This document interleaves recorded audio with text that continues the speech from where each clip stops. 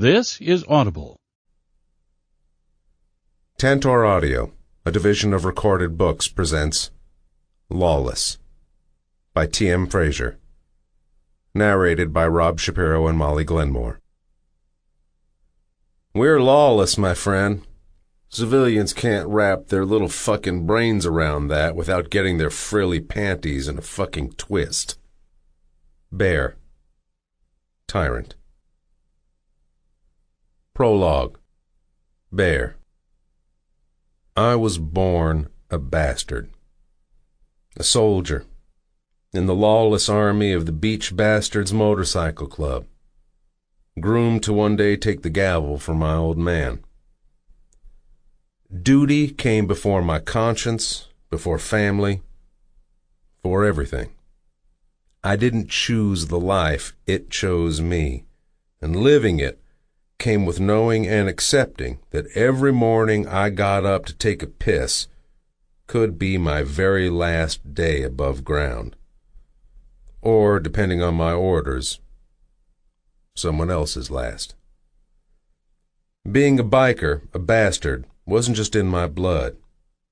I didn't just live it. I breathed it. I drank it. I fucking loved it. It was everything. Until it wasn't. I don't remember the exact moment it happened. Maybe after my first kill, maybe on the day I was patched in, but it happened. Motor oil, leather, violence, and a penchant for laying down enemies of the club replaced the blood in my veins. I became more biker than man. And I was proud. I never thought of it as a problem, but I also never thought there would come a day when I wouldn't be a beach bastard anymore. But it came. And I wasn't. On the day I laid down my cut and walked out the door of the MC, I'd turned my own hourglass and set the expiration on my life. Once a bastard, you were always a bastard. Or you were dead. They'd come for me. But the fucked up thing was that it wasn't the thought of my brothers trying to put me to ground that bothered me most. It was the uncertainty. I knew everything about being a biker. I didn't know shit about being a man. I've been tortured and on the verge of death, violated for the amusement of my captors. Through it all, I'd never lost that edge that kept me alive, that fight. The thing inside that makes your heart beat so fast it feels like it's going to beat its way right through your chest, and tells you that no matter the situation, you'll not only get the fuck out of it, but that you're going to burn every motherfucker alive who tried to take you down. I've been beaten, but I'd never been broken. Until Thia. Chapter 1. Thia. 10 years old. I don't know where it all went wrong. I never understood that saying, because looking back on my life, I can pinpoint the exact day, the exact hour, when it all changed and took a turn that no one could have predicted, especially me. 3 weeks away from my 11th birthday, I had just ridden my little red bicycle the 3 miles to the stop and go. Dad wanted me to drop off a crate of oranges, so I'd tied them to a skateboard and tied a rope from the front wheels to the seat of my bike, with a rope I'd found in my dad's old boat. "Will you watch the counter, Cindy?" Emma May asked, swaying her hips from side to side. She shimmied her way over to the door, clutching her little square purse in her hand. "I'm just going to pop next door to the salon for a bit. No one will probably even come in," she added. Leaning over the counter, she opened the antique cash register, using a series of button pushes and a slam of her fist on a spot at the bottom. She removed some cash and smiled back at me, pushing through the glass door that chimed when she opened it, and again when it swung shut. Emma May was right. She'd asked me to watch the store before, and no one had ever come in. Until that day. It's not like I was eager to get home. Mom had started acting weird, cleaning the floors for hours until the wood lost its shine, talking to herself in the kitchen. Anytime I asked her about it, she acted like she didn't know what I was talking about. Dad told me that it would be okay, and to just stay out of her way and give her some space. I did what he said and stayed away as much as possible, most of the time not getting home until just after the sun set. Watching the store was a good reason as any to prolong going home. After an hour, I got fidgety.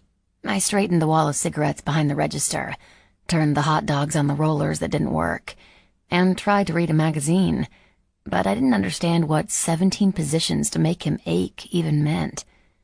If someone was aching, why didn't they just go see a doctor or a dentist? That's where I went when I had a toothache. I'd given up on magazines and was leaning back on an old bar stool that creaked every time I swiveled on it. With my feet up on the counter, I turned the channel dial on the little black and white TV that was propped up on a phone book sitting on the corner of the counter. The only two channels that came in was some Western one and the Weather Channel. Both pictures were fuzzy, and the only sound coming out of the speakers was the sound of static and white noise. I tried to turn the entire thing off, but nothing was working. If anything, I'd only managed to make it louder. It became so loud that I didn't hear the motorcycles pull in the parking lot, or the chime of the doorbells against the glass. I pulled the plug from the outlet. I was still holding the cord when I looked up into the eyes of a dark-haired stranger, and his gun. "Everything you've got," he ordered, pointing with his gun to the register. He was swaying from side to side, and his eyes were rimmed in red. "I don't know how," I started, but the man interrupted. "Just fucking do it," he ordered, making the gun click. He hopped up so that his chest was resting on the counter, and the gun was only inches from the side of my head. I slid off the stool and pushed it over to the register. Climbing on it, I sat back on my knees and attempted the complicated combination of buttons that Emma had used when she'd opened it. Nothing. "Come on, now, kid," the man yelled, growing impatient. "I'm trying. Maybe I'm hitting it in the wrong spot." I tried again, this time hitting it more at the bottom than the top. The man came over to my side of the register. He smelt like the time my baby brother got sick in the back seat of the truck on our way to Savannah. "You listen here, you little bitch," he said, raising his gun in the air like he was going to hit me with it. I jumped off the stool and wedged myself under the counter. The front door chimes announced the door had opened, and a voice boomed through the room, rattling the display case filled with glass jars of homemade beef jerky. "What the fuck are you doing?" the voice asked. The man with the gun froze with his hand still in the air. "I'm getting paid, motherfucker," the man slurred. A colorful arm came across the counter and grabbed the man by the neck, pulling him over the counter like he weighed no more than a bug. There was a commotion, and again the bells announced the door opening and closing. It was another few minutes before I came out of my hiding spot from under the counter. Crawling back onto the bar stool, I leaned across just as the doors opened. In walked a blond man wearing the same type of leather vest as the man with the gun, except he wasn't wearing a shirt underneath. He had muscles you could see under his skin, like the wrestlers on TV, except not as enormous. His skin was decorated with tattoos, one large one across his shoulder and just down one arm. The same colorful tattoos on the arm that had just pulled away the guy with the gun. His bright eyes were the same shade as the Maxwell's new above-ground swimming pool, a deep, shining blue. His sandy blonde hair was slicked backwards, longer on the top and shaved on the sides. A mohawk, I think they called it in the movies. "Are you the only one here?" he asked, scanning the room, peering into all three of the little aisles. I nodded. "You were the one that Skid just—" He didn't finish his sentence. Leaning forward, he braced his hands on the counter and took a deep breath. His colorful tattoos extended to the tops of his hands and his fingers. He wore 3 big silver rings on each of his hands. He had hair on his face, and up until that moment when someone talked about beards, I'd always imagined the long, white wire hair growing from the chins of old and ugly wizards, wearing long robes and huge blue-pointed hats. This man's beard was a little darker than his hair, and only an inch or so long. He was no wizard. or old, or ugly. "You have cool hair," I said. He had cool everything. More than cool, he was pretty. Could a guy be pretty? No, he wasn't pretty. He was beautiful. "Thank you, darling," he said, leaning on the counter. He smelled like my father's truck when he was changing the oil, and the lilac soap Mrs. Kitchener made from scratch every summer. "Your hair is pretty cool, too." It was the first time in my life I think I blushed. My cheeks got hot, and when the man noticed, he just smiled brighter and leaned closer. "Why are you in here all alone? They don't believe in child labor laws in Jessup." "I don't know what that is, but no one really comes in here much since they opened up the new highway. I was just minding the store while Emma May went to the beauty parlor. She said she'd be right back. But if they're going to make Emma May beautiful, I think she's going to be a while." The man laughed and leaned on his elbows. "Listen, sweet girl, I'm sorry about my friend." He shot me a small smile. "He's very sick from the long ride and was being really stupid." "Looked more like drunk to me. Maybe hungover. But you should tell him not to drink and drive." "Where did you come from?" He looked amused. I wanted to do whatever it took to keep that look on his face. "Yeah, long rides can do that to people. But you're okay? He didn't hurt you at all, did he?" I shook my head. "No, I'm fine, and you don't have to be sorry. I was reaching for MMA's shotgun just when you came in." I lifted the shotgun off its hooks under the counter so he could see it, and pumped the shaft. The man took one look at the gun and bent over in a fit of laughter. I put it back under the counter. "What's so funny?" I asked. "Oh, man, I can't wait to tell Skid he almost got put to ground by a little girl." His eyes teared up as he continued to laugh, deep and loud. "I'm not a little girl," I argued. "I'll be 11 next month. How old are you?" "I'm 21. He smiled even brighter, and suddenly I was no longer angry over him calling me a little girl. If he kept smiling at me like that, he could call me whatever he wanted. "What's your name, darling?" he asked.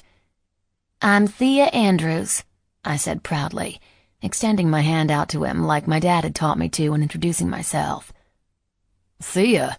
he asked, giving me the same weird look most people did when they heard my name for the first time.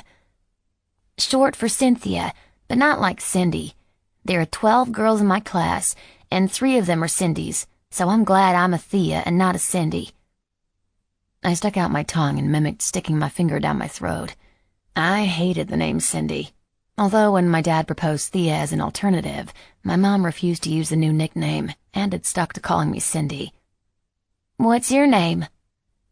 He took my hand in his. "They call me Bear, darling." His skin was warm, except for the cool metal of his rings. I looked so small and pale compared to Bear. My hand looked like doll hands. "I got a buddy who shook hands as a kid, too." "Daddy says it's polite." "Your daddy is right." "Your friend who shakes hands, is he nice like you?" I asked. "I wouldn't exactly say I'm nice, but my friend, let's just say he's different," Bear said with a laugh. "Different is good. My teachers say I'm different because I got pink hair, although they also say I have a speaking out of turn problem," I said with all the prolific knowledge of a 10-year-old. "Sometimes different is real good, kid," Bear agreed. "Is your real name Bear?" I asked. "Is your last name Grizzly or something?" "Nope," he said. "Bear is just a nickname my club gave me. All the members go by nicknames, except we call them road names." "You're in a club?" I asked with excitement. "That's so cool. If your real name isn't Bear, though, what is it?" "Can you keep a secret?" he whispered, looking around to make sure no one was listening. "I haven't told anyone my name in years. Even my old man calls me Bear. But my real name? It's Abel. And now you're one of the only few people who know that." Abel. That's a really great name. Although Bear fit him too.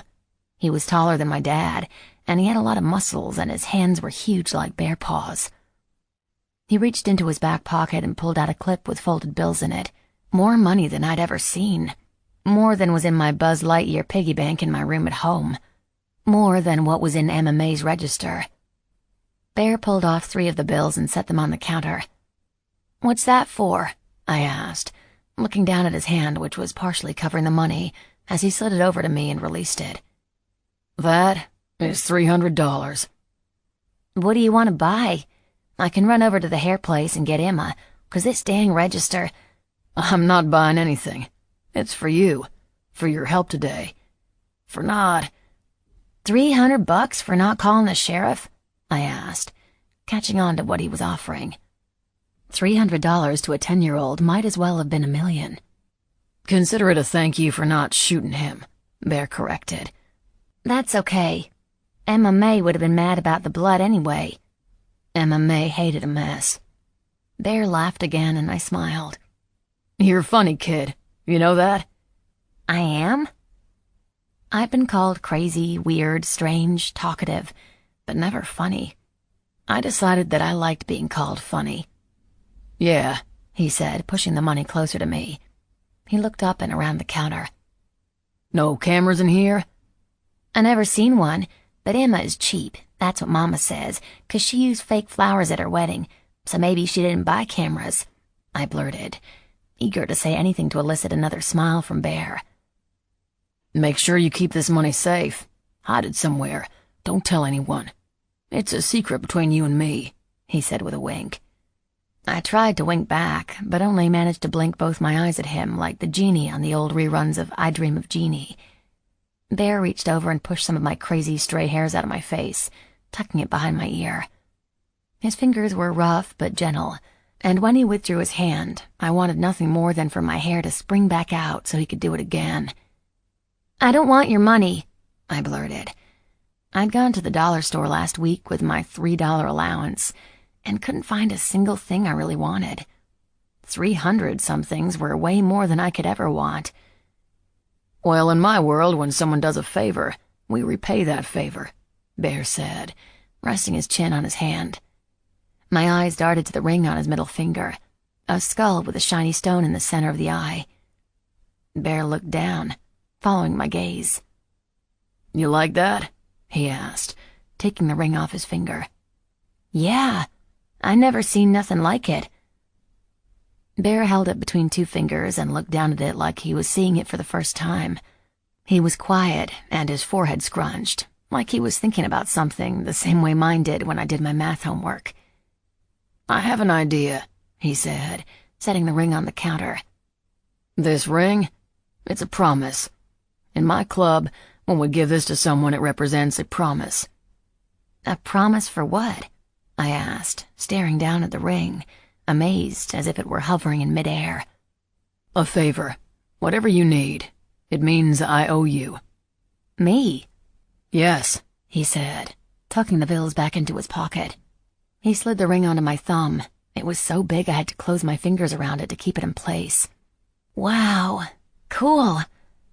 I looked up into his eyes and smiled. "Thank you. I'll keep it safe, I promise, and I won't use it unless it's super important." "I know you won't," Bear said. A throat cleared and we both looked toward the sound. Standing by the open door was yet another man wearing the same type of vest. "We gotta go, man. Chop called. We gotta be back at the MC in 20 minutes. "Gotta go, darling. You make sure you keep that safe, okay?" Bear tapped his finger over my closed fist. "I'm not gonna tell no one, I swear it," I said, making a cross over my chest, something you only do when you are very serious about the promise you were making, and I wanted Bear to know how serious I was about keeping quiet. With a wink and a clamoring of the bell against the door, he was gone. I watched as he slapped the back of the head of the dark-haired man who tried to rob the store. They exchanged some angry words before putting helmets on and heading back down the road, the third man following close behind. Not 30 seconds after the last biker had left, Emma May sauntered through the door. "Anything exciting happen while I was gone?" she called out, heading for the back room. I set the ring in the back pocket of my shorts. Then I crossed my fingers behind my back. "No, ma'am. Not a thing." Bear. The sunlight of midday was blinding. Skid wasn't the only one hungover. We had partied in Coral Pines with some spring break chicks until the sun came up this morning. Skid just hadn't yet learned the value of eye drops and strong coffee. The fucker is lucky I didn't lay him out right there in the parking lot of that fucking gas station. Are you out of your fucking mind holding up a gas station? Especially one in the same fucking county as the club. I don't know what they told you when you patched in, brother, but we're not a bunch of fucking juvenile delinquents. We don't ride around holding up gas stations or doing anything else that runs the risk of bringing huge heat down on us. We got big shit going on right now, and dumb shit like this could land us all serving real fucking time. And who the fuck holds a gun on little fucking girls? I should shoot you to teach you a lesson. Where is your brain, man? I smacked Skid upside his head and knocked his sunglasses to the ground. Prospect, I shouted over to Gus. Why don't we do stupid shit right now? Why don't we point guns at little girls? Got big shit going on. Got to keep a low profile, Gus answered flatly. And 'cause that's just kind of fucked up in general. Dude, Skid said, rubbing his eyes, I'm still drunk from last night or this morning or whenever. I'm sorry, it was fucking stupid. Just don't fucking tell Chop, okay? He bent over to pick up his shades, and I seriously thought about kicking him in the head. But then I calmed down a bit when I thought about all the stupid shit I'd done when I first patched in. Shit that would have brought hell down for my old man if he ever knew. This one time and one time only. That's all you get. Your only pass. You pull shit like this again and you're dealing with Chop on your fucking own, and I won't be there to come to your rescue.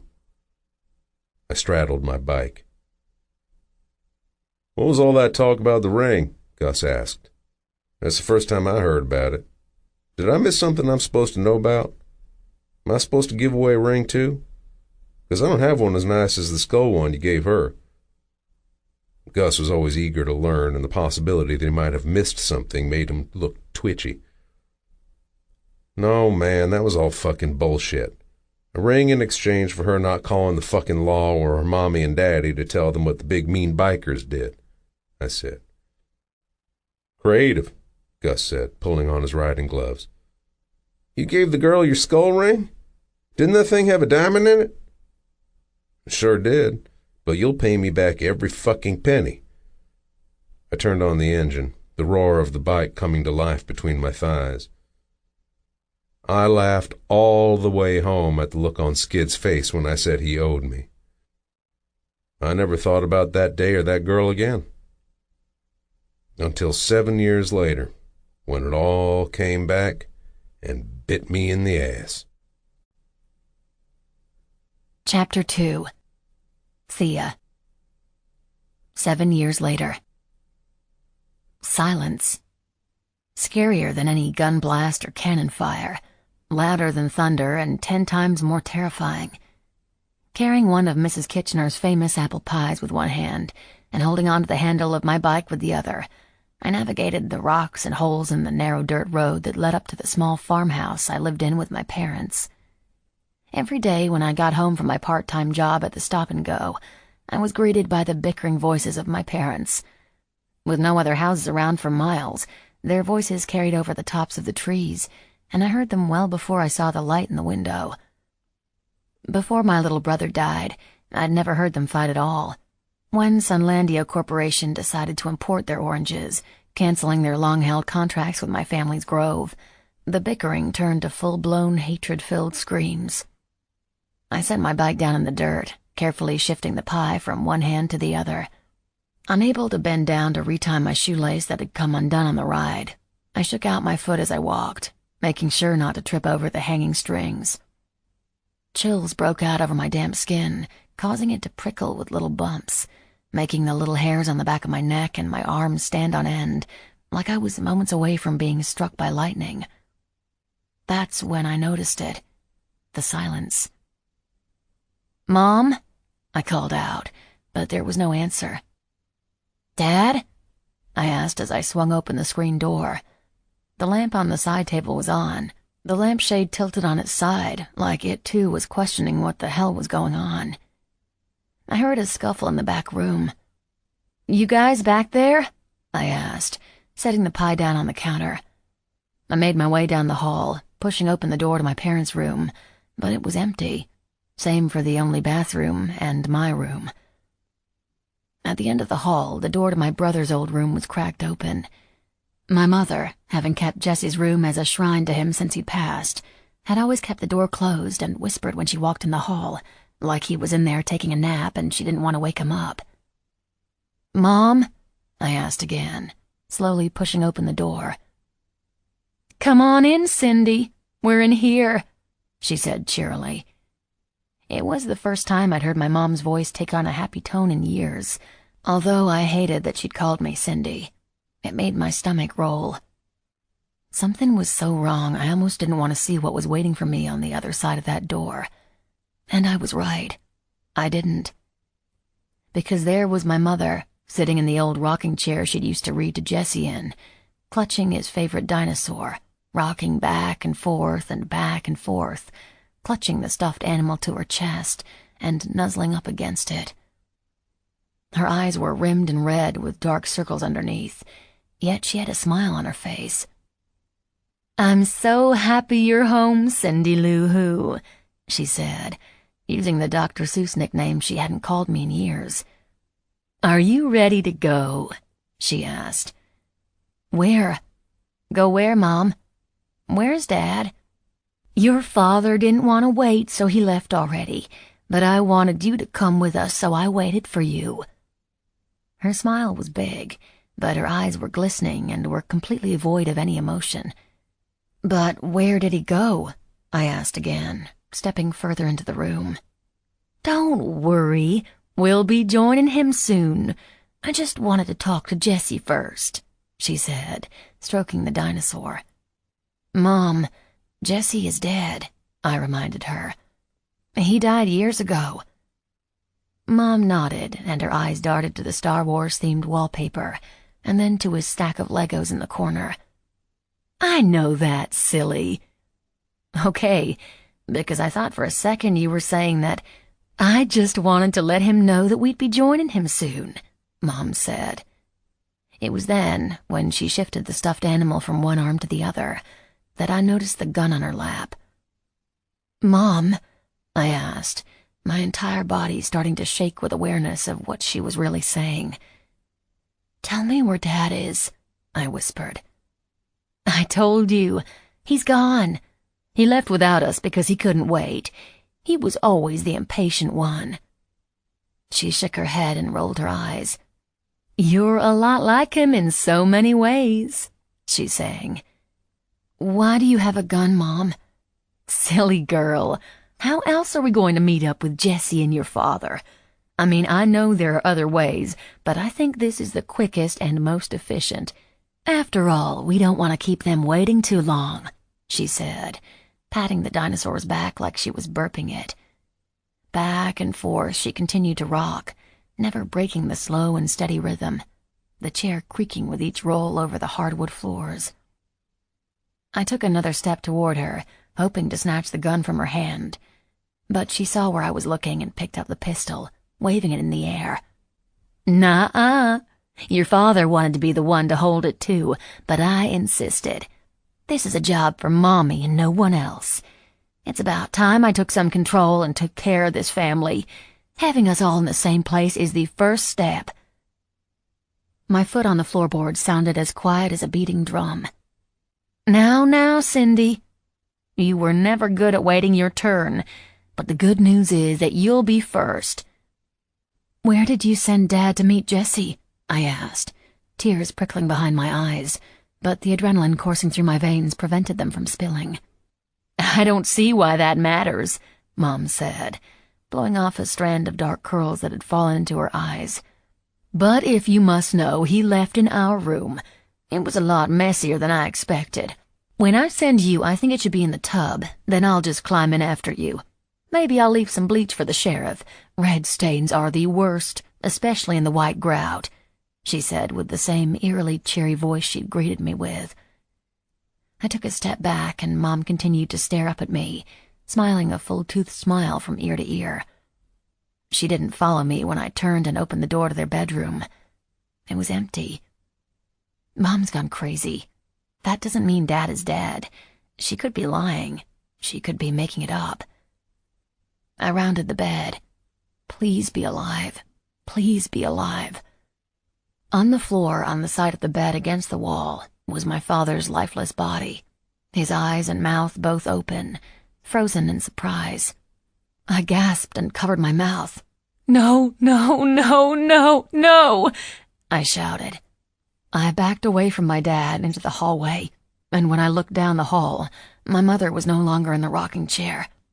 I turned to run out the door, but ran directly into the soft satin of my mother's pink nightgown. "You ready, honey?" she asked, cocking her head to the side. The gun was in her hands, but it wasn't raised. I need to say a few things to Jesse, too," I said, scooting past her towards his room. She smacked herself in the forehead with the barrel of the gun. "Silly me. Of course you do. I'll be waiting right here, and then after we meet them we'll have ice cream." Yeah, ice cream is good, Mom," I said, sniffling. I sidestepped her and pretended like I was turning down the hall to Jesse's room.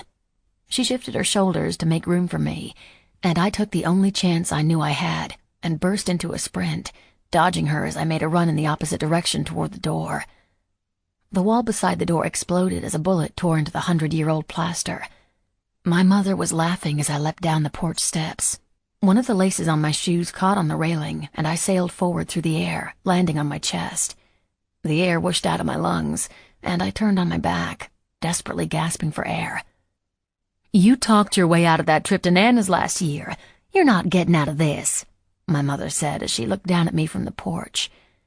In my peripherals, I spotted my father's old rifle against the front of the house. He used it to scare critters away from eating the oranges. I don't think it had been used since the previous harvest. It had been out in the elements for months. Chances were that the thing didn't even work. "I'm not talking my way out of it, Mom," I said, as I could finally draw in a breath. Slowly, I crab-walked on my hands and feet, sideways toward the house, toward the only shot I had of surviving. "I just thought that maybe we could do it together. You know, go at the same time," I said, mirroring her cheery voice as best I could. "Oh, Cindy, that's a lovely idea. You were always my sweet one, you know. Headstrong and a holy terror at times, but you could also be very sweet. I loved the way you used to play with my necklaces and earrings when you were a baby." Mom set the gun against her chest and sighed. "Can you do me a favor, though, Mom? Can you use Dad's old rifle? That way I had something to talk to him about when we get there. And I can use the gun you sent him to Jesse with. It will be fun, and you know it's hard for me to find things to talk about with Dad." "You know," she said, picking up the rifle off the house. I climbed to my feet and wavered, holding onto the chipped siding so I wouldn't fall. "I wish your father would have thought of something nice like this. It would have been so much easier. You should have heard him screaming and yelling." She let out a quick burst of laughter. "Begging."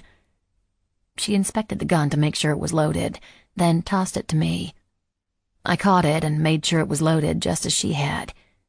"Can you believe it? Your father begging? It was quite ridiculous." Under the moonlight, my mother's ivory skin glowed. I'd always envied her long dark curls and naturally pink lips. To me, she'd always looked like Snow White.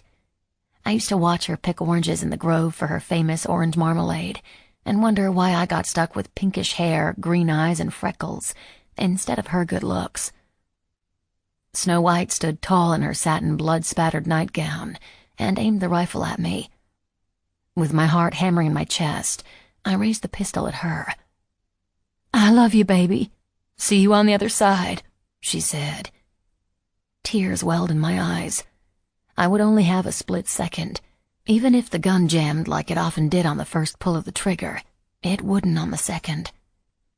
My mother smiled maniacally at me with wide eyes. Then Snow White pulled the trigger. I held my breath, but nothing happened. She tapped on the side of the gun as she'd seen my father do 1,000,000 times before, and just before she was able to get her finger around the trigger again, I fired.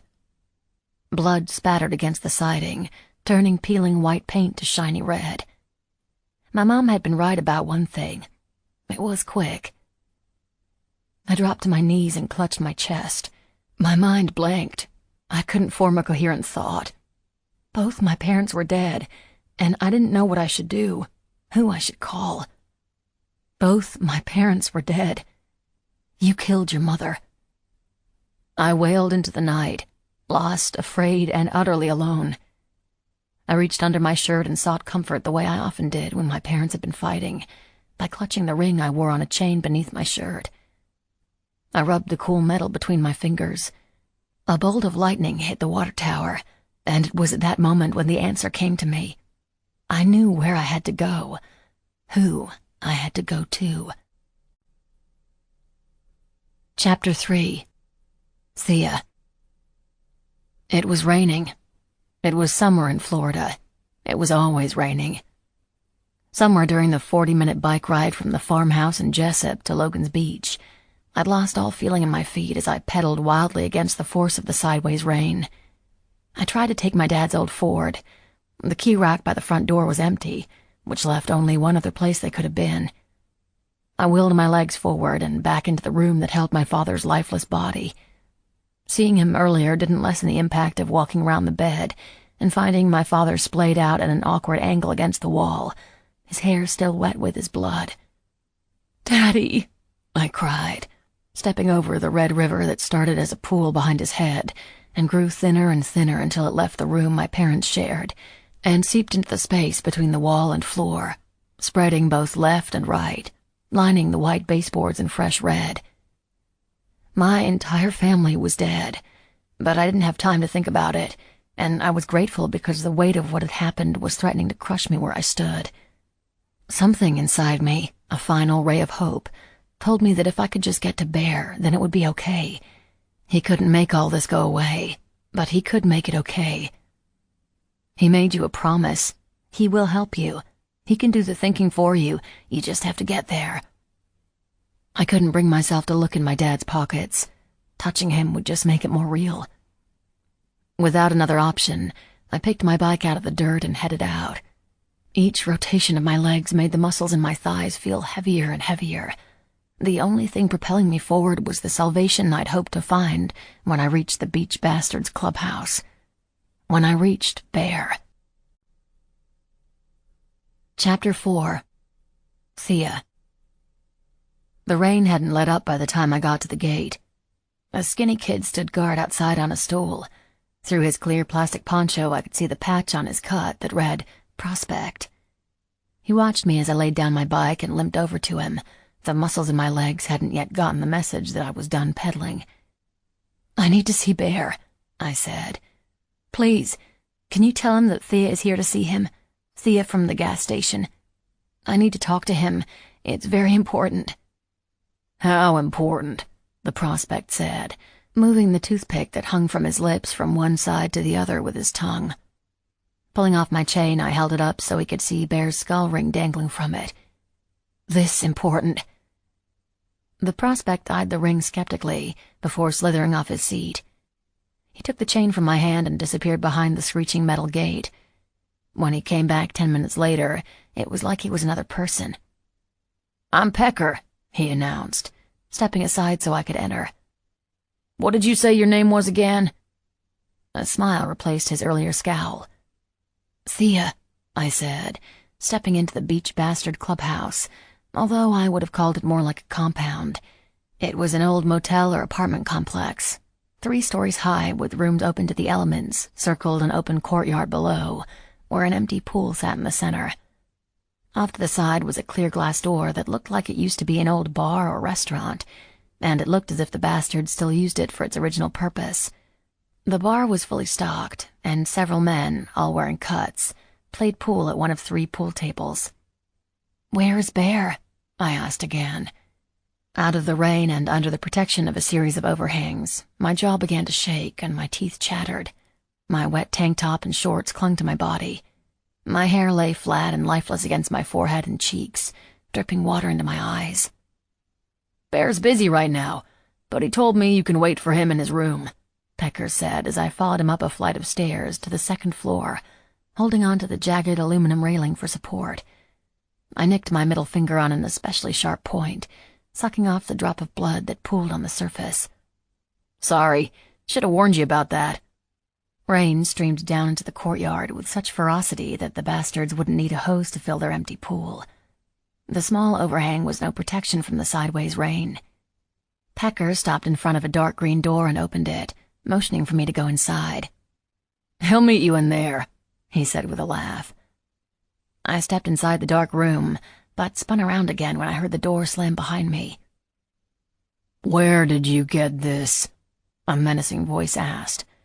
My throat squeezed tight, and slowly I turned to face the owner of the voice. On the edge of the bed sat a man who looked very much like what I remembered Bear did, except this man had graying hair and a face filled with hard lines. He held up Bear's ring. "Where is Bear? Are you his dad?"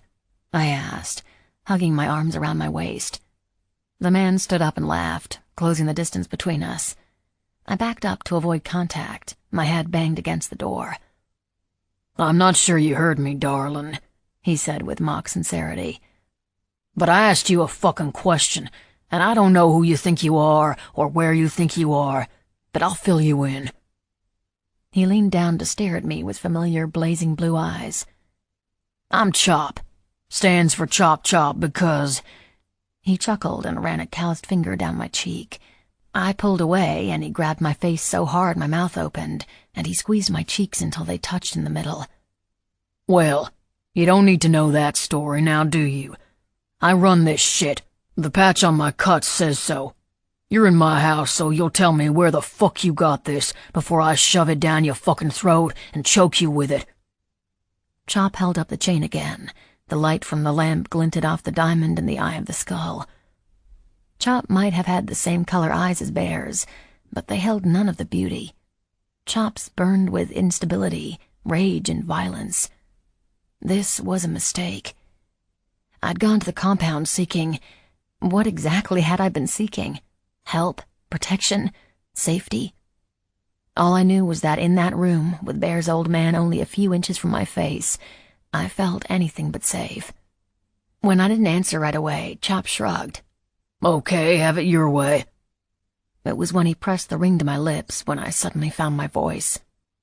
"Bear gave it to me," I blurted out. "Bullshit! Where did you get it?" he roared, again trying to force the ring between my lips. "I was 10, I screamed, and when I opened my mouth the ring slipped in and smacked against the back of my throat. I gagged, and Chop took a step back, examining the ring in the light of the lamp. I didn't know if he meant for me to continue, but I did anyway. "He gave it to me in Jessup when I was 10 years old, because I did a favor for him." I didn't know if I would get Bear in trouble by telling Chop exactly what happened, so I kept it vague. "He told me that if I ever needed his help to come here and show the ring and he would help me." Chop waved me off. "Shut up," he commanded, still twisting the ring around in his hand like he couldn't believe it was there. A twisted smile took over his face, and he let out a burst of laughter. "He's a dead fucking man walking, but the kid has always been funny." "What does that mean?" I asked, not sure if the new round of teeth chattering was from being freezing or from fear. "It means that my boy gave this to you because he never expected you to show up and take him up on it," Chop said, putting the ring in a pocket sewn to the inside of his cut. "He wouldn't have done shit for you, except maybe show you his cock." "No, he said that it's a biker's promise. It's your way." "Darling, we ain't got no such code, and I know that because all our codes have to do with killing. Like what, where, who, and when." Bear lied to me? Yes, Bear lied, and I was a stupid little girl who fell for it. He never wanted to help me. He just didn't want me to tell on him. "Can I at least talk to him?" I asked with one last shred of hope. It didn't matter that the ring that I'd been clinging to for 7 years was a joke. I still needed help. I just need to... Bear isn't a beach bastard anymore. He took off his cut like the cunt pussy he is and walked out that gate because he's a coward. He's not a biker anymore. He's not a friend. He's not even a fucking man. Do you know what he is? Chop asked, stepping back in front of me. I shook my head, frozen in place by his stare. He is death. A dead motherfucker who just happens to still be breathing. He pressed his nose into the space between my neck and shoulder and inhaled.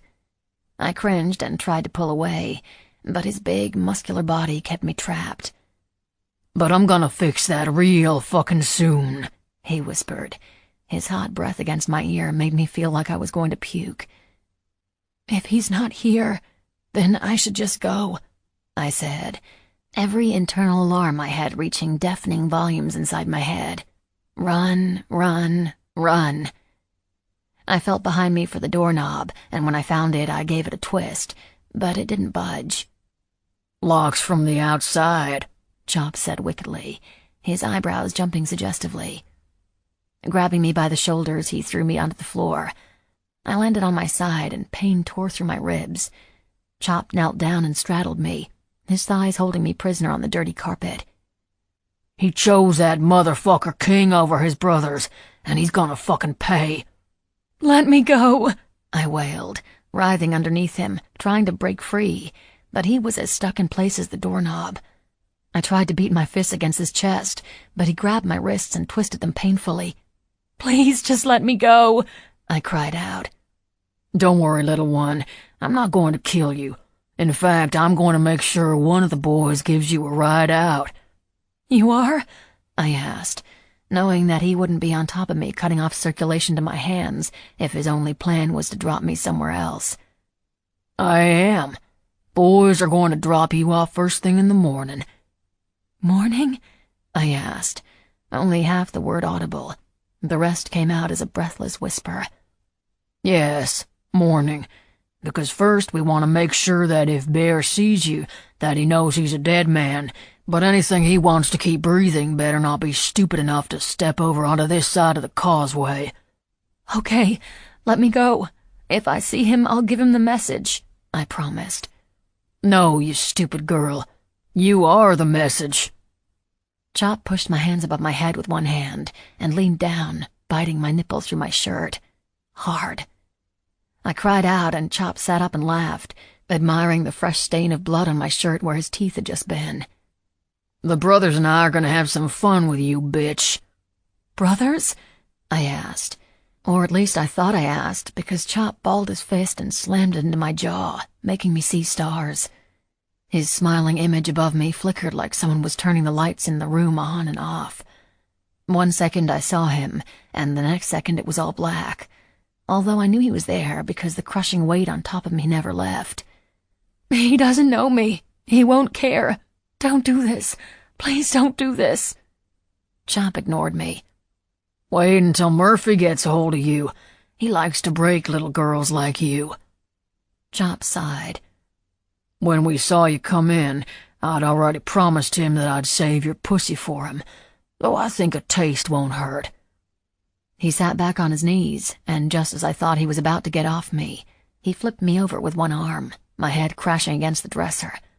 He pulled my wet shorts and underwear down my legs with one rough yank. No! I screamed, kicking my legs out. Chop used his knee to spread my legs, and using one of his fingers, he roughly forced it inside of me. I felt his 2 long fingernails scrape against my inside walls. I felt every ridge of his finger until his ring prevented him from going any further. So fucking tight. Really is a shame that I'm a bastard who keeps my promises to my brothers. You'll have to remind Bear of that when you see him. He pulled his finger out of me, and my insides pulsed from the injury. I picked my cheek off the carpet and turned around to look at Chop, who winked at me before popping his finger into his mouth. You taste so fucking good, darling. It's too bad we're going to ruin this little body of yours, because we could use some new pussy around here. Chop unbuckled his belt and pushed down his jeans with one hand, still leaning over me, his one hand still keeping me prisoner.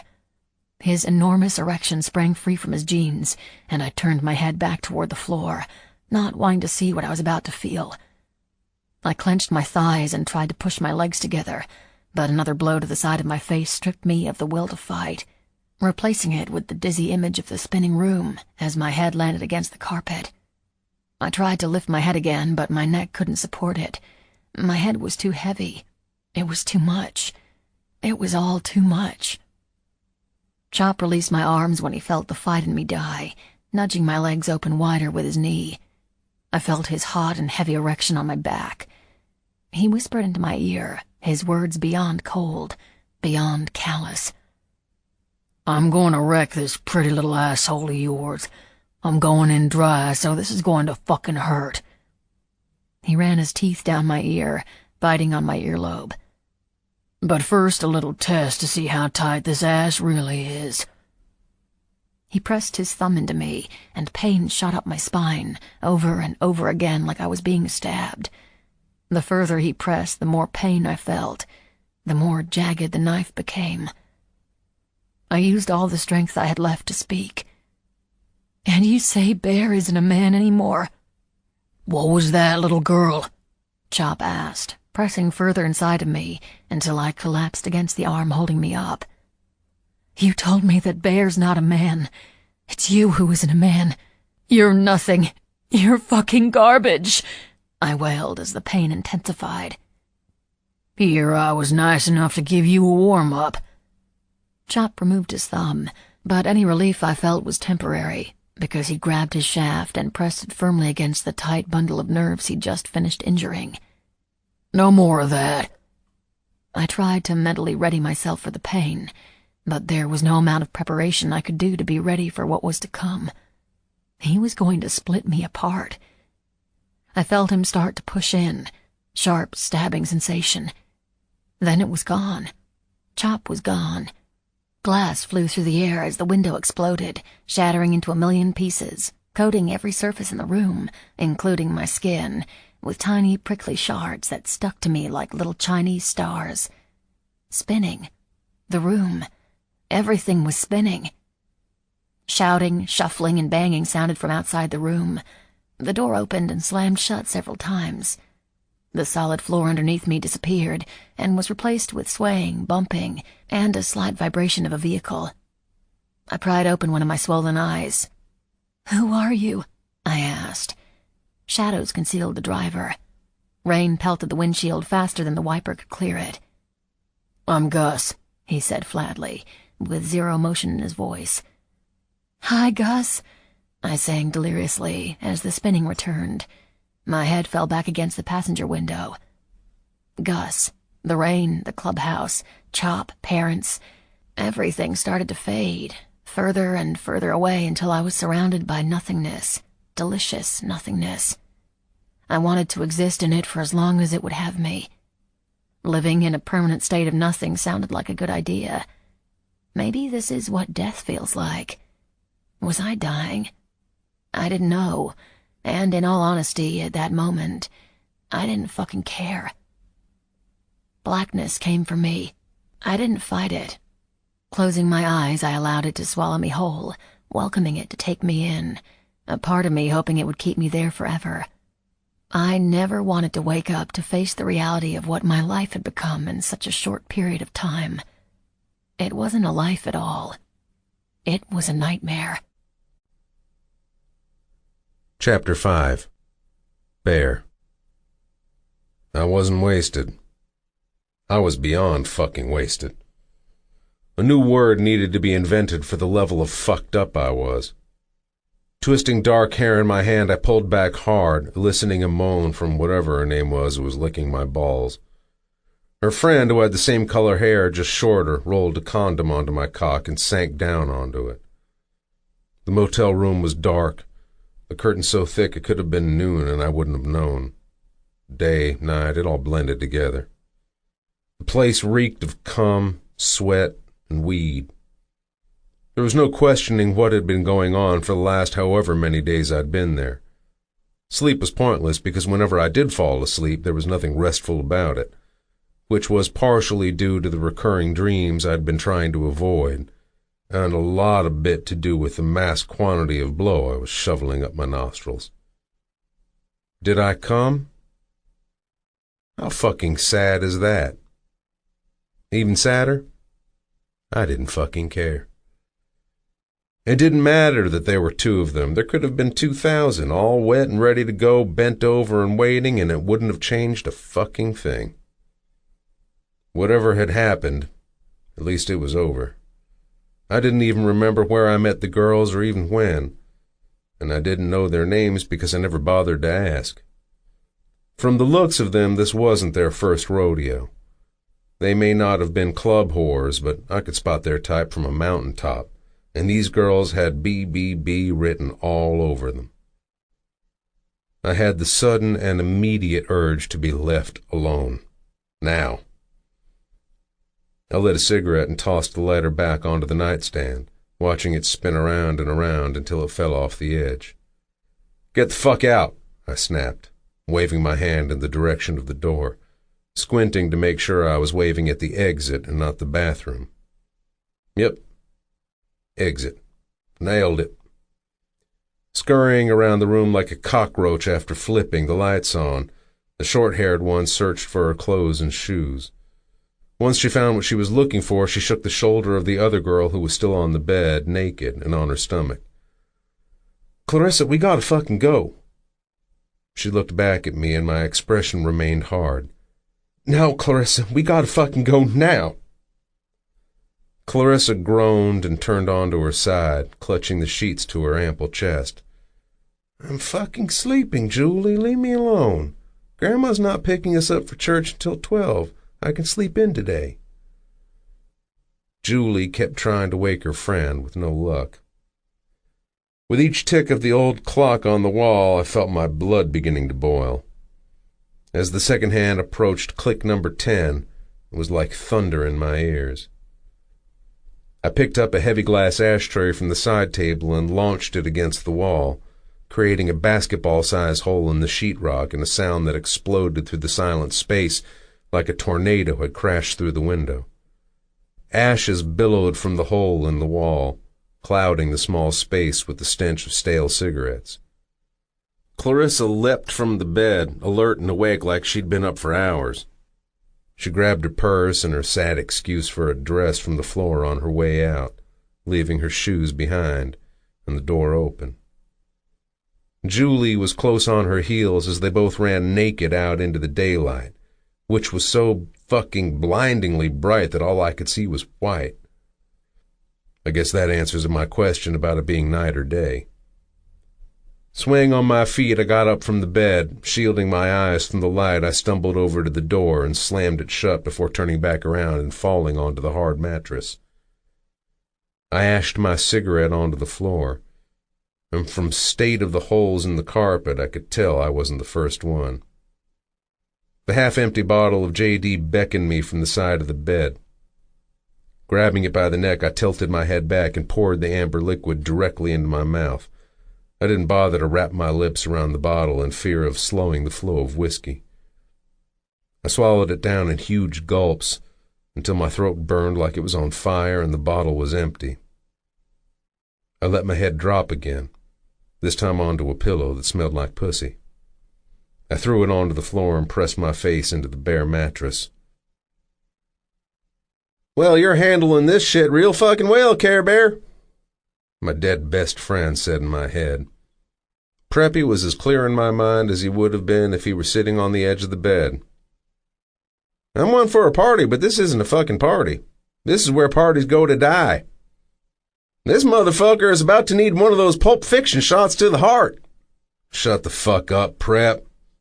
Aren't dead people supposed to be quiet? Because if so, you, my non-living friend, are failing at this whole dead thing," I said out loud. "Oh, it's so cute you think that being dead could get me to shut the fuck up. And I'm not fucking done yet, Care Bear. You were really mean to those whores, and whores are like my favoriteest people ever. Not cool, man. Not cool at all."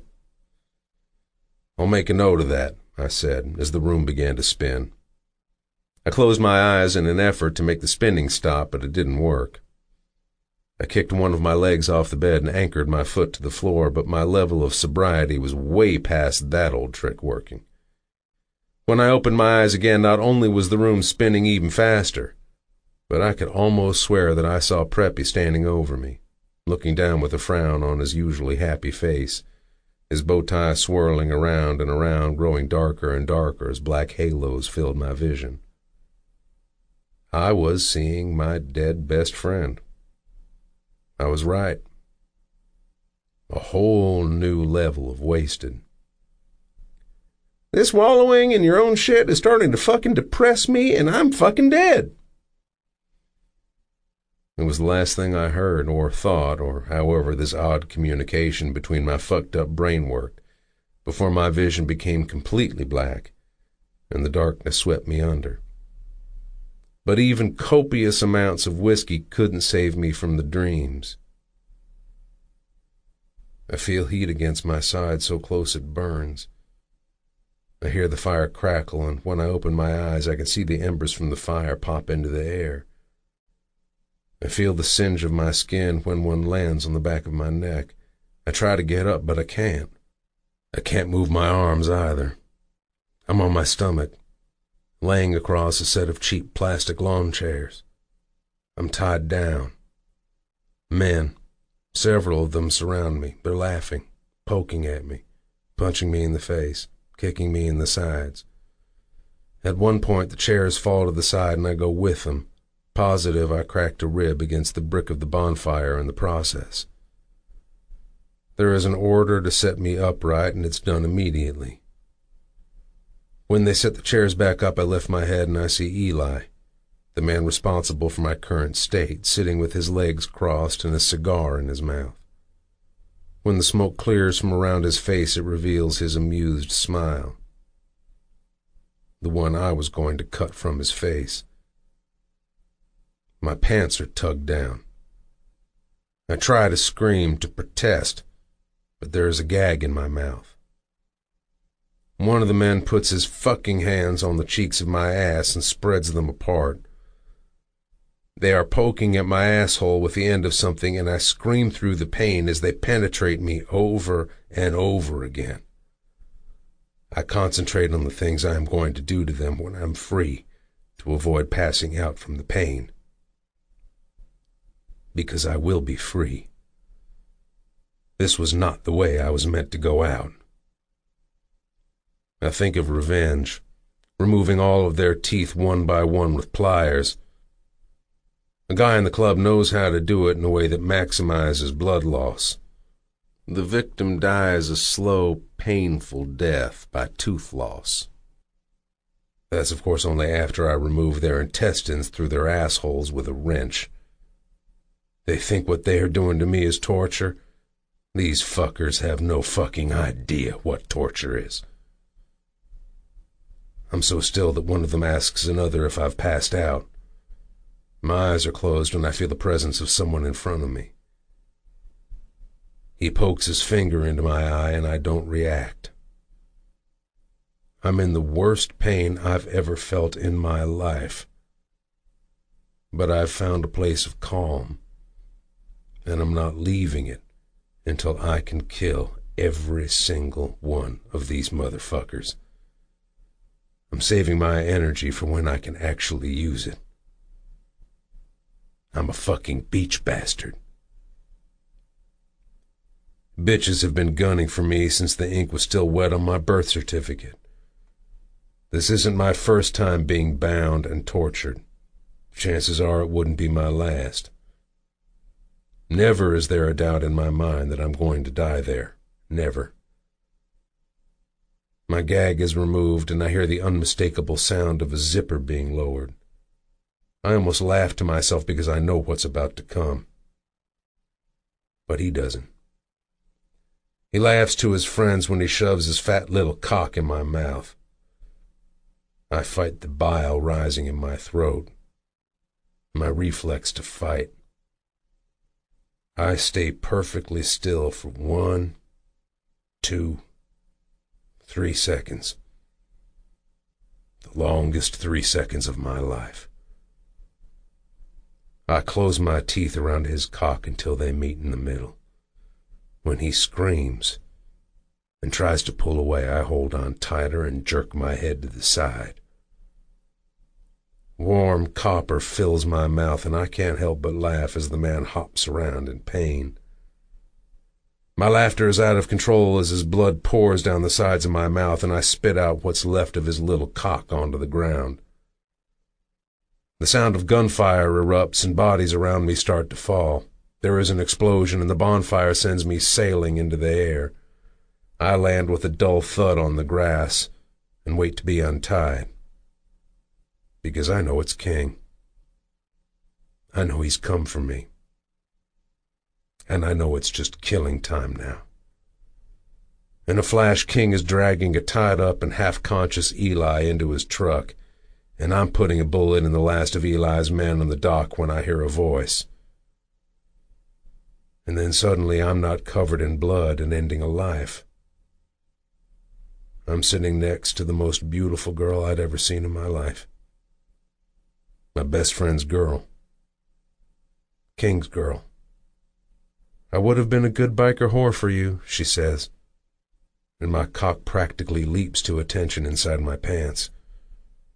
Her large blue eyes are unfocused, her pupils the size of the fucking moon, but somehow the way she's staring up at me makes me believe that she is looking past me. Past my bullshit.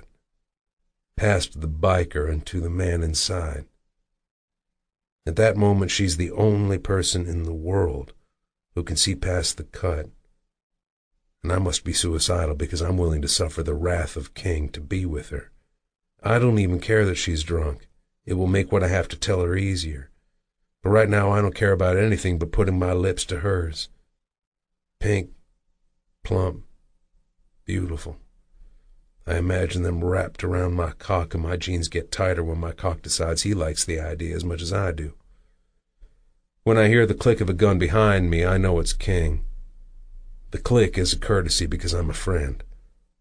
I know firsthand that most who find themselves at the end of his gun aren't extended the same courtesy of a warning.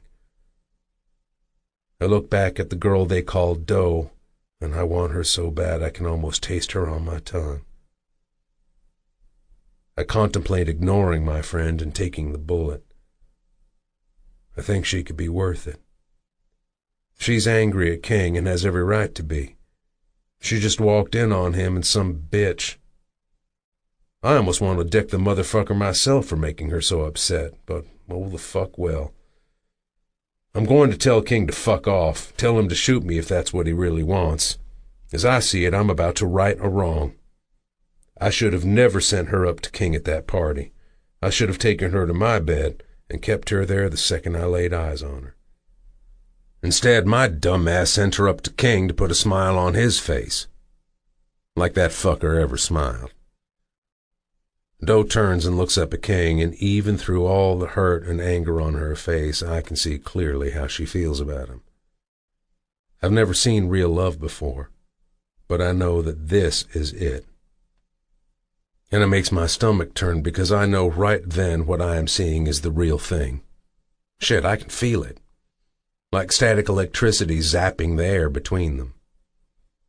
It physically pains me to unwrap my arms from around her because I know it's the last time I'd ever touch her because she didn't belong to me.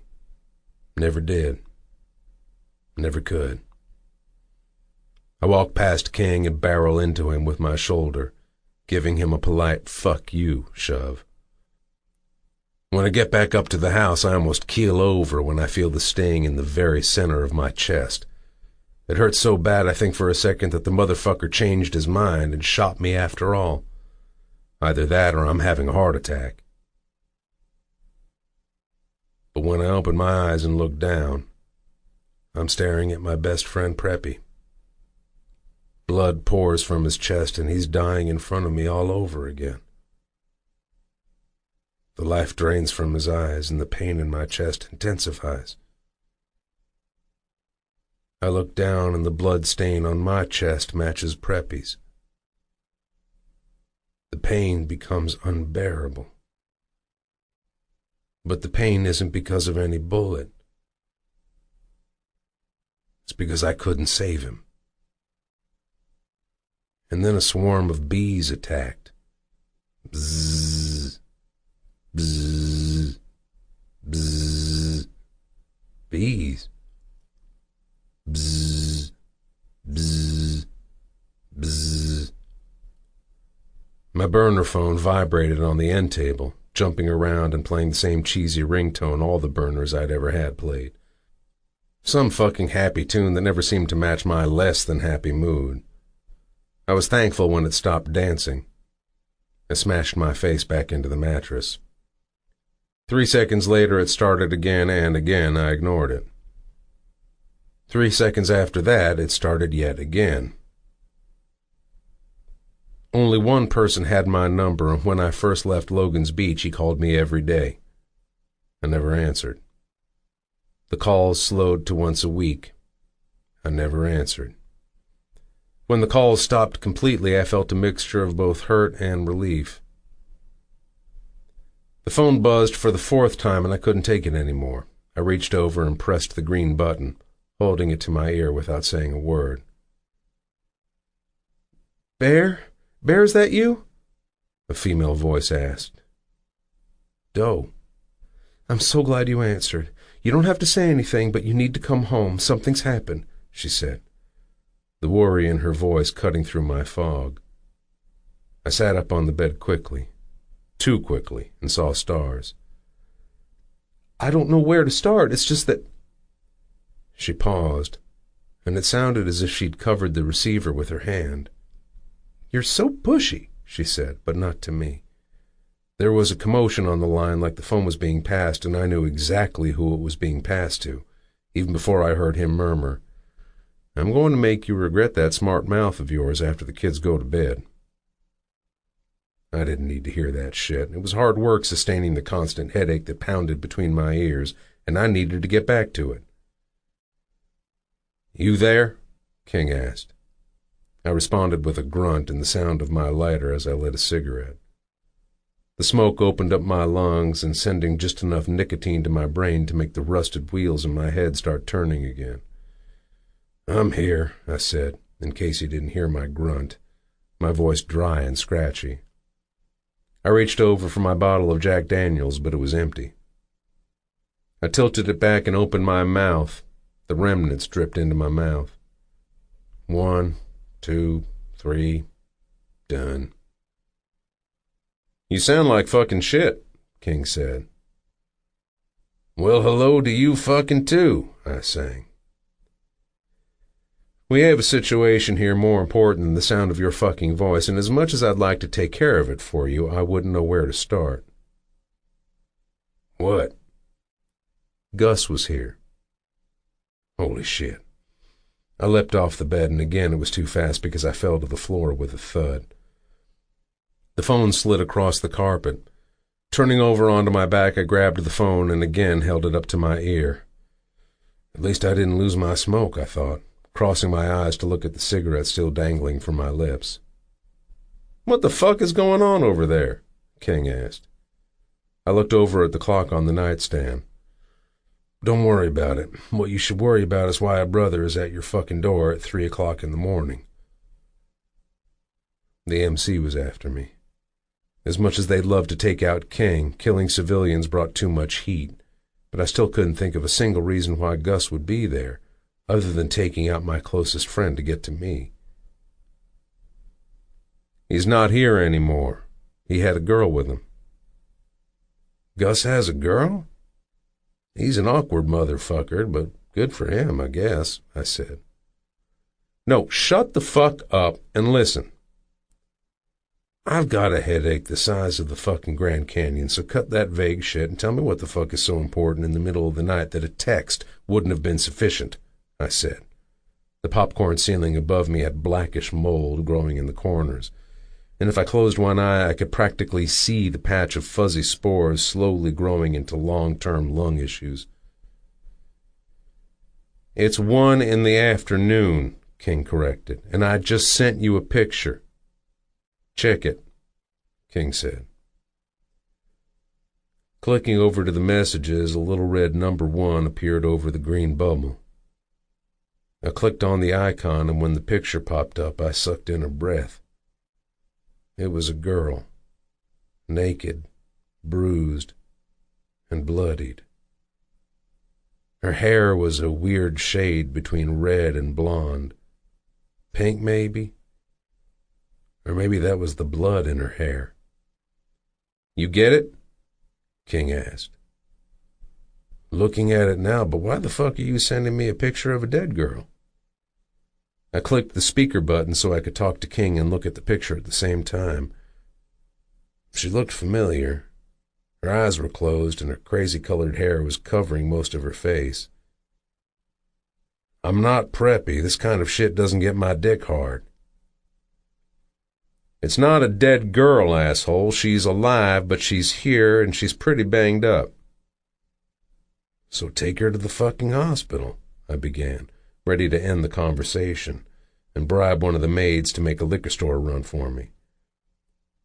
"Bear," King snapped. "She's here in the garage apartment. Gus saved her before the MC could work her over worse than they already did, but he'd heard your old man say he was going to dump her here for you." Why the fuck would the MC do this? I didn't have to think about it too hard. Knowing my old man and how he operated, I knew there was only one reason why he'd beat up a defenseless girl. Well, actually, there was a few. But there was only one reason why he'd beat up on one and dump her somewhere he knew I would be told about it. To send a message. The realization set in as King kept talking, although I couldn't hear what he was saying. It was the pink hair. I hadn't seen it in a long time. Not since. "Look at her fucking hand, asshole," King barked, bringing me back to the present. I could practically see through the phone the vein in his neck that always pulsed when he was angry. I used my fingers to zoom in on her hand, and my breath caught in my throat when I saw what she was clutching between her fingers. A ring. A bastard skull ring. My bastard skull ring. I'm on my way. Chapter 6. Bear. The numbness that had been good to me over the last several months had been replaced with the familiar anger that drove me my entire life. The anger that allowed me to take lives. The anger that allowed me to hate enemies I'd never met. However, this new kind of anger bubbling inside me was for one man and one man only. Chop. I was still half drunk. It was hard not to be. If I wanted to be completely sober, it would take months to clean my system out. Maybe years. The broken lines of the highway blended into one long streak of white and yellow as I pressed down on the gas pedal. The engine shrieked and groaned in protest. The red line of the speedometer pulsed with hesitation, climbing higher and higher as I pushed the old bread truck to its limit. I'd given the ring to the little girl as a fucking joke. A way to placate her. Make her feel good for not calling the fucking law. I never expected her to show up to the damn MC. What could she have needed my help with anyway? I honestly thought she'd forget all about the ring and the fake story behind it. I was so fucking wrong. Just because it was the same girl in the picture King sent me didn't mean it all wasn't an elaborate trap set up by Chop to get me back to Logan's Beach. My old man was a cocksucker, but he was a smart cocksucker. He wouldn't come after me in public, and with all the surveillance around King's house, he'd be sure to stay as far away from the causeway as possible. But the girl, she could be on the bastard's payroll for all I knew. All she needed to do was guide me to a quiet spot without surveillance so the bastards could take me back to the clubhouse and hang me in the middle of the courtyard so they could throw beer cans at my body until I started to smell. But what if she really was just going to the MC because she needed my help? needed me to fulfill a promise I'd had no intentions of ever following through with. In the picture, she was clutching the damn ring like it was the most precious thing in the world to her. I felt a pull from the bottom of my fucking gut, but like every unwanted emotion tumbling through my brain, I pushed that shit right back out. My stupid joke ended up on King's doorstep. The plan was to get to Logan's Beach and quietly clean up the mess I made. Then I would send the girl on her way and head right back out. Each bump in the road caused me to glance up and look into the rearview mirror. The back windows were blacked out and about as useless as a monk with a 10-inch cock. My bike was strapped down to the back of the truck with heavy nylon straps that attached to hooks in the floor. A tied-up mechanical beast wasting away when it was meant to be flying down the road. Like me. I'd rented the truck under an alias from a junkyard that operated solely on paper tickets, no computer system of any kind. I wasn't hiding from the club. I wasn't a fucking coward, but I wasn't about to advertise my arrival and put King's family at risk either. I wasn't hiding. I just needed time. Time to do what? I wasn't fucking sure. Over the last few months, the only thing I'd accomplished was being a wasteland for booze, coke, and loose pussy, and as soon as I handled my business, I was going right back to it. My old man wasn't stupid enough to take our fight to the streets, but he was stupid enough to send me a message by beating on a girl he knew I'd given my promise of protection to. How long ago was that? 6, 7 years? Seemed like another lifetime. One where I was so sure of my place within the club. One where I was content being a naive soldier whose main concern was pussy and a party. Pussy. I'd been knee-deep in it since I was 12. De-virginized the same way all the other preteen boys were who grew up in the club. An older member, for me it was my old man, sat me down in the middle of a room full of brothers already drunk or high or both, while a half-naked club whore twice my age gave me a sad excuse for a strip-tease to an old Bon Jovi song. Every brother I'd known since I was born looked on. She dropped to her knees and sucked me before sitting back up and turning her back to me. She held on to the armrest for support when she sank down onto me, taking my cock inside her pussy. The crowd cheered and my old man's right-hand man, Tank, shook a bottle of Bud, popping the top off with his knife, spraying beer all over me and the club whore after I blew my load in under 20 seconds. Best fucking day of my life. I'd give anything to have those days back.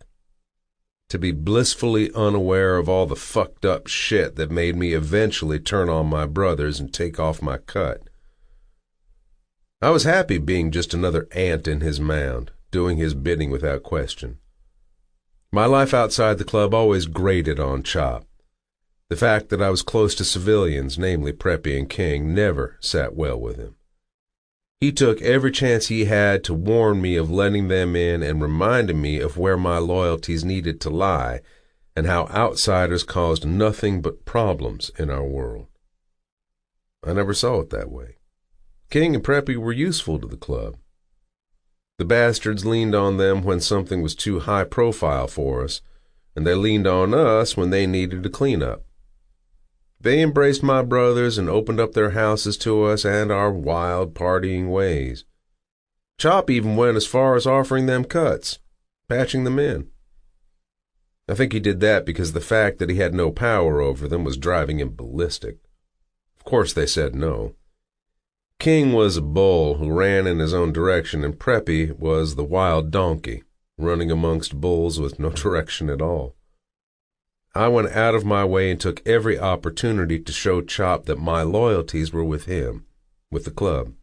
I pulled triggers on demand, buried his problems deep in the woods without hesitation, lived my life according to our code and no one else's.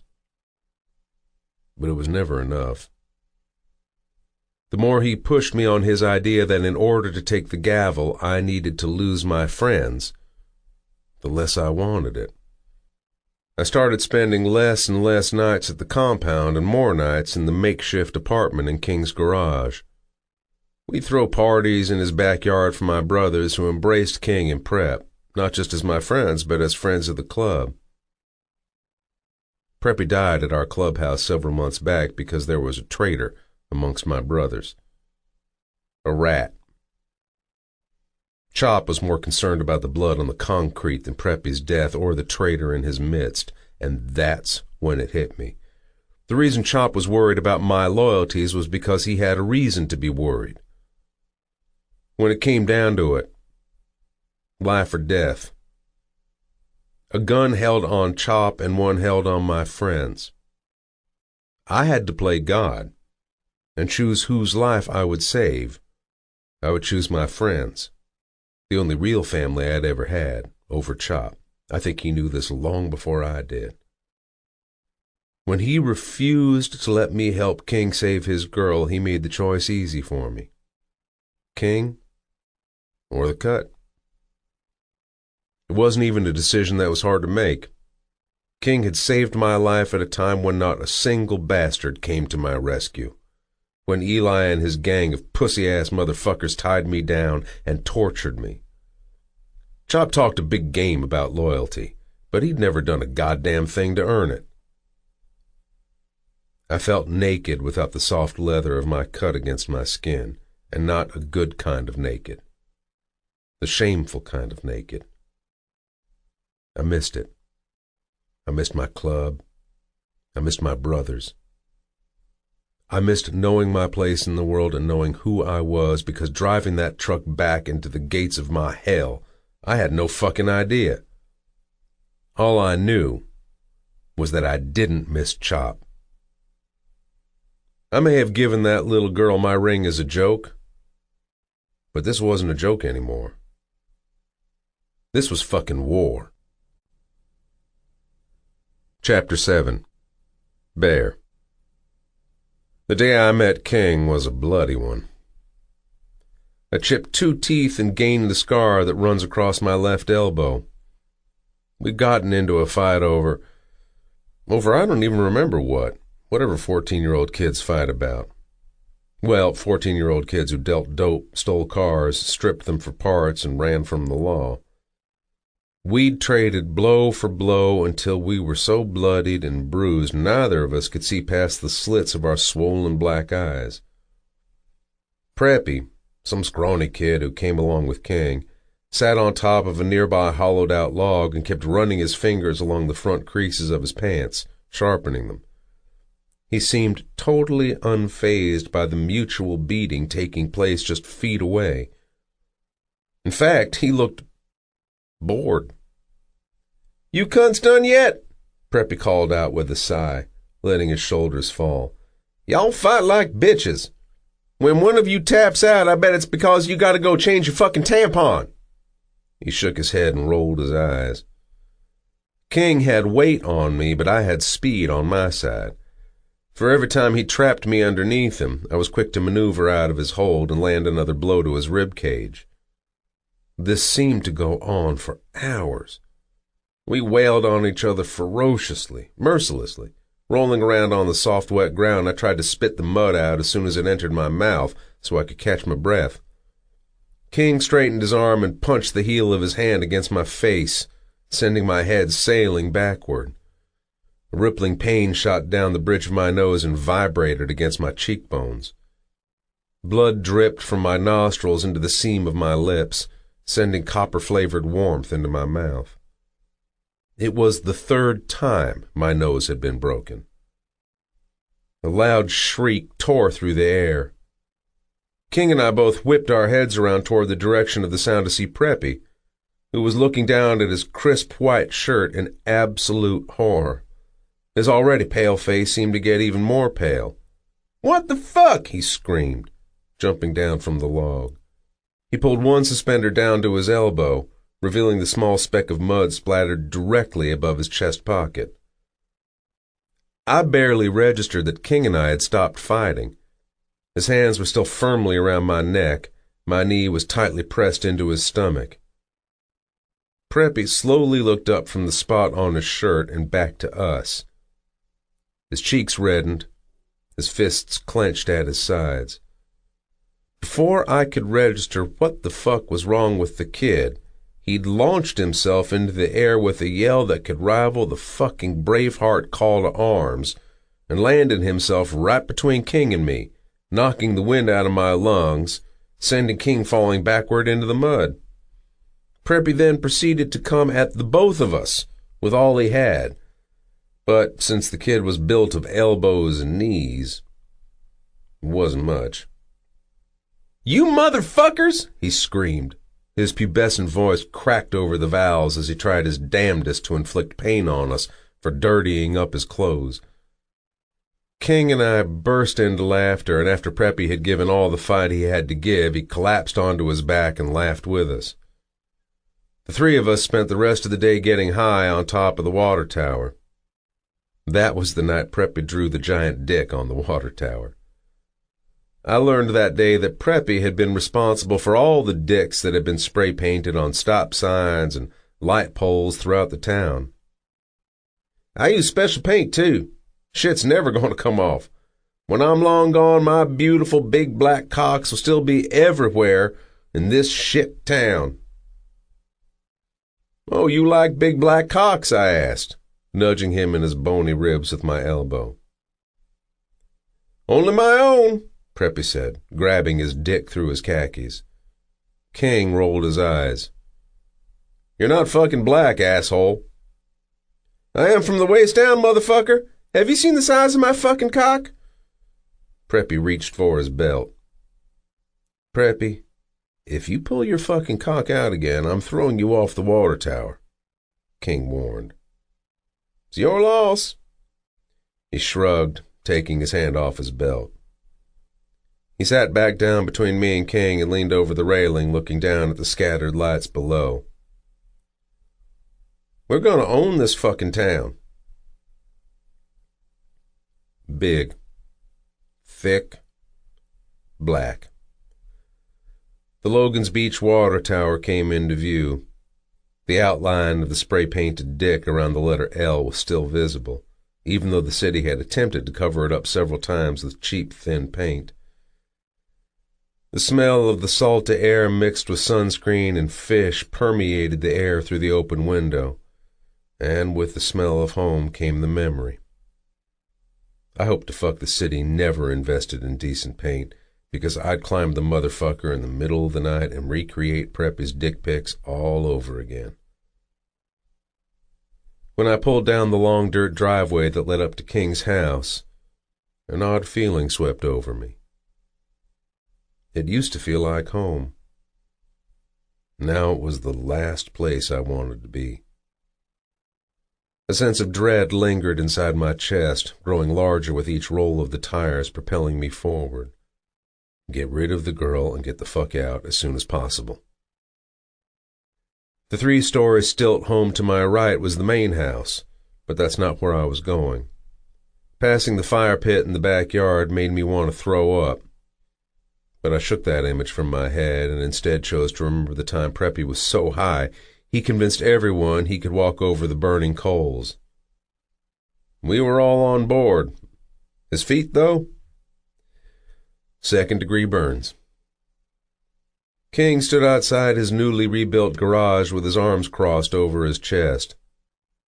He was a man of few words and never spoke before he thought it out, which was the opposite of his girl, who was always spouting out the first thing that came to mind.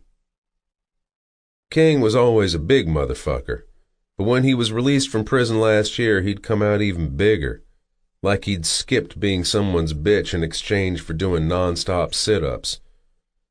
His hair was short and dark, and he had an even darker look in his eyes. He looked the same as he always had, but there was something about him that seemed different, although I couldn't figure out what it was. King lifted the cover off of a key panel on the side of the garage that wasn't there before I'd left and punched in a code. The right side of his neck was covered with gauze. The garage door opened automatically, disappearing overhead. King waved me inside, and I drove into the darkened space. As my eyes adjusted, I was careful not to hit any of the classic bikes and cars in different stages of repair that I knew were hidden under the multitude of dusty tarps. I killed the engine and hopped out. "Do you own anything besides black t-shirts and dark jeans?" I asked, trying to lighten the mood and avoid any heavy conversation he might feel like having. This coming from the guy who doesn't own a fucking shirt. "That's what's been bugging me," I said, pulling the black tank top over my head and tossing it back into the trunk. "Much fucking better." King rolled his eyes, but I could see the hint of a smile. Not on his lips, but in his everything. He was a hard man to read, but I'd figured his ass out. Just took me almost 15 years. "Garage looks better than last time I saw it," I said, following King to the back. The actual main garage area was twice as big as it was before Eli crumbled it to the ground. "You get in a fight with a vampire?" I asked, pointing to the gauze on his neck. "New tat," he said, opening a door that was in the same place my former crash pad used to be. "Who did it?" I asked. King had done all of mine, and they ranged from chicken-scratch-looking bullshit from when he first started to my right sleeve, which was not a picture, but a portrait of the causeway during sunset, a bike on the top of the bridge. "Ray," he said, and that time he did smile. "Holy shit, you let your bitch tat you?" I asked, reaching for the gauze. "Fuck off. You call her a bitch again, I'm drowning you in the fucking bay." We entered an apartment, but it didn't look like the makeshift area I'd used before as my apartment. This was a legit living space. The Beach Bastards decor I had pinned to the walls were gone, and those walls were now bare. The smell of fresh paint lingered in the air. A newer-looking couch and TV made up the living room area.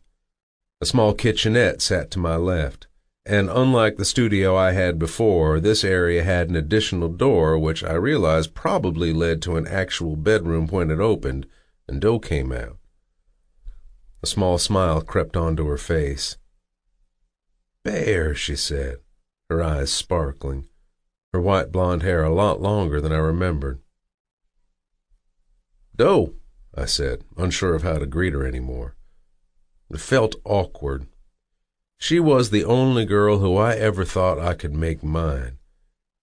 It wasn't that I was in love with her, it was that she was the only girl I'd even considered spending more time with than the time it took to come.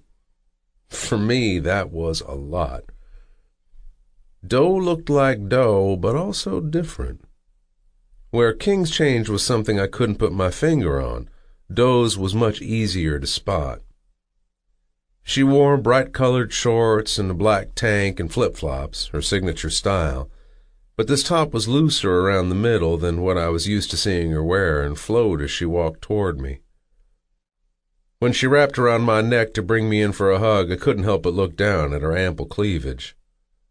Cleavage that certainly wasn't there before. "She goes by Ray," King said.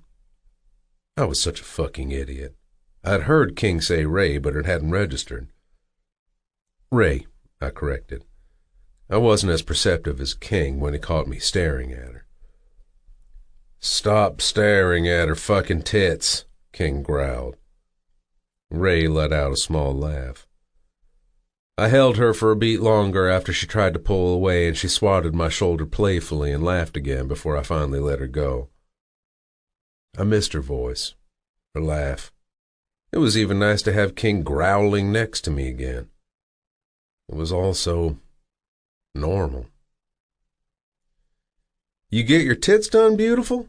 I asked, mostly to piss off King. I knew they weren't fake because of how they felt smashed up against my chest when she'd hugged me. 'Cause I'll tell you, they were always pretty fucking fantastic. "Bear," King warned, and I wondered how far I could push it until he drew his gun. "Oh, come on, Bear, you seriously don't know why?" she asked, cocking her head to the side. King tugged on her arm, pulling her against his chest. My chest tightened. I looked Ray over again, and she was right. They were soft and yet looked like they were about to explode out the top of her shirt. The rest of her was curvier, too, her thighs a bit thicker. Even her face had filled out. And yes, her ass had gotten bigger, but hot damn was that a good thing. 15 or so pounds didn't look good on her. It looked great on her.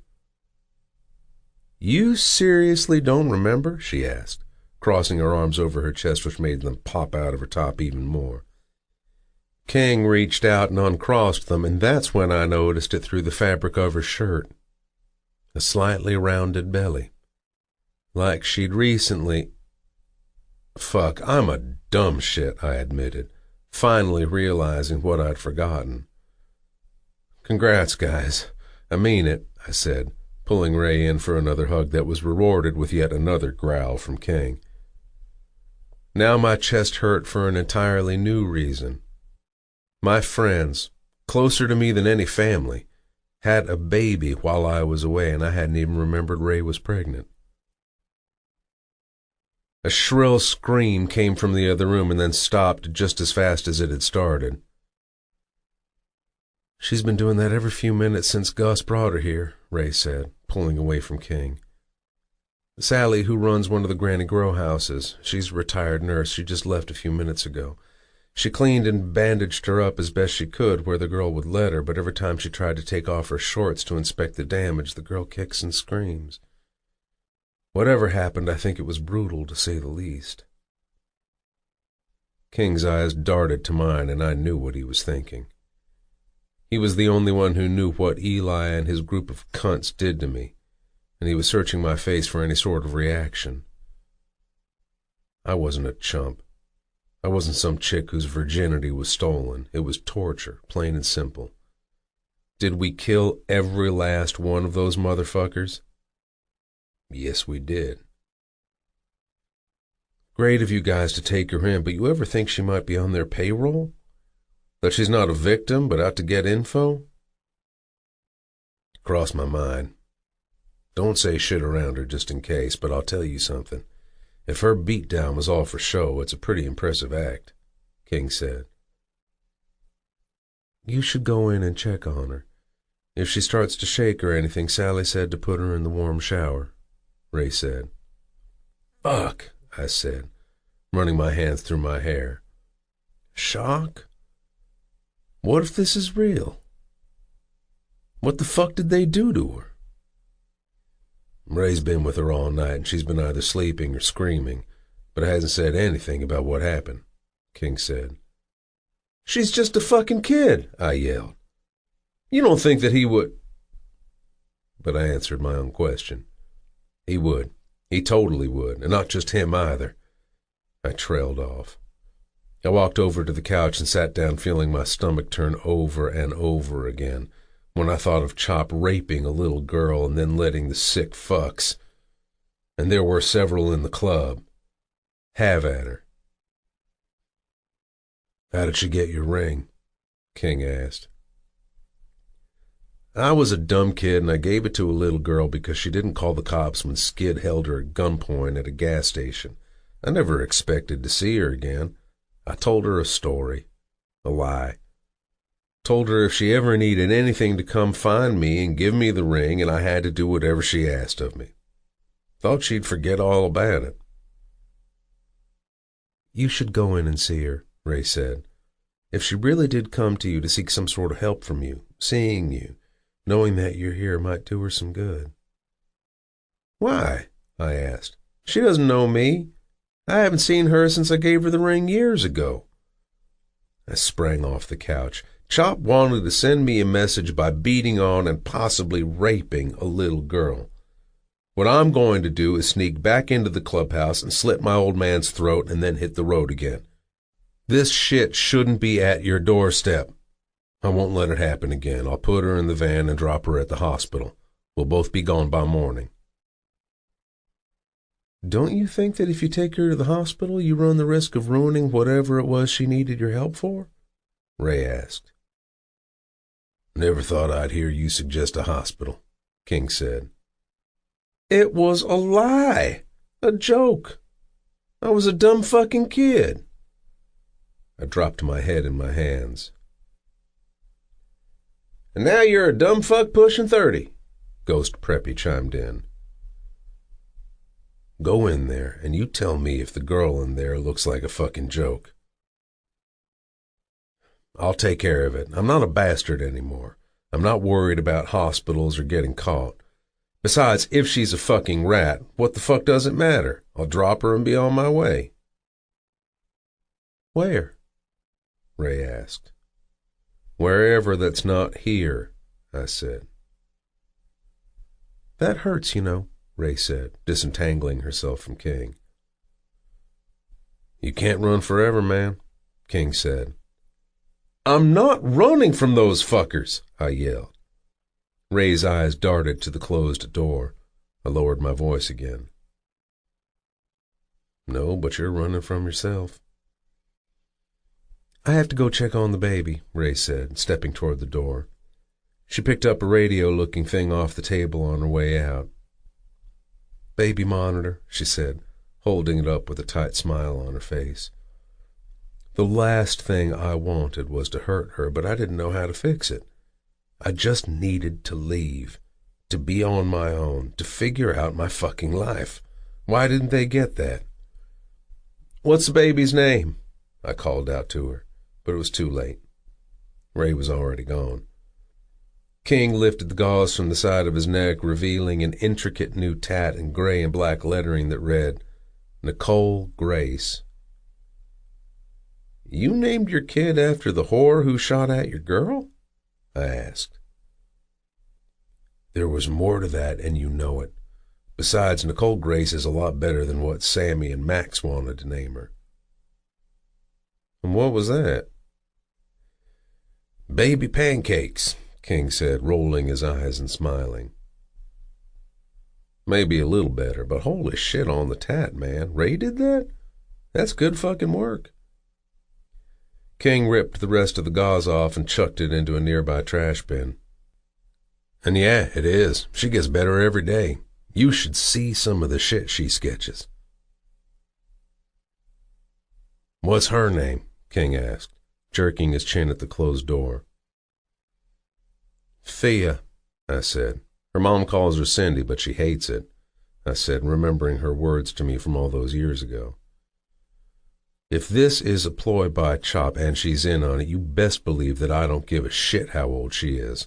I'm sending her back to the MC in a fucking body bag. Agreed, King said. But how long has it been since you've seen her? 6 years? Maybe 7, I answered, scratching the hair under my nose. Why? 'Cause that girl in there, she's young. But she's no fucking kid. As the last word left his mouth, another shrill scream pierced through the air. I'll go get Ray, King said.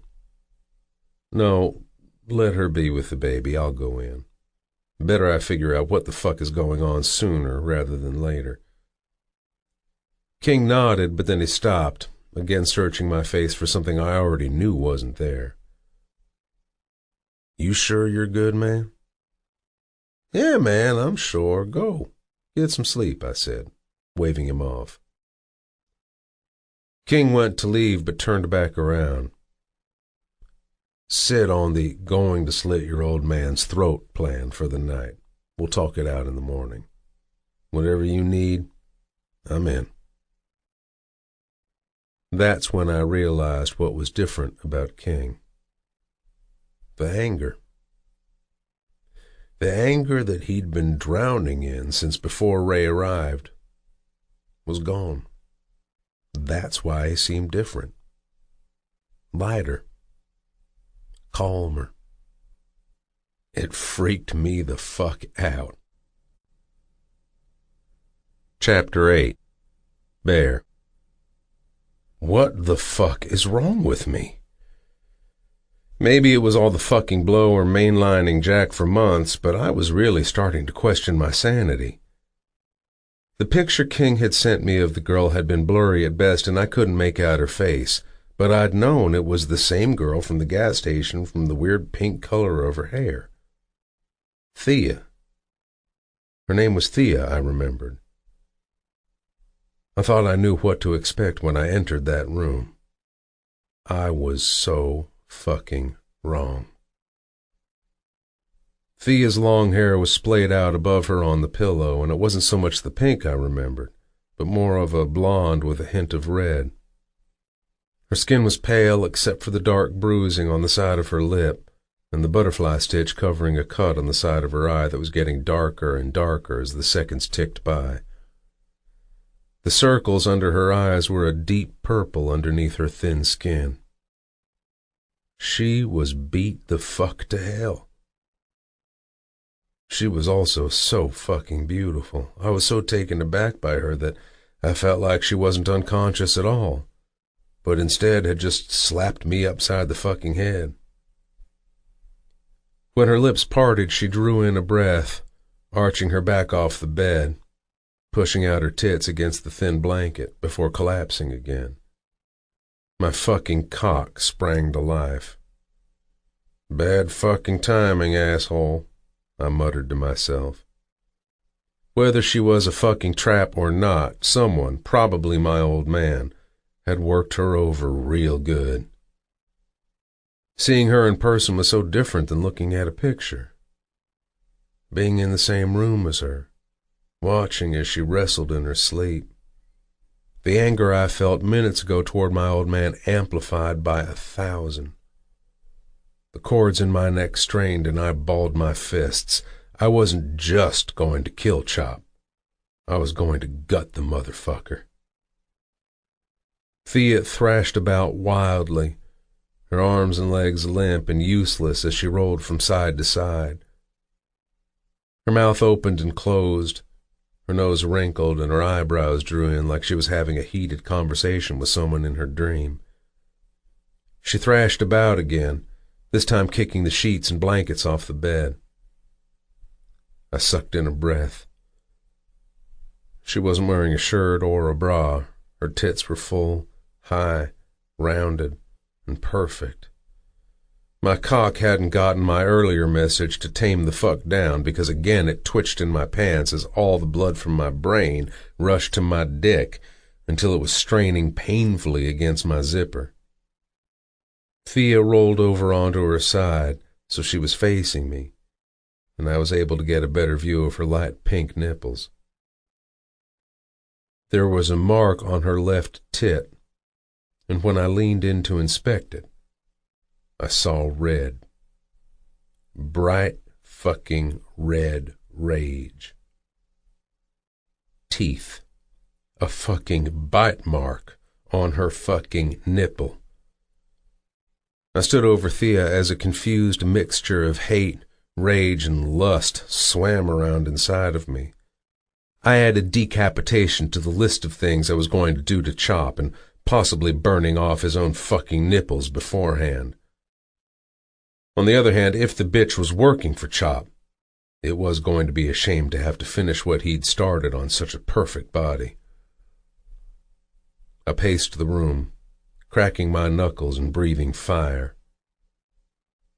If this was King's old place, I'd probably have already punched a hole in the fucking drywall, and suddenly wished that the old dilapidated garage that used to be covered with my Johnny Cash posters and Beach Bastards flags hadn't been replaced by new, fresh, and white paint. Thea sat up suddenly and opened her eyes, revealing large, round, and doll-like emerald greens beneath the surface. "Bear," she whispered, locking her gaze onto me. Her one hand flew up to her chest to grab my skull ring, which was dangling on a chain between her tits. I opened my mouth, but I didn't have a chance to say anything, because her eyes rolled back in her head, and she started to convulse. Chapter 9. Thia. Warmth. I was wrapped in a cocoon of warmth and comfort I never wanted to emerge from. "You dead, darling?" A deep voice penetrated the silence, calling me back from the darkness. Warm water cascaded onto my skin. I was sitting down on the slippery surface of a shallow bathtub, while strong arms cradled me against a broad, hard chest. Something huge and hard prodded my back, causing my eyes to fly open. Panic poured into my veins like I'd been shot in the heart with adrenaline. I sat up and turned my head, staring directly into the sapphire blue pools that made my skin crawl and bile rise in my throat. It couldn't be. I thought I'd gotten away. Chop! No! I screamed, scrambling away, trying to hoist my leg over the ledge, but only managing to shift my leg high enough to hit my knee directly into the side of the bathtub. The same strong arms wrapped around me and tugged me back underneath the spray. I couldn't breathe. This can't be happening. But it was. It was happening all over again, and I couldn't fucking breathe. "Look at me," the voice ordered, and when I didn't comply, he kept one hand wrapped around my shoulders and used the other to turn my chin to face him. I fought him using every ounce of strength I had, but it wasn't enough. I was tired, weak. The muscles in my neck gave out, and I was forced to look again into the eyes of my captor. There was a hardness and an anger, a violence lurking in the bright eyes before me. A deep-down exhaustion I could relate to. However, there was no outright hatred, no malice. It wasn't him. It wasn't Chop. I had gotten away after all. But where had I gotten away to? "Bear?" I asked. Despite being surrounded by water, my throat was dry and scratchy. My words came out like I'd been in the desert for months, breathing in sand. "How are you here?" "No, you'll answer my questions first," Bear said, peering down at me like he'd never seen me before in his life. "Don't worry about where you are or how I'm here. You need to be more concerned about telling me why you're here and who sent you." Trails of water ran down his face, dripping off the bottom of his beard, which was much longer than I remembered it being. He brushed some of the wet hair from my forehead. I jerked away from his touch, my body still in full panic mode. Remembering the prodding on my back, I looked down to where his jeans bulged.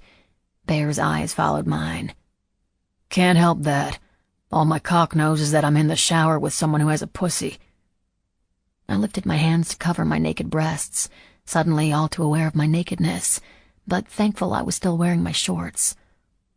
My muscles felt like rubber that had been melting in the heat of the sun, like a tire in the middle of the highway. Used, spent, hot, useless, broken. Bear wanted to know why I was here. Why was I there? Something had happened before I went to the MC, before Chop, but my brain was foggy, and I couldn't see the images of the day that were just beyond my grasp. "I don't understand," I said. This time when I spoke, I felt a tug at the corner of my lip. I touched the spot with my fingertips, discovering a soft scab over a fresh wound. "You don't remember going to the MC?" Bear asked, raising a brow. I didn't know who the man sitting in front of me was, because there was none of the charm and carefreeness that practically dripped off of the Bear from 7 years ago. This man was like a vacant version of his younger self. I closed my eyes and dropped my forehead to my knees. I remember riding my bike. I remember the rain. I remember going up to the gate. A prospect named Pecker let me in. "Never liked that little twat," Bear scoffed. Why did I go to the MC? Think, Thia, think. Why are you with Bear right now? The images I'd been reaching for began to flash in my mind like Polaroid pictures being thrown into a stack, each one containing a flash of memory, one after the other. My mother sitting in the rocking chair in Jessie's old room, the gun in her hand, my father's lifeless body, the shotgun in my hand, my mother's blood against the white of the side of the house. I gasped as the photos began to stack up higher and higher, filling my brain with images I never wanted to see again. This couldn't be real. I had to be dead. Mama was right, I was going to hell, because that's exactly where I felt like I was. My stomach rolled. Acid and bile rose in my throat. I covered my mouth with my hand. "Hey, you still in there? Come back," Bear asked, sounding like a faraway echo as the pictures kept flashing in my brain. A river of blood. So much blood. Bear grabbed hold of my shoulders and began shaking me. Whose blood? What the fuck are you talking about? I killed my mother, I blurted, leaning over the side of the tub just in time to heave the little I had left in my stomach into the porcelain toilet. That's why I came to see you. I wiped my mouth with the back of my hand, opening the scab on my lip. Fresh blood and vomit streaked my skin. I killed her. Bear turned the shower off and leaned over me, grabbing his phone off the top of the toilet tank. Where? He asked, pressing a button on the phone. The screen lit up and he held it to his ear. Damn it, girl, where? Where what? I asked into the toilet. Where? As in, where is your mom's body? Where is she right fucking now? He asked angrily, sliding me forward so he could stand up. My mother's body. She's... I said, trying to catch my breath long enough not to be sick again. Home. She's home in Jessup. Without the hot water against my skin, I started to shake violently. The skin on my fingers ached, they were so pruned. Ray, is King up there? He barked into the phone. Tell him to get his ass down here. He pressed a button on the phone and tossed it onto the counter. He stood, lifting me up under my shoulders as he stepped over the rim of the tub and onto the tile. He closed the lid on the toilet and set me down on it. Tearing a towel from the wall rack, he tossed it to me, and I immediately wrapped it around my shoulders. Your jeans are all wet, I said flatly, staring at the soaked-through dark denim sitting low on Bear's hips, probably lower than they usually did with the weight of the water pulling them down further. There wasn't a spot on his chest or arms that hadn't been touched by the needle of a tattoo gun, colorful and vibrant against his smooth, muscular skin. Nurse said to put you under warm water if you freaked the fuck out, so I made a run for the shower, he said. Didn't think much about what I was wearing. He leaned over to pick me up off the toilet, and I waved him off. Freeing my arm from the towel, I rewrapped it under my arms to cover my breasts. I can walk, I assured him. I stood up, shaky at first, holding onto the counter for stability. I got it, I said again, this time saying it more to convince myself when my knees buckled. Just need a sec is all. Bear growled and bent down, slinging my right arm over the back of his shoulder. I said I got it, I yelled, although clearly I hadn't got anything. Fucking stubborn bitch, Bear muttered, walking me out of the bathroom and into a small bedroom. He sat me on the edge of the mattress and went back into the bathroom. The door opened and a man appeared, his eyebrows knitted together. I could only assume this was the king person Bear had called. Short, dark hair, a dark, tight V-neck t-shirt stretched against his muscular chest. He was a huge wall of a man, at least 6 feet tall, although Bear was about his height or even taller. He reached overhead and grabbed onto the molding of the door. His biceps and shoulders rippled as he leaned into the room. He was also covered in tattoos, but where Bear was covered, this guy still had a few spots of bare skin visible amongst the ink.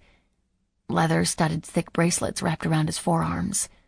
He released the molding and folded his arms over his chest, his new position revealing the buckles. It was then I realized they weren't bracelets or cuffs at all, but belts. His skin was dark and tanned, his eyes a unique fluorescent green. He didn't look at me, not once. What do you need? The man asked Bear as he came out of the bathroom, still shirtless but buttoning up a dry pair of jeans. He slicked back his wet hair with his hand. Gotta go to Jessup. I'll need you to help me stock up. I'm taking the bread truck. Too risky to ride, Bear said. Slinking past King, he walked out of the room, then reappeared a moment later. Clean up? King asked. That's why she's here? The slight chin tip in my direction, the only acknowledgement of my presence. Clean up? What's a clean-up? Every instinct in my body had told me to seek him out, but I didn't think about what it was I was really asking of him. Probably because I didn't exactly know. Seems that way, Bear said, rifling through a duffel bag on the floor and putting on a fresh pair of black socks. He shoved his feet into a pair of thick black boots. He turned to me. What's the address of the farm? It doesn't have a number. Just Andrew's Farm, on Andrew's Farm Road.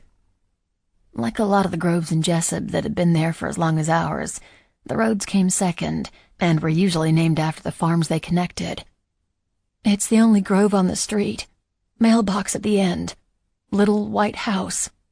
Blood, I said, still hoping this was all a nightmare, and that I wasn't giving a biker my address to clean up the body of my mother. How long ago? King asked, and Bear again turned to me for the answer. I'm not sure, I said, because I didn't know how long I was at the MC, or when it was I came here.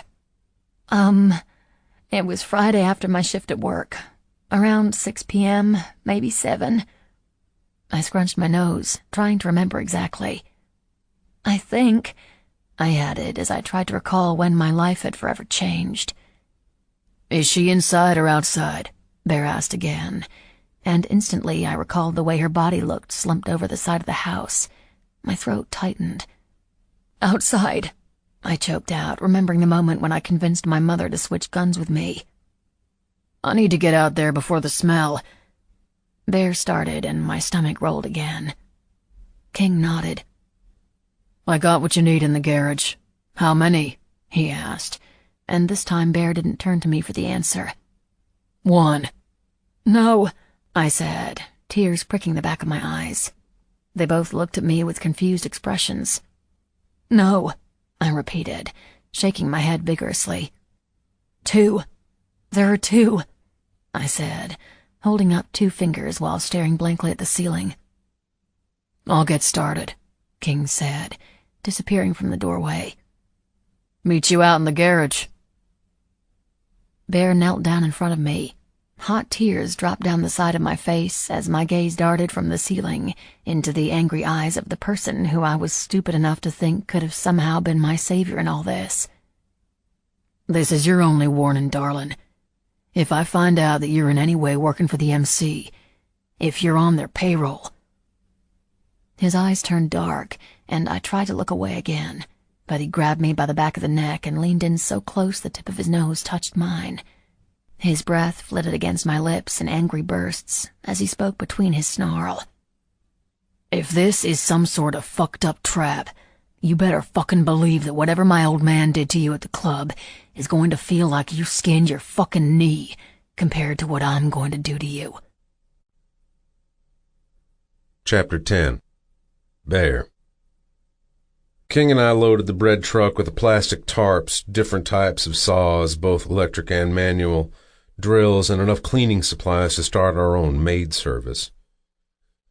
You think Gus went back to the MC? King asked. Yeah, that's probably exactly where he went.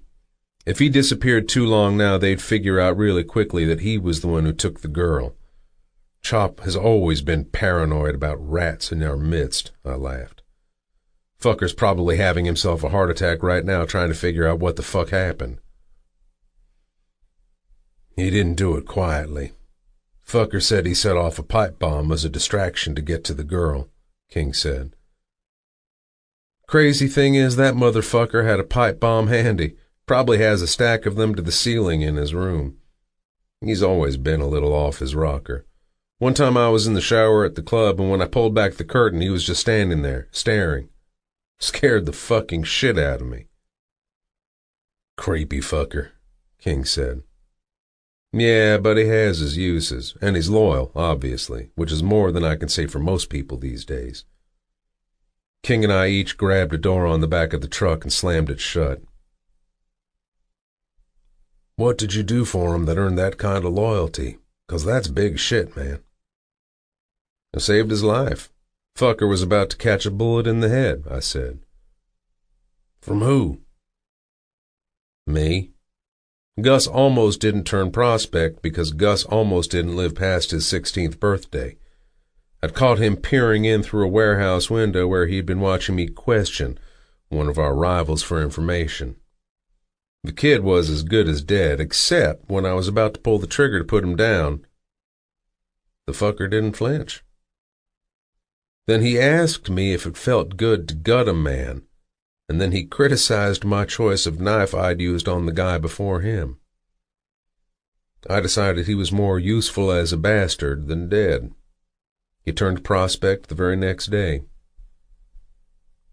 The little fuck became the best questioner the club ever had. I bought him an entire butcher knife set when he was patched in. He looked down at the knives, and I didn't know if he was about to cry or come. Probably both. "Ready. Let's go," King said. "Nah, man. No need to put yourself at risk for this shit. I'm going to get out there, neutralize the bullshit, and get the fucking girl out of your house. The sooner I do that, the sooner I can hit the road again." "Fuck off. I'm going with you." He pointed to the door of the apartment. "You know you can stay, right?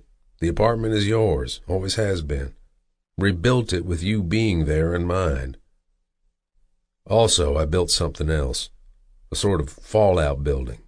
It's on the island." "Fallout building? Like a bomb shelter?" I asked. The back island was an acre of land that blended into the shoreline of the preserve on the other side of the bay. If you looked across the water from King's property, you couldn't see that it was even an island. When King and Prep had first moved in, he didn't even know it was there until we came up on it by boat. "Something like that. I'll show you one of these days," King said. I shook my head. "Won't be here long enough. Just me being here puts you and your family in danger.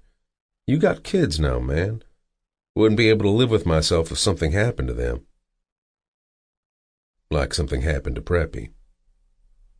"That wasn't your fault, Dick Slick. It was mine.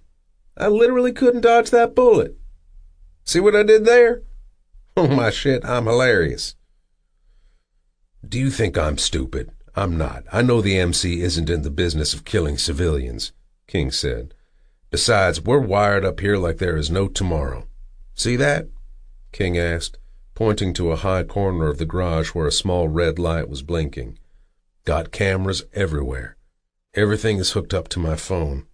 I also give the local sheriff a cut of the Granny Grow House operation, plus all the fucking weed they can smoke, and now they look out for us. MC had a few deals go south lately, so they stopped paying off the law. So you can stay here. Nobody is coming to our door. Nobody." I cringed, remembering when Eli had done exactly that. He didn't just come to the door, he bulldozed his own door and half of King's garage in the process. King must have noticed my reaction. "Never again," he amended. I hated the way he was looking at me, like he was about to ask me about how I was doing, so I changed the subject.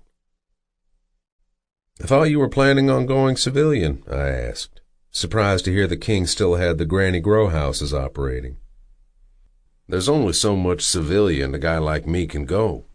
I scaled back, and I don't bring anything to our doorstep. We keep busy, though. During the day, Grace has been watching the kids, and up until we had Nikki, Ray had been apprenticing for me. She's pretty fucking amazing. Can draw better than I ever could."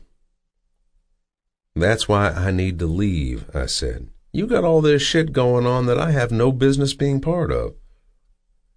"Brother, we've had no business being part of a damn fucking thing that we've been doing since we were kids, and that's why you need to stay.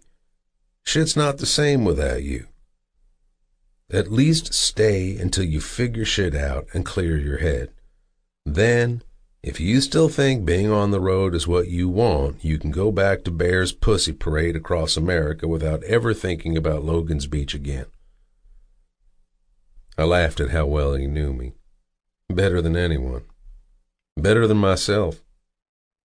He knew me so well, in fact, that he already knew there was no way I was going to stay.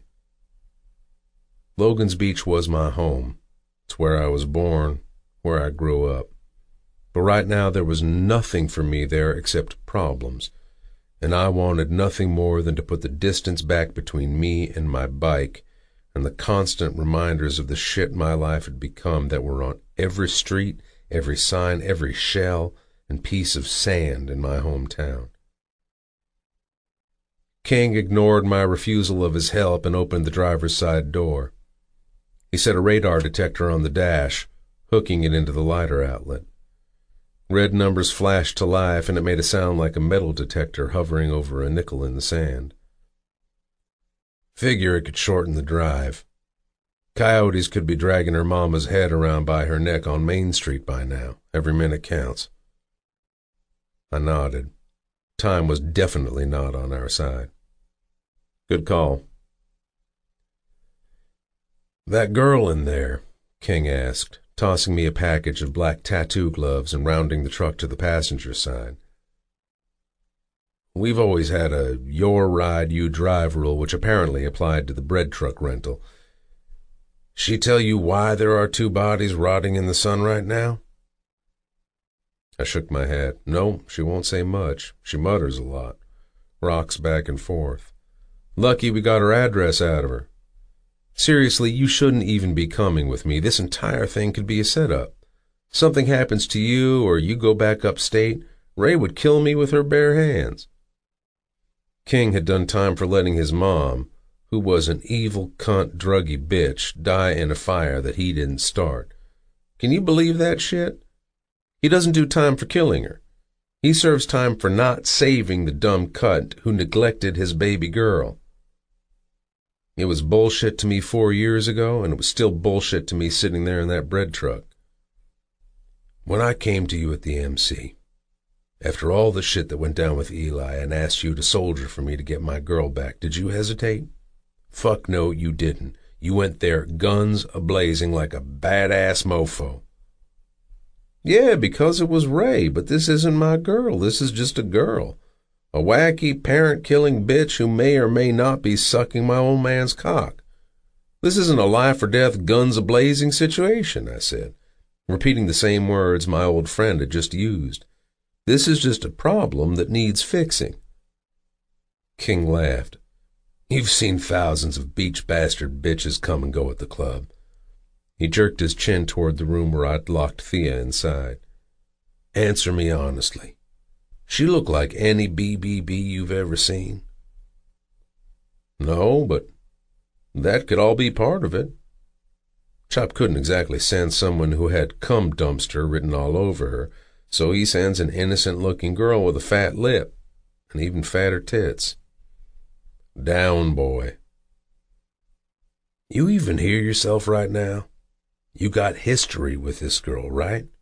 Enough to know her name? King asked. Yeah, but... I started to argue. But nothing. Skid's been in the ground for years.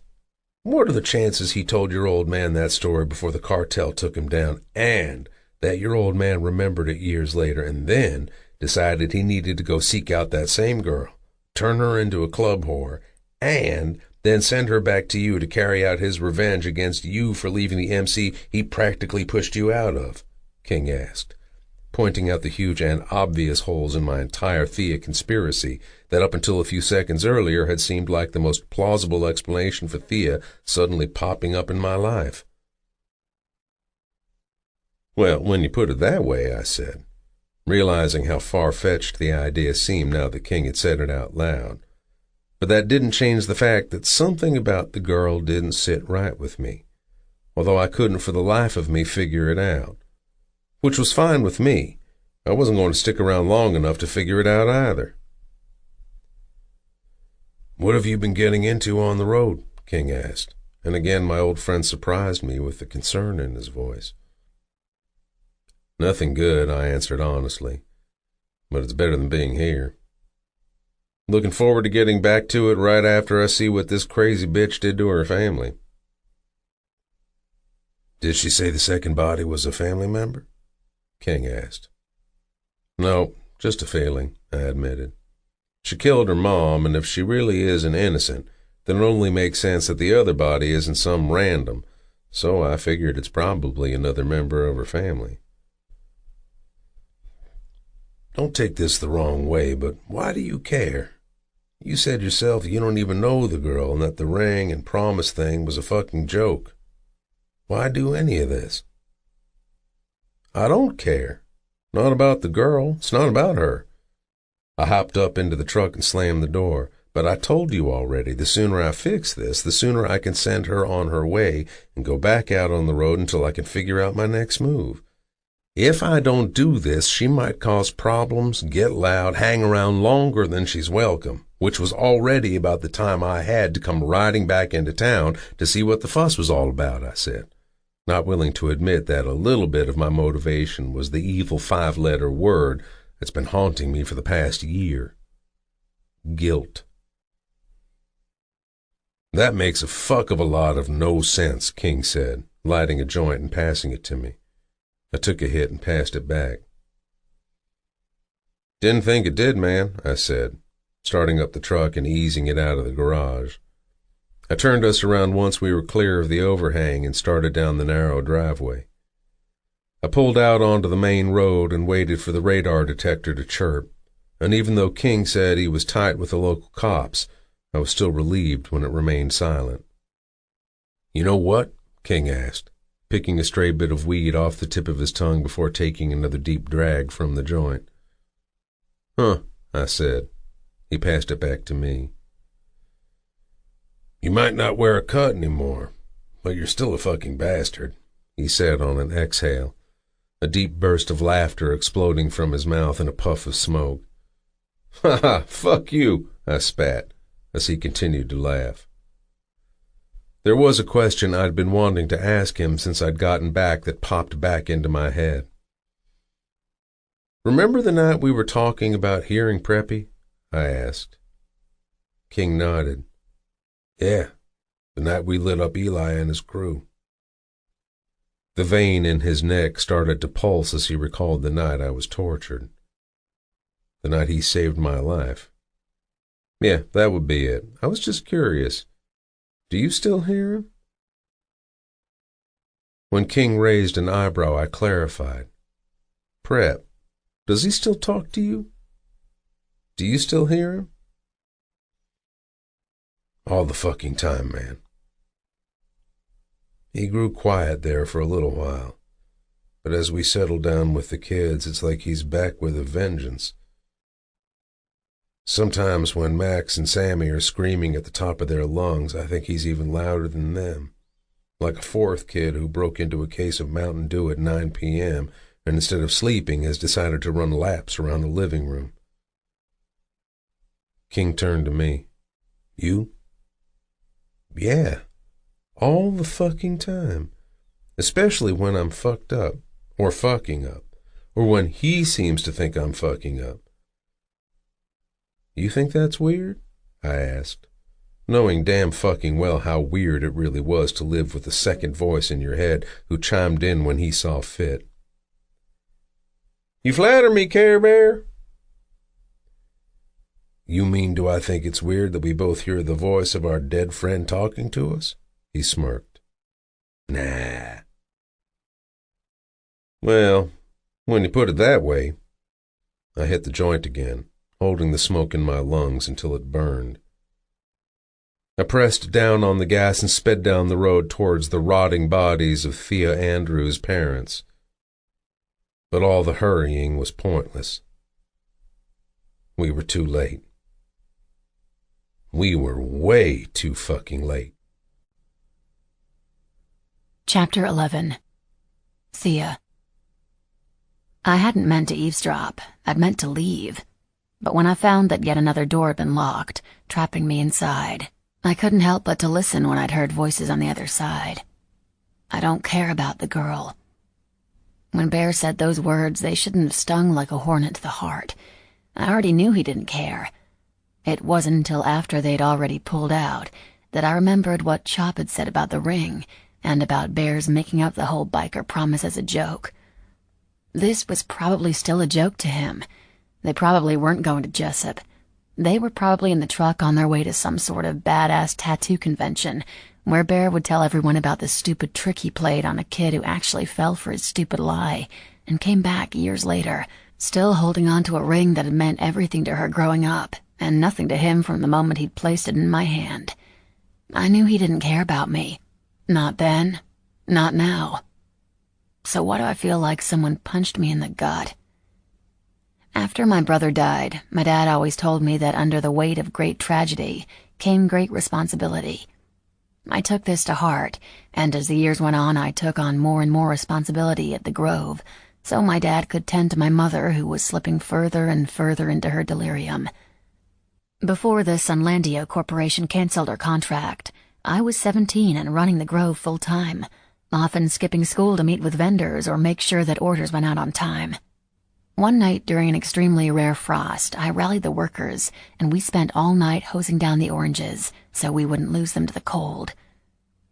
Under the great weight of that tragedy, I took responsibility, but under the weight of the new trudges was too much, too heavy, and it was crushing me before I could make any rational or responsible decisions. Why did I even leave town? Why didn't I just call the sheriff myself? I know why. I panicked.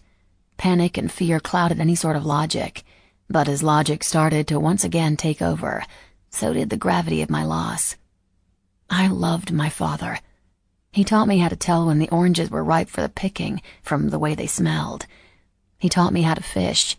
He let me sit in front of him on the tractor when he mowed the field behind the house, the only space not taken up by orange trees. I don't think losing him was something I would ever be able to move on from.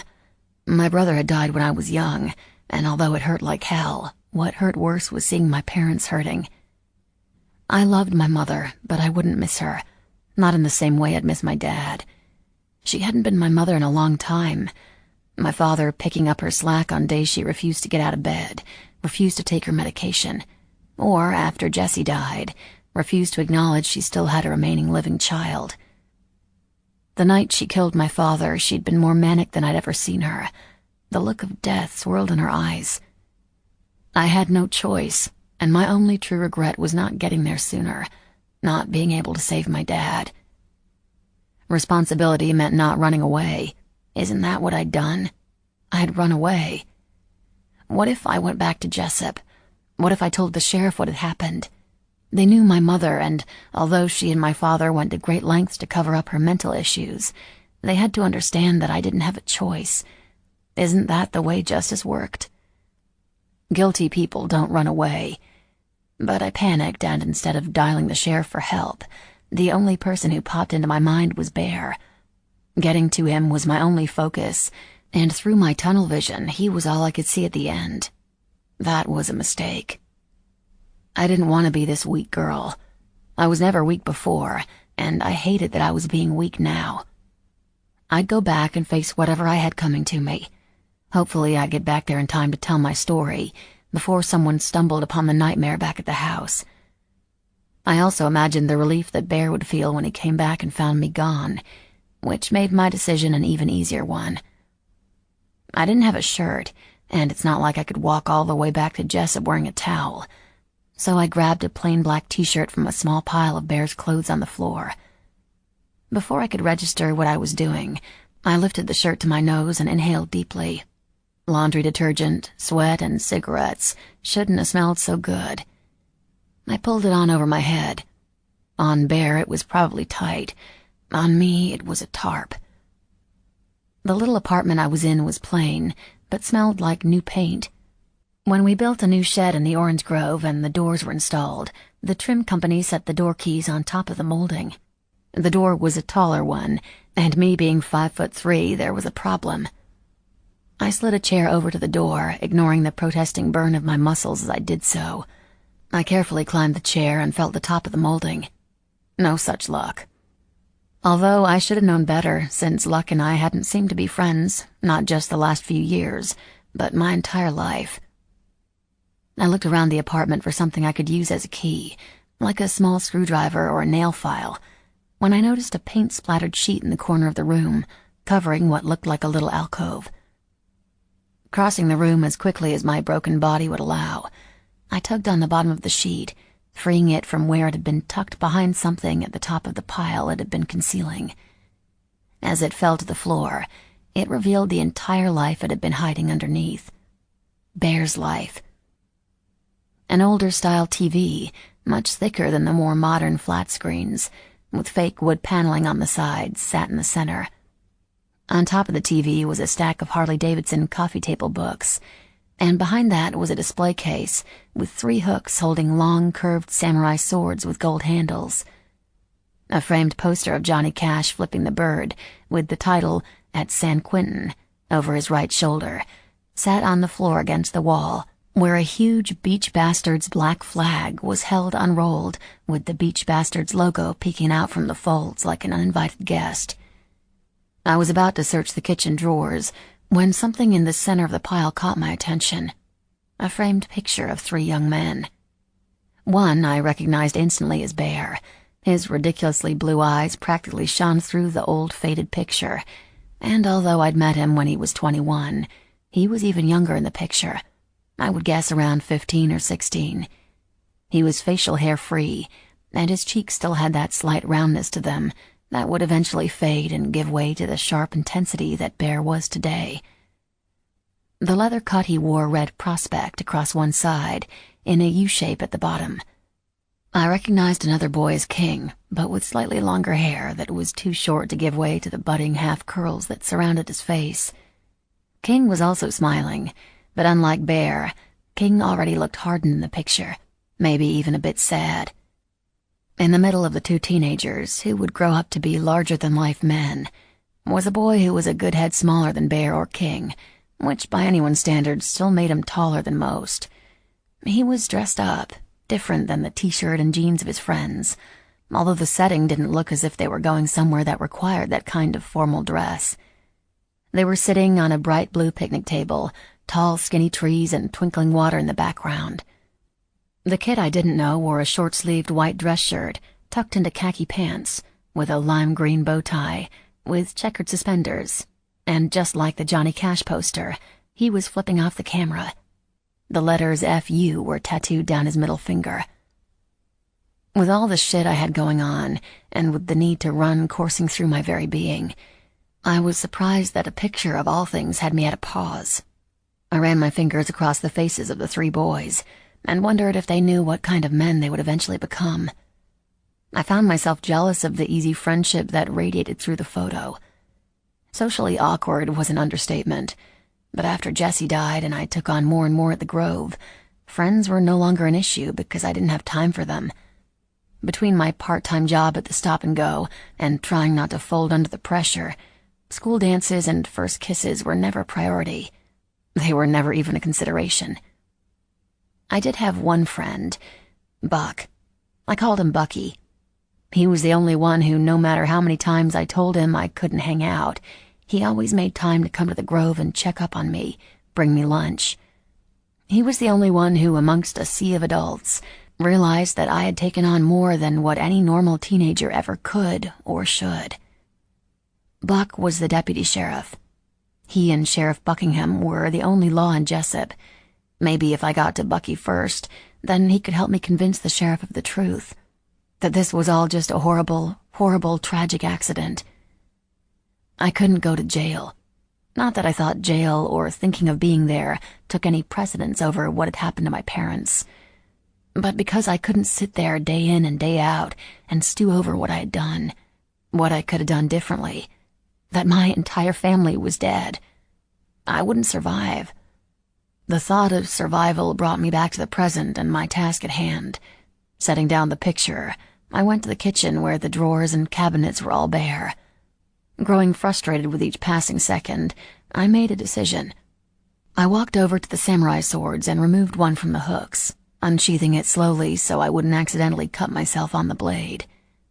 I may not be able to unlock the door, but I can chop the fucking knob off. And so I did. With a guttural roar, I severed the knob from the door with the sword, revealing the silver mechanism underneath. I pushed my fingers into the small space and pinched the 2 ends of the small metal bar together, unlatching the bolt. The mid-morning sun blinded me as I walked out from the cover of the garage apartment and into the light of day.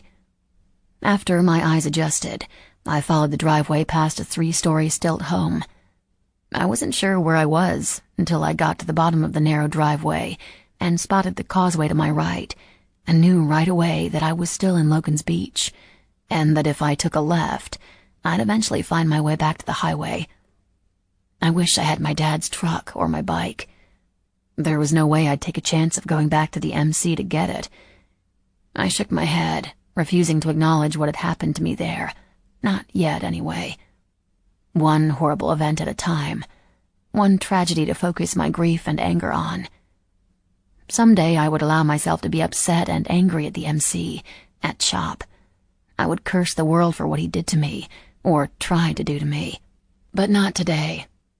I started off down the road, toward Jessup, toward home. The injuries caused by Chop and his thumb made each step more excruciatingly cringeworthy. With newly found determination, I limped forward. Today was for my parents. Today was for my dad. And today I would be strong for them, for him. Tomorrow I would cry. Not today. Just not today. Bear. We were turning back into King's driveway when his phone rang. "Pup," he said. There was a short pause. "You see what direction she went?" I spotted a figure limping down the road and instantly recognized the wild pink hair. "Never mind, we see her," he said, ending the call. "Where the fuck does she think she's going?" I muttered, leaning over the steering wheel. I brought the truck to a stop with a squeal of the brakes and considerable effort to throw the shifter on the steering wheel into park. "I'll take it back up to the garage while you deal with that," King offered. I nodded and hopped down onto the road, quickly catching up to Thia, who was moving a lot faster than her limp should allow. She was wearing a plain black t-shirt. My t-shirt. It was so big and bulky on her I couldn't tell if she was wearing anything underneath until the breeze picked up the hem, revealing the same blood-stained shorts she'd worn the night before. "You're wearing my shirt," I pointed and grunted, matching her furious pace. It wasn't the shirt that was bothering me, but leave it to me to point out something trivial when my blood was boiling because she didn't stay put like I told her to.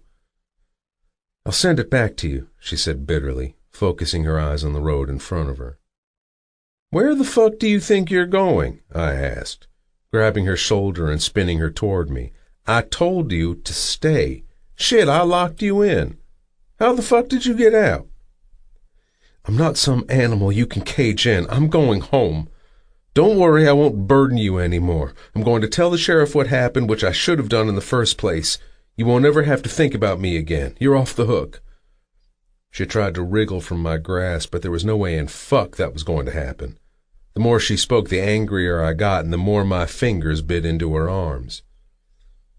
"You think it's that easy?" I said between gritted teeth. "You think you can go home like none of this ever fucking happened? 'Cause trust me on this one, it doesn't fucking work that way." I expected her to show a little fear, to cower, even if it was only slightly. But the girl was bold, breathing through her scrunched-up nose like she was about to breathe fire, challenging my every word with her stare. "I got news for you, little girl. You can't go anywhere. You seem to forget that the MC knows who you are, and now that you have a connection to me, you're as good as dead out there by yourself. So, like it or not, you're stuck here, at least for the time being, so get back up to the fucking house before I grab a hold of that crazy hair of yours and drag you there." "I know it was all a fucking lie," she snapped, locking her eyes with mine. Fear and anger radiated from her as she stared me down. "What?" I asked. Threading my hand in her hair, I gave her a warning tug, and her head snapped backward, but she stayed strong. "I told Chop about your promise to me, about the ring, and he laughed in my face. Then I heard you tell King it was all a joke." She lifted up her shirt so high she revealed the rounded underside of her breasts. She pointed to the purple, black, and blue bruises on her ribs. "Does this look like a joke to you?" Then she pointed at her swollen lip, and then the butterfly stitch around her eye. "Do these look like jokes?" For the first time in my life, I was caught off guard.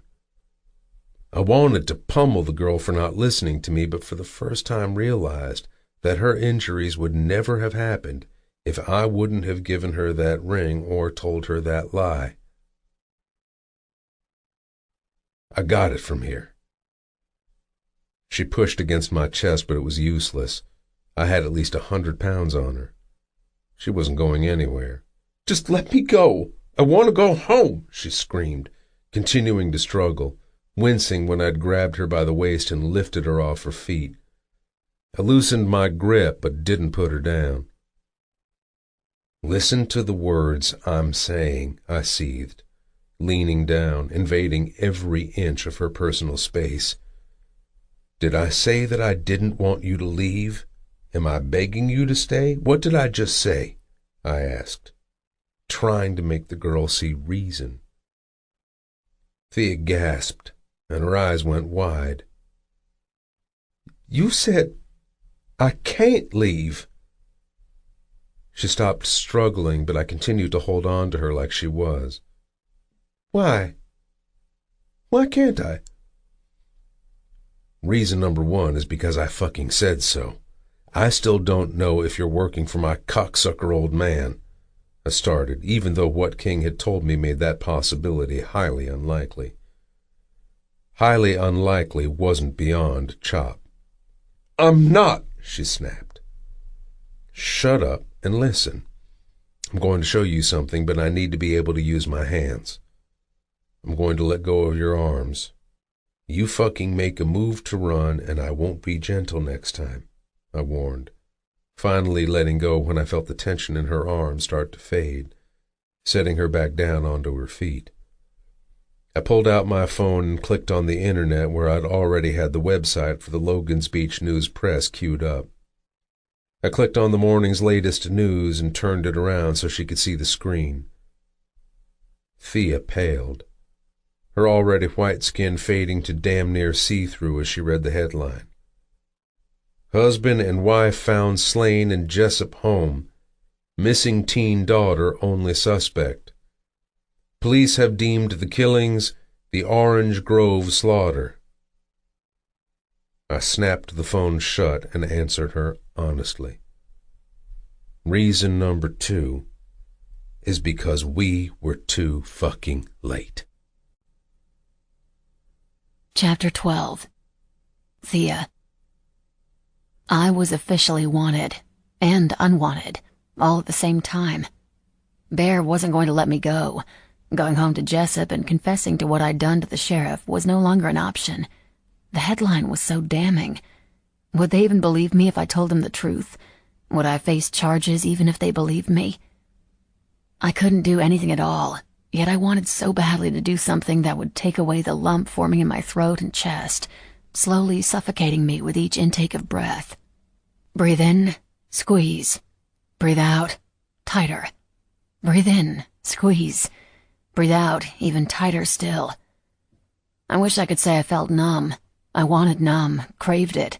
I longed for indifference and detachment because I was a runaway train, racing forward at full speed toward the end of the tracks, and a crash I could see clearly in front of me, as if it had already happened. The fight in me faded as quickly as it had built. I was trapped, in this place, in this horrible life. Tomorrow had come a day too soon. Chapter 13. Bear.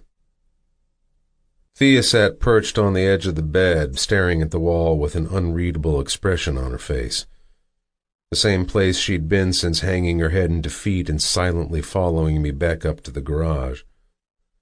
Ray came over and brought some fresh clothes and a toothbrush for Thea, who thanked her and disappeared into the bathroom. But when she came back out, both Ray and myself noticed right away that although we'd heard the shower and the sink, she was still wearing the same shorts. We shot each other the same confused look. The nurse who checked you out when you got here, her name is Sally, Ray said. You wouldn't let her check you everywhere. She called earlier and she's worried and wants to know if you want her to come over and take a look to make sure you're okay, Ray offered. I'm fine, but thank you. Thea shook her head, offering Ray a small smile that could barely qualify as a smile. She'd been in the same position, staring at nothing ever since. I followed Ray out, leaving Thia in the bedroom. "Sorry about the door. I'll take care of that before I go," I said, picking up the sword and the doorknob from the carpet. I'd forgotten how heavy the sword was. Thia must have been really determined to leave if she was able to not only lift it, but swing it hard enough to sever the fucking knob. Ray crossed her arms under her chest. "What's your plan with her?" "Fuck if I know. She wants to go. I told her the MC was out to get her. I showed her the fucking newspaper article. She's dead one way or the other, but she still wants to go, so who the fuck am I to keep her here?" "You're a guy who knows a little bit of what she's feeling." "How do you figure that?" "Oh, I don't know, because maybe she's been displaced and has nowhere to go. Maybe because she's had some terrible shit happen to her that she doesn't want to talk about," Ray said, cocking an eyebrow at me. "Any of this sound familiar?" "I didn't think about it like that," I said, leaning against the wall, running my hand down my beard. "You boys never do," Ray said with a smile that didn't reach her eyes. "Grace is coming by tomorrow. You might want to pop your head in and say hello so you don't catch hell for it." "Fuck, Grace. I haven't even thought to see how she's doing." The small radio-looking thing in Ray's hand started to cry. She held it up and waved it in the air. Grace had been battling cancer, but around the time I'd left, she declared she wasn't ready to die, and just like that, she suddenly seemed well again. Stubborn women seemed to be a trend in my life, but I was glad for Grace's stubbornness. If anyone could go to war with death and come out a winner, it was her. "Gotta go, but you might want to make a plan when it comes to that girl in that room over there. Either let her go or keep her here. Either way, you need to decide what's going to happen, because none of this is fair to her." She pushed open the broken door and made her way into the garage. I hit the automatic opener and followed her out. Take that from someone who knows what that's all about. I watched Ray leave, following her with my eyes through the window until she made her way into the house by way of the back steps. Ray was right. I needed to make a decision, but I couldn't think of one that would result in her being both safe and gone. I could sneak her out of town and get her somewhere the MC didn't have reach, but if the law caught up to her, it didn't matter where she was. If she ended up in a prison or jail somewhere, she was as good as dead. Unless... I dug my phone out of my pocket, and as my fingers pushed each number, I cringed at what I was about to do. Bethany Fletcher's office. After my call, I found Thia exactly where I left her. "We couldn't get down your street," I started, rounding the bed to stand in front of her. Her gaze shifted to the floor. "Law already had the place roped off, and we're lifting up the tape to let the coroner's van through. We put our heads down and kept fucking driving." I kneeled down in front of her and again tried to get her to look at me, but she turned away, this time crawling up the bed and climbing under the blanket. With her back to me, she pulled the blanket up to her chin. "Leave me alone. I just want to sleep," she said, her voice flat and empty. "Fuck this," I said, pushing off the wall. I wanted to tell her what the fuck happened because I thought she'd want to know. What was I doing? Ray was wrong. I couldn't relate to the girl in any way, and just because she was stupid enough to believe one of my lies 100 fucking years ago didn't mean I owed her shit. I didn't need to stay to watch some kid turn inward and self-destruct. Speaking of self-destruction, I rummaged through my saddlebag on the floor, searching around the internal side pocket until I found exactly what I was looking for. I walked over to the only surface in the room, the little night table Thia was facing. I didn't care that she could see what I was about to do. I didn't give a shit what she thought about me. I tapped some powder out onto the wooden table into 3 jagged lines. I felt Thia's eyes on me as I snorted all 3 lines of false happiness up my fucking nose. I tipped my head back and pinched my nostrils together as the blow set a cold fire to my brain. That's better. Now I really didn't give a shit what she thought of me. Now I could leap off the roof and fly to the other side of the bay and not give a shit. Fuck, I said, pressing my finger into the remaining residue and rubbing it against my gums. That recreational, or you got a problem? Look who can suddenly talk again. I rolled my eyes and took off my shirt, throwing it on top of my bag. Does it look like I'm having a fucking good time to you? I snapped. It ain't a problem either, at least not right this second. I thought about what I just said, and as my high got better and better, I agreed even more with my earlier statement. Actually, right this second, I don't have a problem in the world, I sang, enjoying the few moments before I crashed when I could fool myself into thinking that everything was okay. No, you just feel like you don't, she corrected. I know, but I just don't give a fuck. I turned toward the door. Can I have some? She asked. I paused mid-step. What? I asked, turning around. Thia sat up. You said you don't care now. I don't want to care either, she said, tears welling up in her eyes. No, I said, without having to think about it. Why not? She asked angrily, tossing the blanket off her lap and standing up off the bed. She walked toward me, her limp from earlier almost unnoticeable, her braless tits bouncing against the thin material of her tank top as she stalked toward me. Why do you get to erase your problems and I don't? Chuck told me you aren't in the MC anymore, so you snort cocaine to make it go away, right? To pretend? Well, I want to pretend too. Chop had obviously done more than work her over at the MC. Apparently, he'd taken the time to run his cock-sucking mouth as well. No, I said again, although she had a point. Then I remembered what Ray said and suddenly wished I hadn't just used the last of my stash. It's okay for you to forget, but I'm not allowed a few minutes to not feel like the world is crumbling around me? Like I'm not all alone? Like I'm not trapped? Like I won't wind up either dead or rotting in some prison? I didn't want to tell her that if she did go to prison that the MC would likely send an old lady or a friend of the club to kill her in there. Prison was like summer camp for the beach bastards. Summer camp with a side of homicide. Thia was close to me now. So close I could see the agony in her eyes and the freckles across her forehead. I could smell whatever girly soap Ray had given her to use, some sort of vanilla-mixed stuff. Her hair was still damp, falling in heavy waves around her shoulders. She was a tiny thing, only coming up to my chest. Her thighs and calves were muscular and surprisingly lean and long for such a little thing. When she stood up on her tiptoes in challenge and was about to say something else, I had the sudden urge to bite the sensitive skin between her neck and shoulder.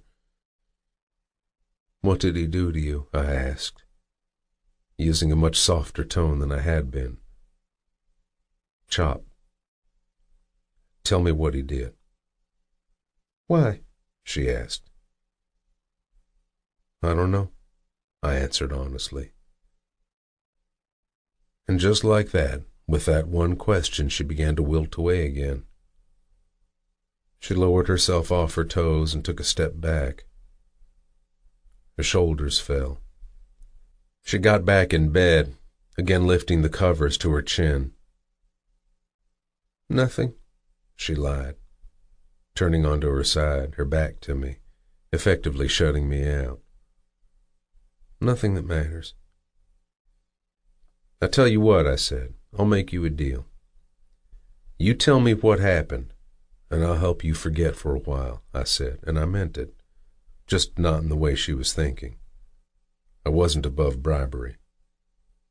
Actually, I was fucking amazing at bribery. Hot damn, this was good blow. We've already established that you don't care, she said, throwing my words from earlier back in my face. I stomped to the edge of the bed and flipped her onto her back. She tried to swat me away, but I caught her wrists and held them still. You need to take those bloody shorts off, but something has you keeping them on. They're wet, so I know you didn't even take them off in the fucking shower. So why don't you tell me what the fuck happened at the MC before I strip you naked, haul you over my shoulder, and throw you in the fucking bay? You wouldn't, she said, her eyes finally containing the fear I was used to seeing in the eyes of someone I was threatening, yet had been oddly missing from her except for the brief moment she'd first woken up in the bathroom. Fucking try me, I warned, loving that I was finally getting the reaction out of her I wanted. Vacant and distant was bullshit that pissed me off. Anger I could work with.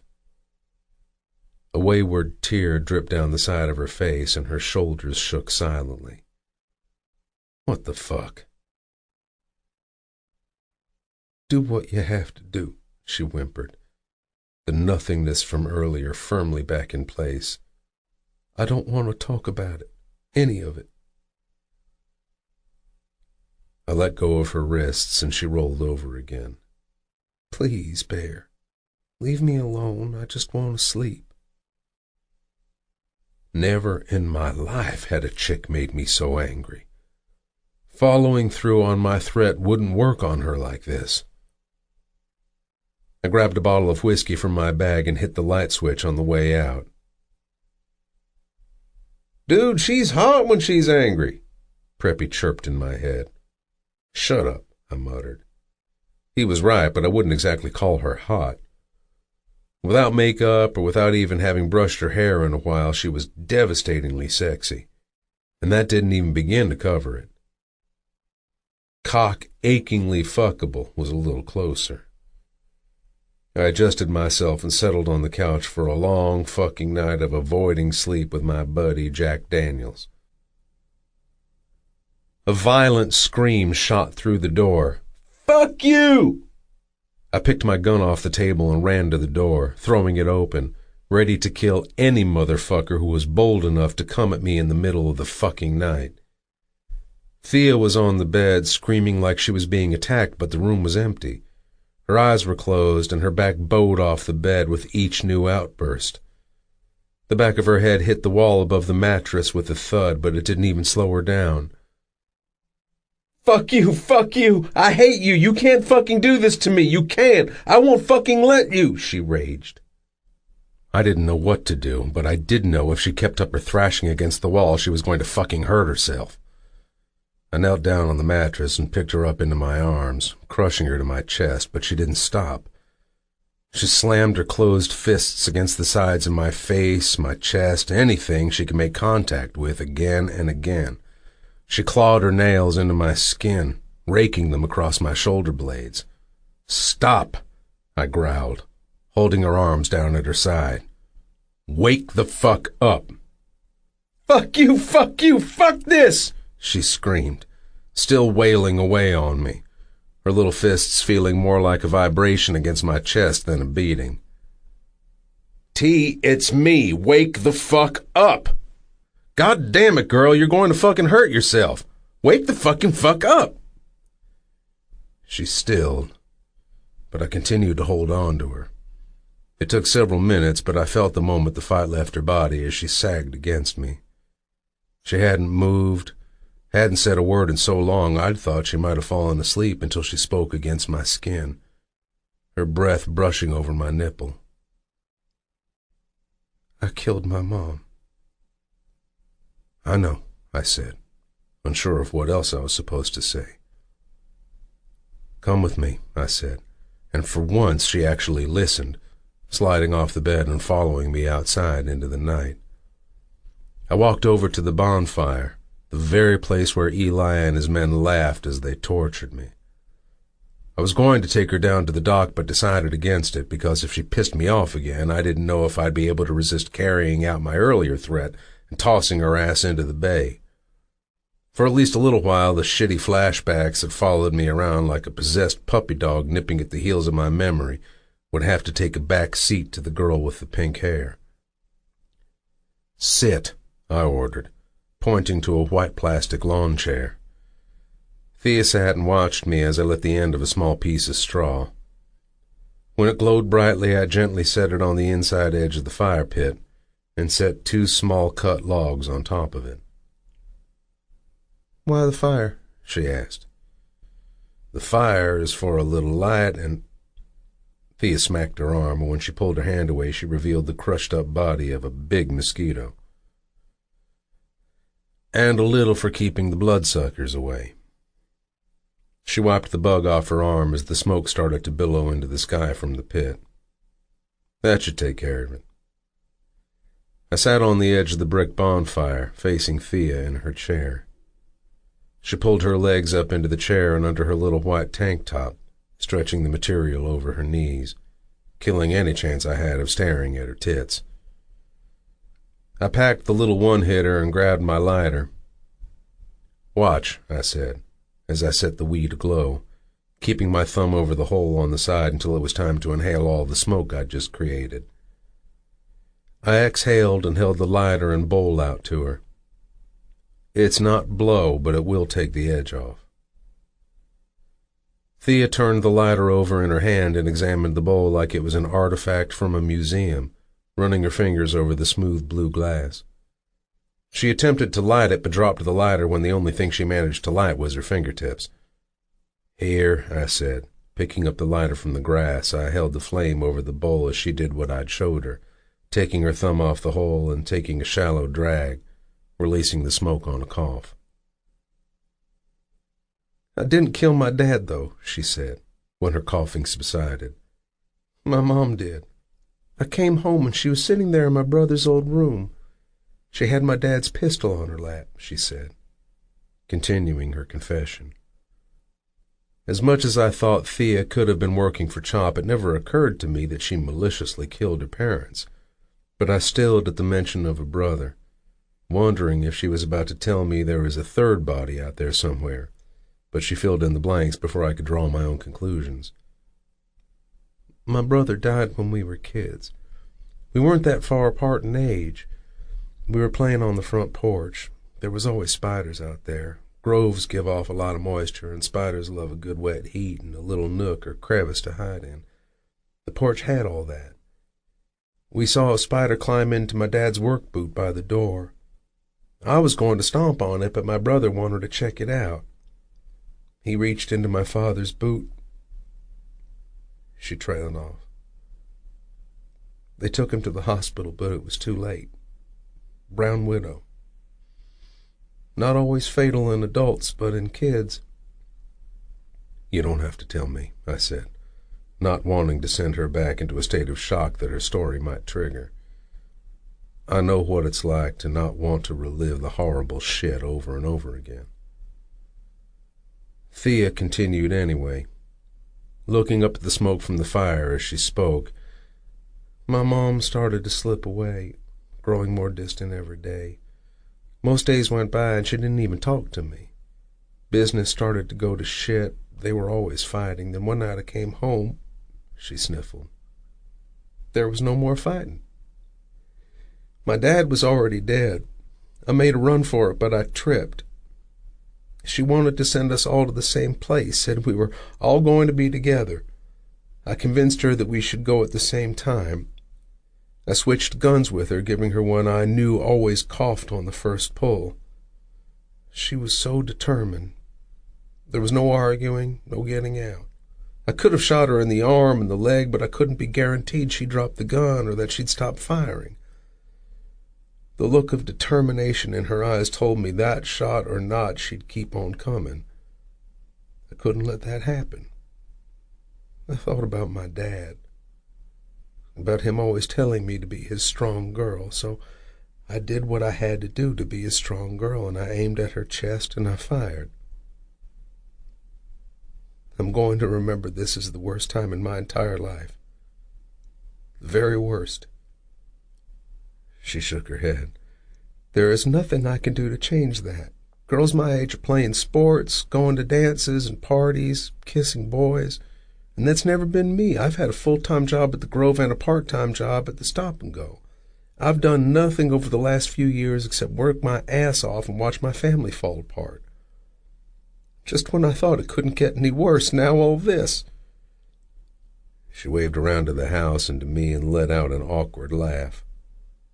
She took another hit off the bowl, passing it back to me, her coughing much less than it was on her first try. "T, how old are you?" I asked, clearing my throat as I ventured into territory I knew I shouldn't. She was a pistol, even if she was a sad one, but there was a wave of innocence about her that had me both feeling bad for her and salivating for a taste of her. "This is for her, not you," I told myself. It was only a partial lie. 17, she said, sniffling.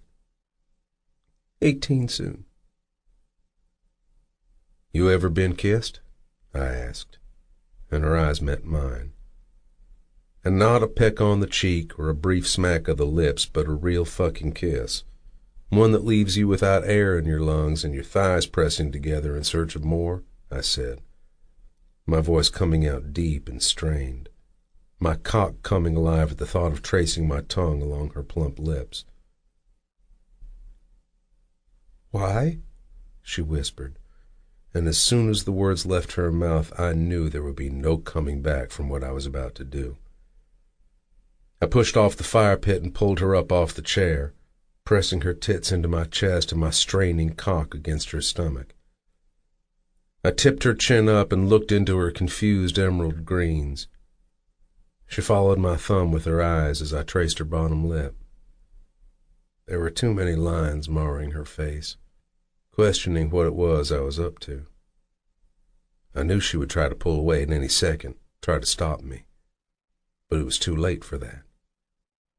I was beyond stopping. Just one taste. "Answer the question," I pressed. "No," she said with a slight shake of her head, and before she could try to argue, I leaned down and pressed my lips to hers. I was already going to hell. Might as well enjoy the ride there. Chapter 14. Thia. Bear is kissing me. Out of pure shock, I pushed against his granite chest, severing our connection. It felt cold where his lips had just been, yet warm and tingly between my thighs. A real kiss. "I don't need your pity," I said, touching my lips as if I needed to make sure what had just happened was real. Bear leaned in again, this time running his nose across my jaw. I closed my eyes and his words vibrated behind my ear, straight to a place deep inside me that tingled to life. "This may still be the worst time of your life, T, but when you remember all the shit that went down, you can remember your first kiss, too. And maybe it will take some of the sting you'll feel away. Let me do that for you. Let me help you." Bear cupped my face in his hands and again pressed his lips against mine. He grabbed my wrists and wound them around his neck, before snaking his arms around my waist, his fingers biting into my hips. Everything about the kiss was soft, gentle, nothing like I'd ever thought kissing Bear would be like. The feel of his beard against my face made me want to reach out and pull it. It was softer than I thought it would be. He was softer than I thought he would be. He opened his mouth to me, just slightly, just enough to gently suck my lower lip into his mouth and his tongue across the seam. I let out an involuntary soft moan, immediately embarrassed by the noise. Bear pulled back and ran his hand over his beard. "Sorry, I didn't mean to," I started, but then I realized that he'd done it. The entire time he'd been kissing me, even though it was just a few seconds. I hadn't thought about the MC or my parents. It was 30 seconds of bliss. I wanted more.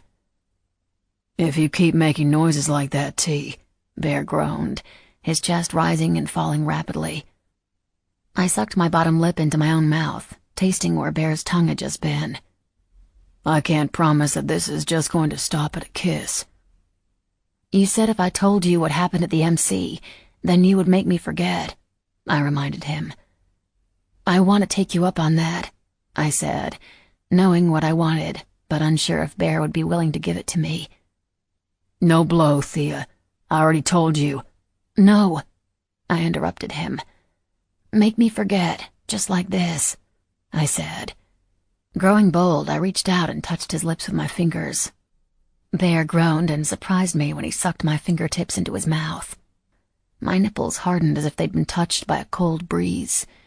Bear pulled me flush against his hard body and groaned, the deep vibration resonating with parts of my body I didn't know could feel things. I don't want drugs. I want you to be my drug. Make me forget, Bear. Please, I begged. Take it all away. Bear looked down, and for a minute I was sure he was about to tell me that he regretted kissing me and couldn't do what I was asking him. He was a biker. What they did wasn't a secret around the county.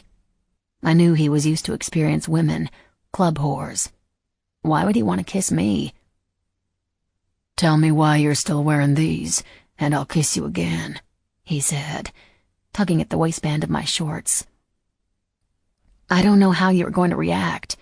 Everything seems to make you mad, I said honestly. I can't promise you I won't be angry, but I can promise you that I won't be angry at you, Bear said. You understand that, T? He searched my eyes. None of this is your fucking fault. You get that? I nodded. I'm afraid, I admitted.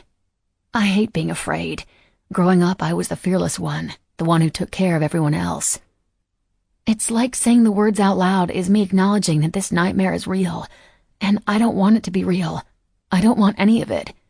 And the worst part is that I feel so weak, and this isn't me. I'm not a weak girl. I've always been the strong one.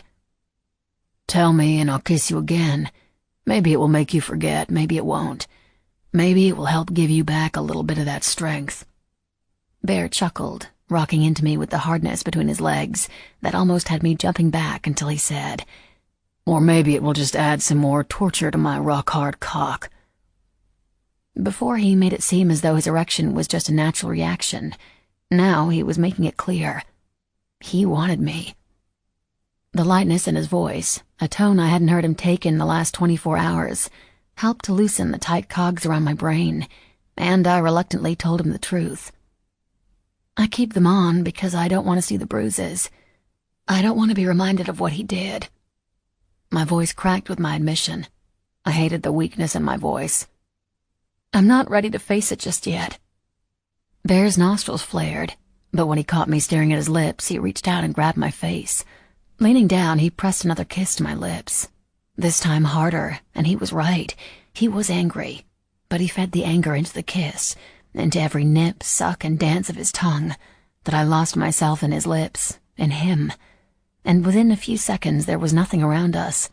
No fire, no bay, no ghosts of terrible things. There was just the two of us and our angry, hungry lips. More, Bear said, pulling away, kissing the corner of my mouth where it had just started to scab over. He trailed his lips to my collarbone, softly brushing his lips over every inch of skin, leaving a trail of fire in his wake I didn't even know was possible. He paused. Tell me more, he said as I leaned in and he leaned back.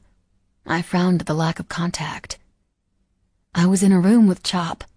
You look like him, you know, I started. Not exactly, but in a way I could tell right away that he was your father. I've heard that before, he muttered. But let's get one thing straight. He's been my old man since I was born, but he's never ever been a fucking father to me. I can't imagine he was, I said. Keep talking, he ordered softly, trailing kisses down my arms and then over the few inches of bare skin between my tank top and shorts. I looked for my thoughts, but couldn't find them with his lips trailing their way toward a part of me that was throbbing with a need that was unlike anything I'd ever felt. Room with Chop, Bear prompted. Right. The prospect had already given him the ring. Your ring. He was mad. He threatened me. He hit me. I sucked in a breath, remembering when he'd thrown me to the floor. Bear must have felt my tension and hesitation, because he stood back up and captured my mouth in another kiss, each one more mind-numbingly perfect than the last. He opened his mouth to me and his tongue found mine. I couldn't resist the urge to lightly suck on the tip of his tongue. He moaned into my mouth, and the kiss deepened and grew heavier and faster. I tried to mimic his tongue's movements, but there was no rhythm, no pace except frantic need. Sparks ignited in my very core, making me feel empty.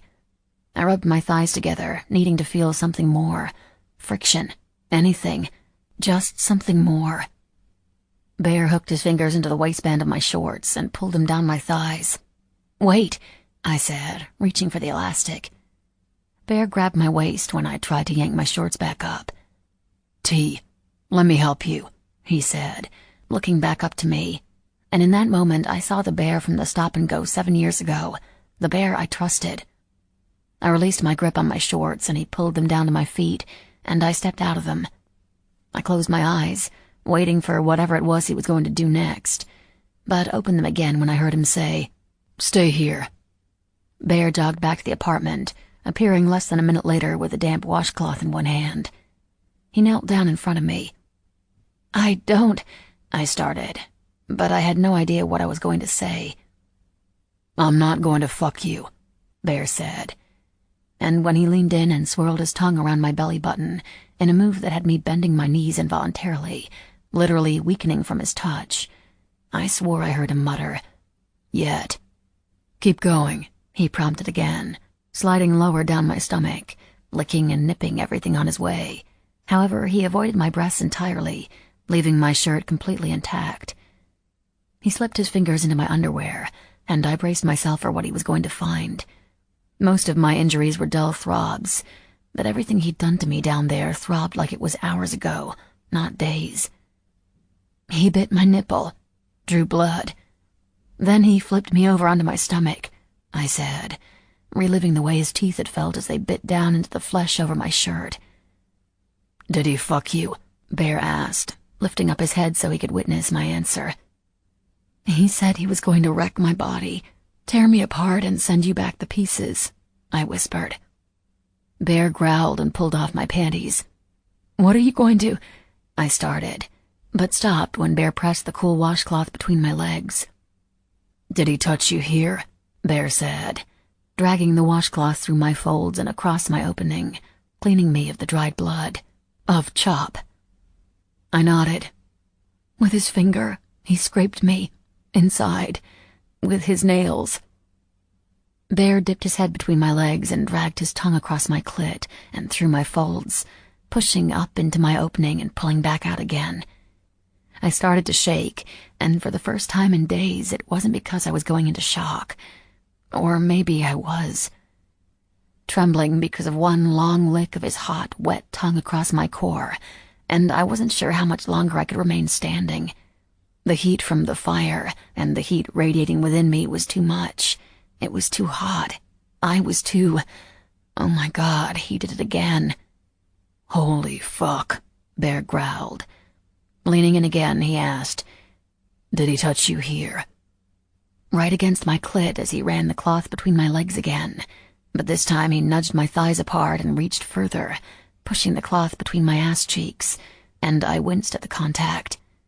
Bear's eyes shot up to mine. Just with his thumb, and then he tried to use his... He was going to, but he didn't get far. There was an explosion, and then I was in a car or something with a guy named Gus. But it hurt. It hurt so bad, I admitted. It was like he was using a power drill on the base of my spine. Bear lowered himself, his big hands braced on the inside of my thighs, spreading my legs wider to make room for him. I pushed against him, feeling suddenly ashamed and embarrassed, but he didn't let me. "T, let me see you. Spread your legs for me. Open up and let me see what he did to you. Let me take from you what he did and make it better." Reluctantly, I opened my knees, and Bear sucked in a gasp. "You're bruised up, but it's healing," Bear said, shocking me when again his tongue took the same trail the cloth had taken, first dipping into my folds. I thought he would stop when he got further, but he didn't. He trailed his tongue between my cheeks and lapped over the sensitive bundle of injured nerves, cleaning me in a way the cloth couldn't. "Bear, you don't have—" I said, trying to pull him up by the hair. He swatted my hand away and pressed a kiss over the tight and damaged bundle of nerves. Everything inside me clenched, and the sensation took me by such surprise that I clamped my thighs around Bear's head, releasing him when he chuckled into my core. I groaned and then clamped my hand over my mouth. "Did you tell me everything, T?" he asked against my clit before sucking it into his mouth. My hips jumped toward him, but he held me firmly in place. "Yes," I answered, breathlessly. Bear stood up suddenly, and I fell back into the chair in surprise. "Then we're done here," he said, wiping his mouth on the back of his hand, his voice raspy and scratchy. He doused the bonfire with water from a red beach bucket and shot me a look of complete disgust before heading across the grass, back toward the garage. He left me in the dark, alone, half naked, humming in the places his tongue had been, and wondering what the fuck had just happened. He hadn't healed me at all. He hadn't made me forget. No, if anything, he'd just broken me more. Chapter 15. Thia. Mosquitoes the size of small birds buzzed around my ears like small vultures circling the air above its intended prey. I don't know how long I sat out there, but by the time I figured out how to move and trudged back to the garage, Bear wasn't there. He didn't come back that night or the next morning. It was for the better anyway. The doorknob had been replaced at some point, but it wasn't locked anymore. I wasn't a prisoner. He wasn't keeping me there anymore. He was telling me to leave. He wanted me to leave. He didn't have to tell me twice. I hated Bear, and not just because he left me in the dark without a backwards glance, but because I didn't want to hate him. I didn't want to like him either, but like an idiot I let down my guard and invited myself to be his joke once more. What happened the night before was never happening again. My life might have been some cruel joke, but I wouldn't let myself be made into one at his expense. I took a shower, a real shower without the barrier of my shorts. The soap stung as the water rinsed it down my body and into my crevices, but it didn't last long, and after a minute I was able to wash and dry without feeling like I was suffocating. I wiped the steam off the mirror. My stomach flipped when I heard the door to the apartment open. He'd come back. I hated myself for hoping it was him. He didn't deserve my hope. "Thia?" a female voice called out, slowly opening the bedroom door. "Oh, there you are." Ray appeared with a bright smile. "I brought you some fresh clothes," she said, setting another shirt and pair of shorts on the bed. "Thank you," I said, moving toward the stack. "I really haven't had much of a chance to tell you how much I appreciate—" "Don't worry about it. Trust me. I know it's not easy to be the new kid around here," she said, her voice full of sincerity. "I had someone to help me back then, and now I'm just glad that I'm here to help you." She looked at the floor and then to the ceiling like she was suddenly trying to fight back tears. "Anyway," she said, shaking away whatever had crossed her mind, "I was just wondering if you wanted to come up to the house for a bit, have some lunch. I see that you haven't really eaten most of the food I've been bringing you, so maybe you just need a new setting for a while, a little reset." I stood there without answering because I didn't really know what to say. I needed to come up with a plan, not have a lunch date, but I also didn't want to disappoint her. "Maybe you can help me not strangle the kids." Searching my brain for reasons why that wouldn't be a good idea, her words suddenly registered with me. "Kids?" The girl didn't look old enough to have one kid, never mind kids with an S on the end. I'd seen her almost every single day in one way or another, for brief periods of time, but this was the first time I felt like the fog had cleared long enough to actually be able to think about her as more than the bringer of clothes and food. Ray's hair was so light blonde it was almost white. It was long, too, hanging straight over her shoulders, ending just under her breasts. Her one shoulder was covered with colorful, yet feminine tattoos that turned into a quarter sleeve. While Bear's tattoos gave him an even harder edge, they seemed to do the opposite for Ray. The light pinks and blues made her look soft, more feminine. She was definitely young, maybe my age or a little older, but had an odd air of maturity about her that made me think that she could be 19 or she could be 30. "Get dressed. You're coming. They love terrorizing newbies," she said, patting the pile of clothes. I held onto my towel, wrapping it even tighter under my arms. "I'm not really a kid person," I lied. I'd always loved kids, and I was practically a mom to Jessie, but she didn't need to know that. Ray winked like she could see right through me, and I knew there was no way she was letting me out of lunch. "Good, because neither am I," she said, throwing me a shirt off the pile. "But within the last year, I've acquired 3 of them. So hurry, before the 2 oldest ones knock the house off its pillars." Ray was in the living room when I emerged from the bedroom. She looked me up and down and tossed a pair of brown flip-flops onto the ground in front of me, and I shimmied my feet into them. They fit perfectly, and so did the shorts. Although the black tank top she'd given me was a little tight over my boobs, but it was clean and comfortable, and I was grateful to have clean clothes. "How do you get your hair that color?" Ray asked as I followed her out of the garage and into the wet heat. She crossed the lawn the same way Bear had the night before, when he'd taken me to the fire pit. My traitorous skin tingled, the hair standing on end when I remembered how he first pressed his lips to mine, when he washed me gently, when he used his tongue. "You in there?" Ray said, nudging my shoulder. "Yeah, sorry, just zoned out," I admitted. "I don't do anything to get my hair this color. When I was born, my dad said it was fire engine red, but as I grew up, the blonde started to take over. From the age of 5 to 12, it was practically pink. I'm just glad it's faded a little bit. Kids at school didn't think it was so awesome," I answered. "Yeah, kids can be assholes," Ray said. "I'm so glad those clothes fit you. At least someone can get use out of them right now. I tried squeezing my ass into those shorts this morning, but it was a no-go situation. They were so tight I think I damaged my lady parts trying to button them," she said with a sigh. Ray was seriously beautiful, and in the light of the sun, her bright blue eyes looked like huge glaciers.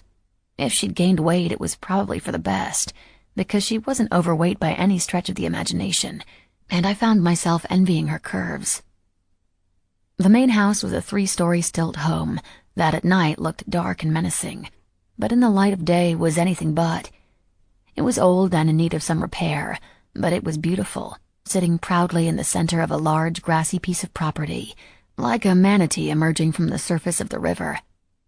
The smell of paint grew stronger as we passed the fire pit that I avoided looking at entirely. "We're having the house painted. What do you think? I'm having trouble choosing a color." She pointed to where a ladder was leaning up against the side of the house. A pretty dove-gray color had been painted into a large square against the faded siding, with several other smaller squares around it, all in varying shades of grays. Some more blue, some with a lavender tint. "I did that this morning, but I keep going back and forth. I think these kids are rotting my brain." The second she opened the back door, the screams and squeals of kids assaulted us. It sounded like home, when I still had one. Mama, tell Sammy to stop," squealed a cute little girl with blonde pigtails, who jumped into Ray's arms, nearly knocking her back onto the wall. "Sammy, stop chasing your sister," Ray warned a little curly-haired boy who ran circles around her feet all the way to the kitchen. Big windows lined the far wall next to the front door. The kitchen, living room, and dining area existing all in one big light and open space. Come in. It's a work in progress in here, too, but we just finished putting in new wood floors. Sammy dropping his paints at the end of the old carpet, but it was for the best.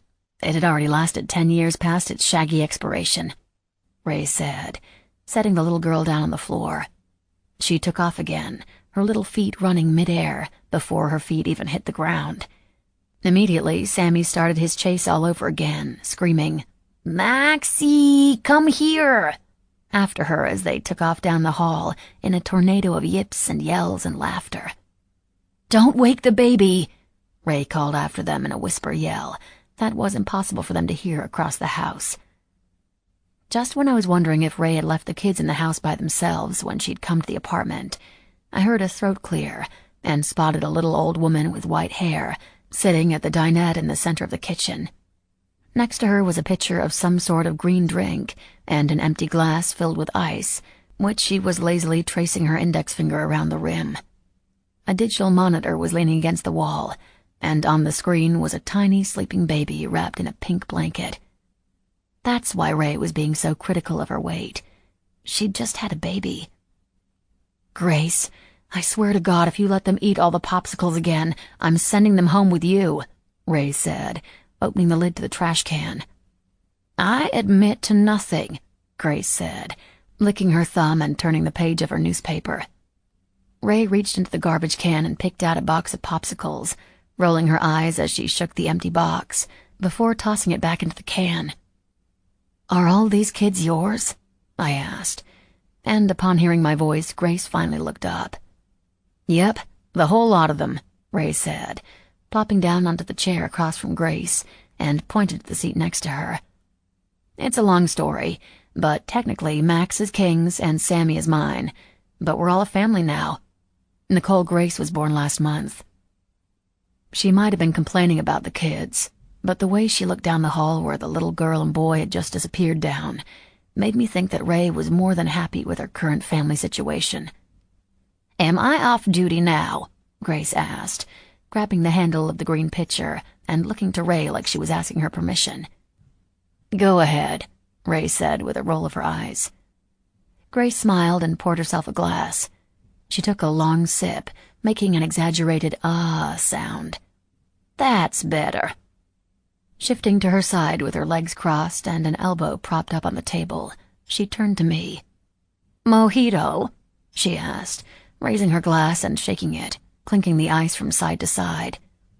"No, thank you, ma'am," I said. "Oh, hush now. You can call me Grace, and it's fine with me that you don't want one because more for me," she said, downing half of her drink. "So, you're the girl—" "Her name is Thia," Ray interrupted. "Thia, this is Grace." "Thia is such a beautiful name.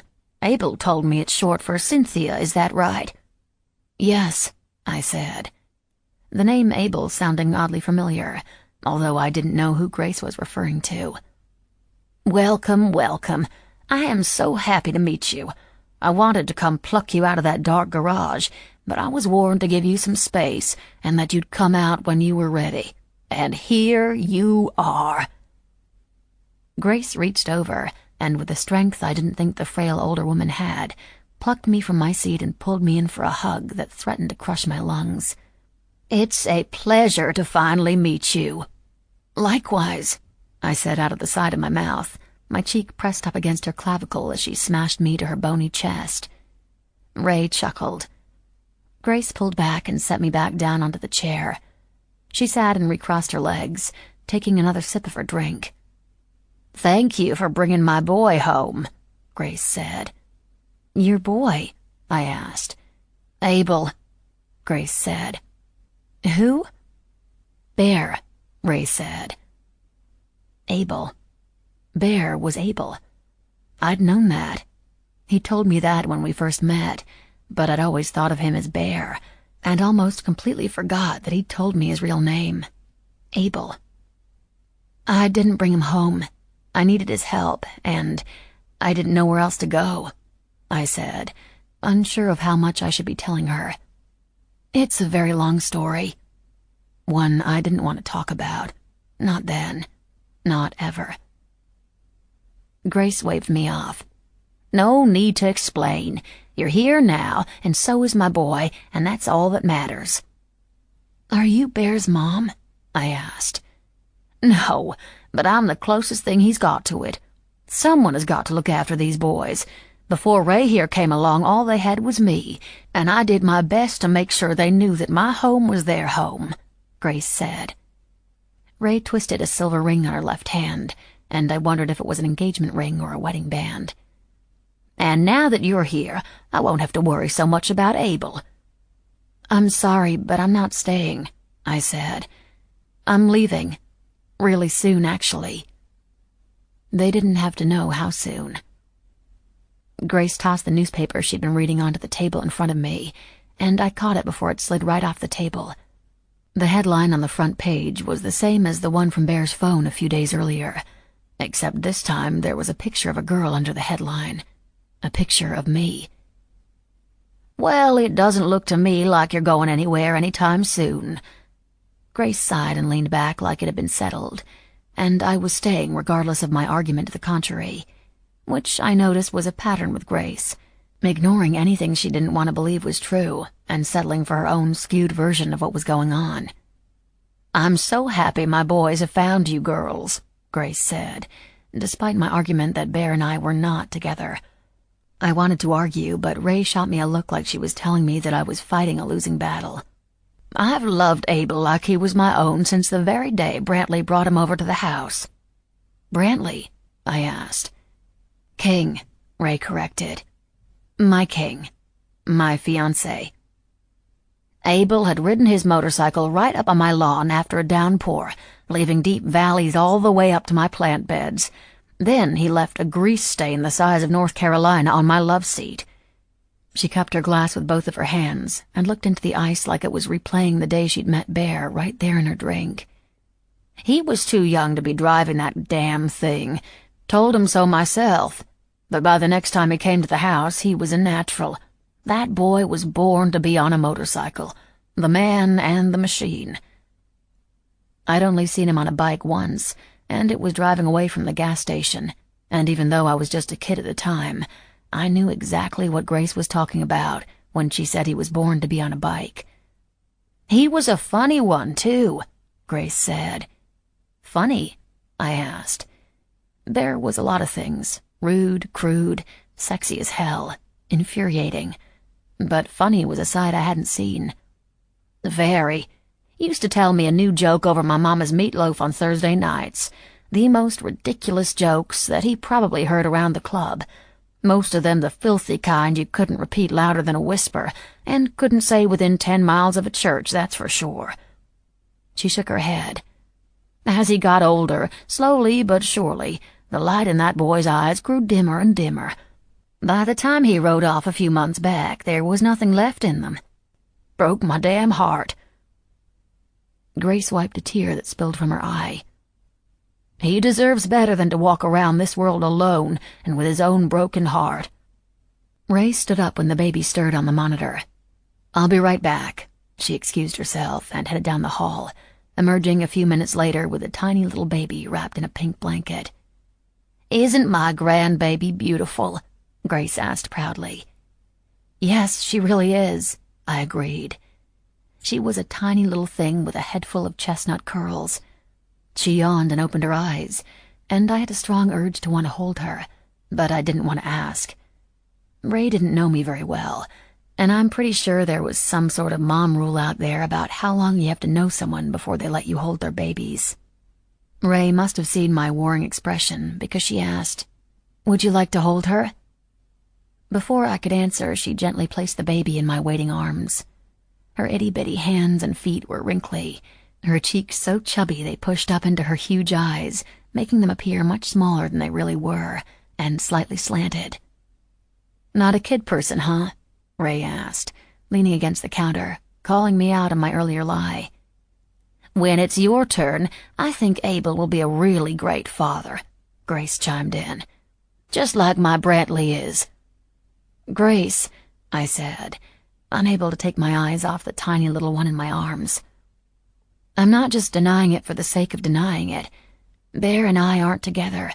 I'm a problem for him, not any sort of solution." Grace used to tell me the same thing, and I used to deny it too. But it turns out I was wrong, Ray said, leaning forward on her elbows. Grace brushed her finger across the baby's cheek. The contrast of old and wrinkled hands against plump and innocent skin was a beautiful sight that made my heart sing a little. Just a little zap like a mini heart-reviving machine. "What's her name?" I asked. "Nicole Grace, but we're going to call her Nikki," Ray said, looking proudly over the baby in my arms. Grace beamed at the mention of her name as part of the baby's name. "I saw Abel this morning for the first time since he's been back." Grace locked eyes with me. "He still looks angry as hell, but I can tell you that something is shifting, and I just know the light will be coming back soon. Mark my words, my Abel will be back for good. So I'm gonna say right now that you're wrong too. You just haven't realized it yet." She smiled at the baby and then up at me, the wrinkles around her eyes changing shape as her lips curled upward in a knowing smile. "I'm not a well woman, Thea. I'm feeling good now, but my time on this earth is limited." "I'm so sorry," I started, but Grace cut me off. "Oh, hush now. Don't be sorry. Just don't hurt my boy, and I won't have to spend my remaining time alive hunting you down and making you pay." She leaned back in her chair, and I glanced up to Ray to see if maybe I'd misunderstood the meaning behind Grace's words. But Ray just stood there hiding a tight-lipped smile.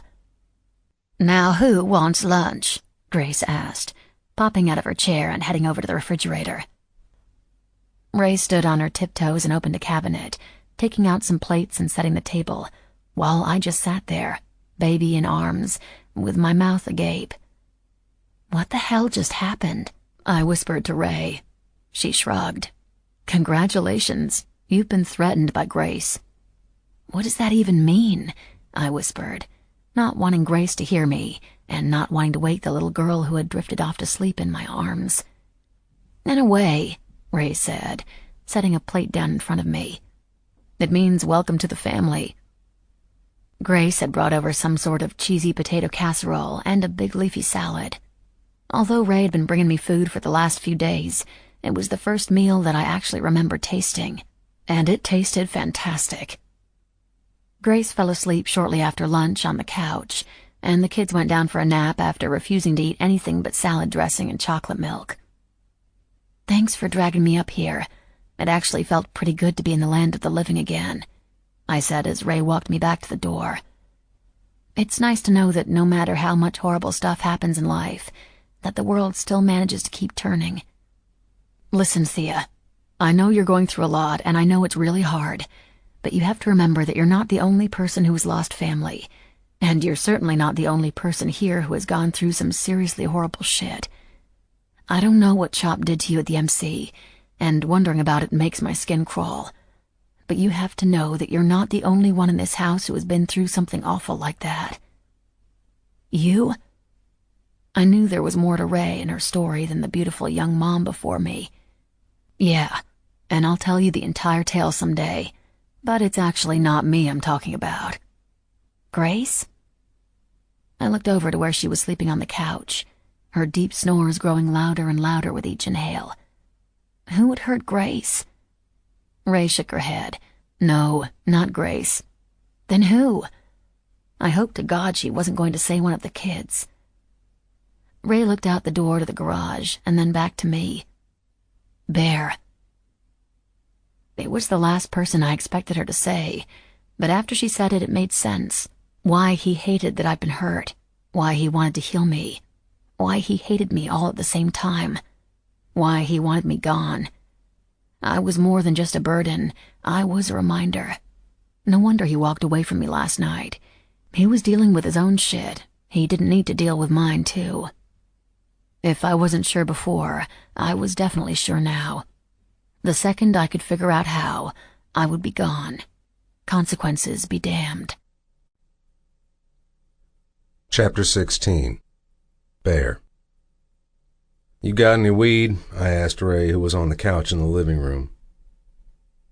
"I don't know, Bear. Do you know how to knock?" Ray asked, shooting daggers at me with her eyes. "Never knocked before." "I wasn't breastfeeding before," Ray said, and that's when I noticed the little bundle of pink pressed up against Ray's bare tit. I'd never seen anyone breastfeed a baby before, not in person at least. I always thought it would be something gross, but I was wrong. Baby attached to it or not, a bare tit is still a bare tit, and although I knew my feelings for Ray had never been anything real, she was still fucking beautiful. And her tit was still out. "You got any weed?" I asked again, trying not to look at her tit, but in the process managing to only look at her tit. She grabbed a small blanket from over the couch and slung it over her shoulder. "You can look now." "Don't think I ever stopped," I admitted. "But do you? It's kind of important." It was actually very important. I'd fucked up. I kissed Thia, I pressed my tongue into her pussy, and in all my life I can honestly say that I'd never tasted anything so fucking amazing. But then I got up and left her sitting there, probably wondering what the fuck she'd done wrong when she'd done nothing wrong. It was the opposite. She'd done everything right. Too fucking right. She was so responsive, and I knew that if I spent any more time with my mouth on her or touching her in any way, that she would have come. It was the mere thought of her coming around my tongue that set me off and made me start to lose control. Shit, it was probably that first fucking kiss, her innocent tongue finding its way to mine. My cock was so hard it fucking hurt, and I was seconds away from taking her right there at the edge of the fire pit. If it wasn't for a crackling of the fire, a reminder of what I'd been through in that very same spot bringing me back to reality, there was no doubt that I would have done just that. The weed was my peace offering to her, my way to show her that I really did want to make her forget in a way that didn't involve me plowing through the barrier of her virgin pussy with my cock. I also had something else to tell her. Something that kept me on track with my original plan to get back on the fucking road. "You think I can smoke weed while breastfeeding?" Ray asked, calling me back to the present.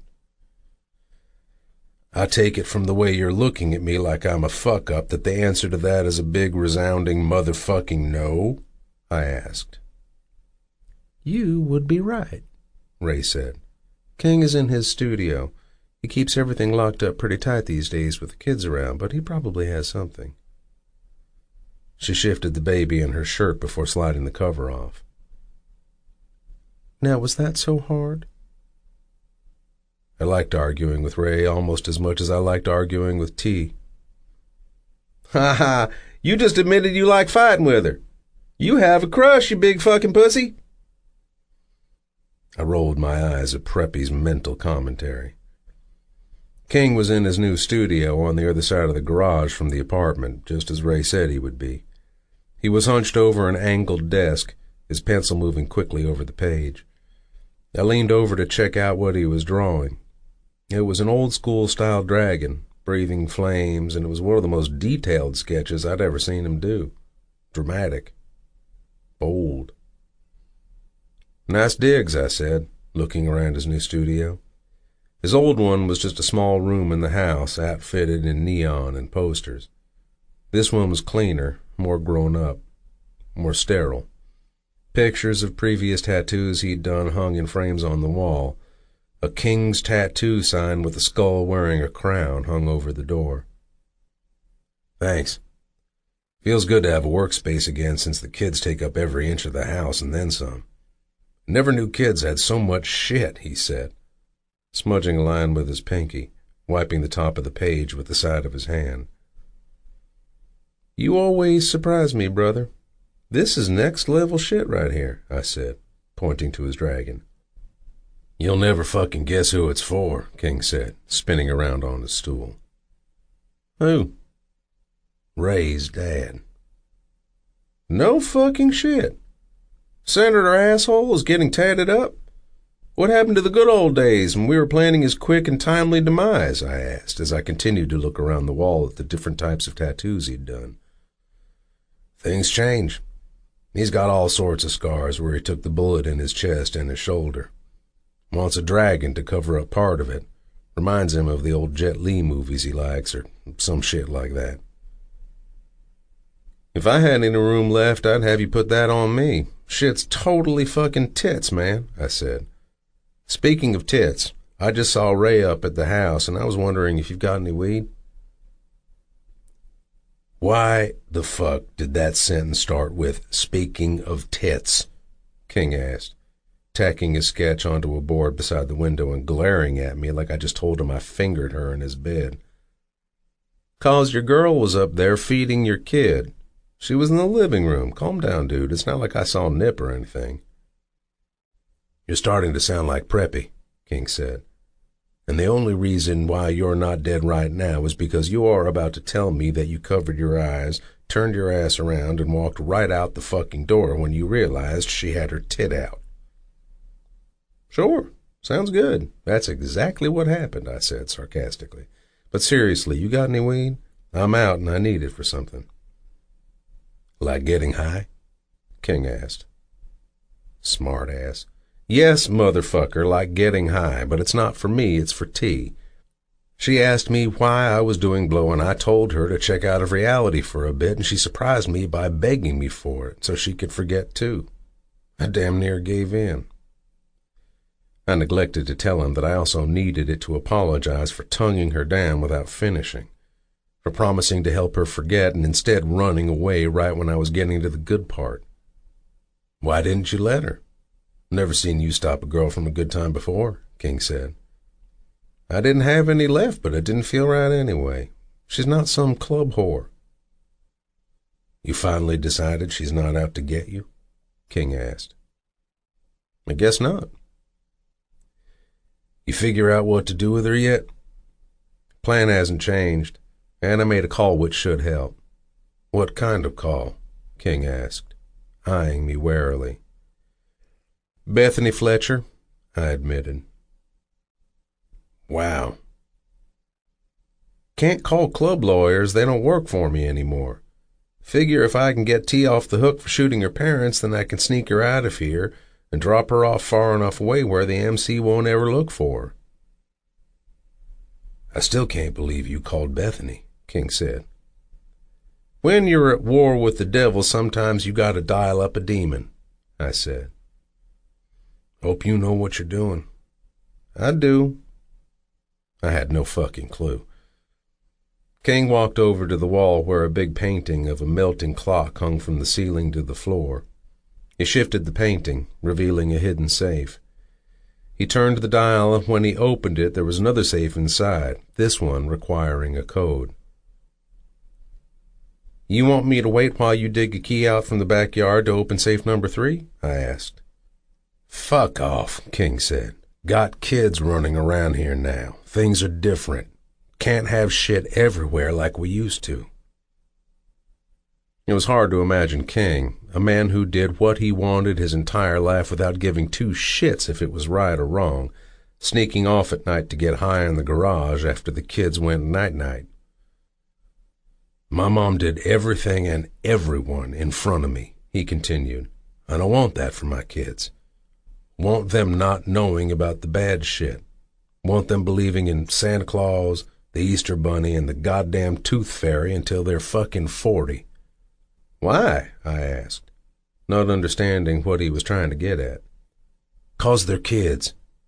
Want them to just be kids. Play with toy guns and not have to worry about using the real deal before they're old enough to drive. I want their biggest worry to be about whether we're having pizza or hot dogs for dinner. You and me, we didn't get the chance to be kids. It was stolen from us by our shit parents, and instead of a childhood, we were given a big plate of harsh fucking reality. Not gonna do that to them. I won't.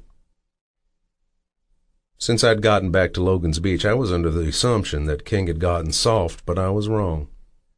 Wanting to protect his kids didn't make him soft. It made him even more fucking crazy, just in a different way. Because he had a different purpose. You'll get it one day.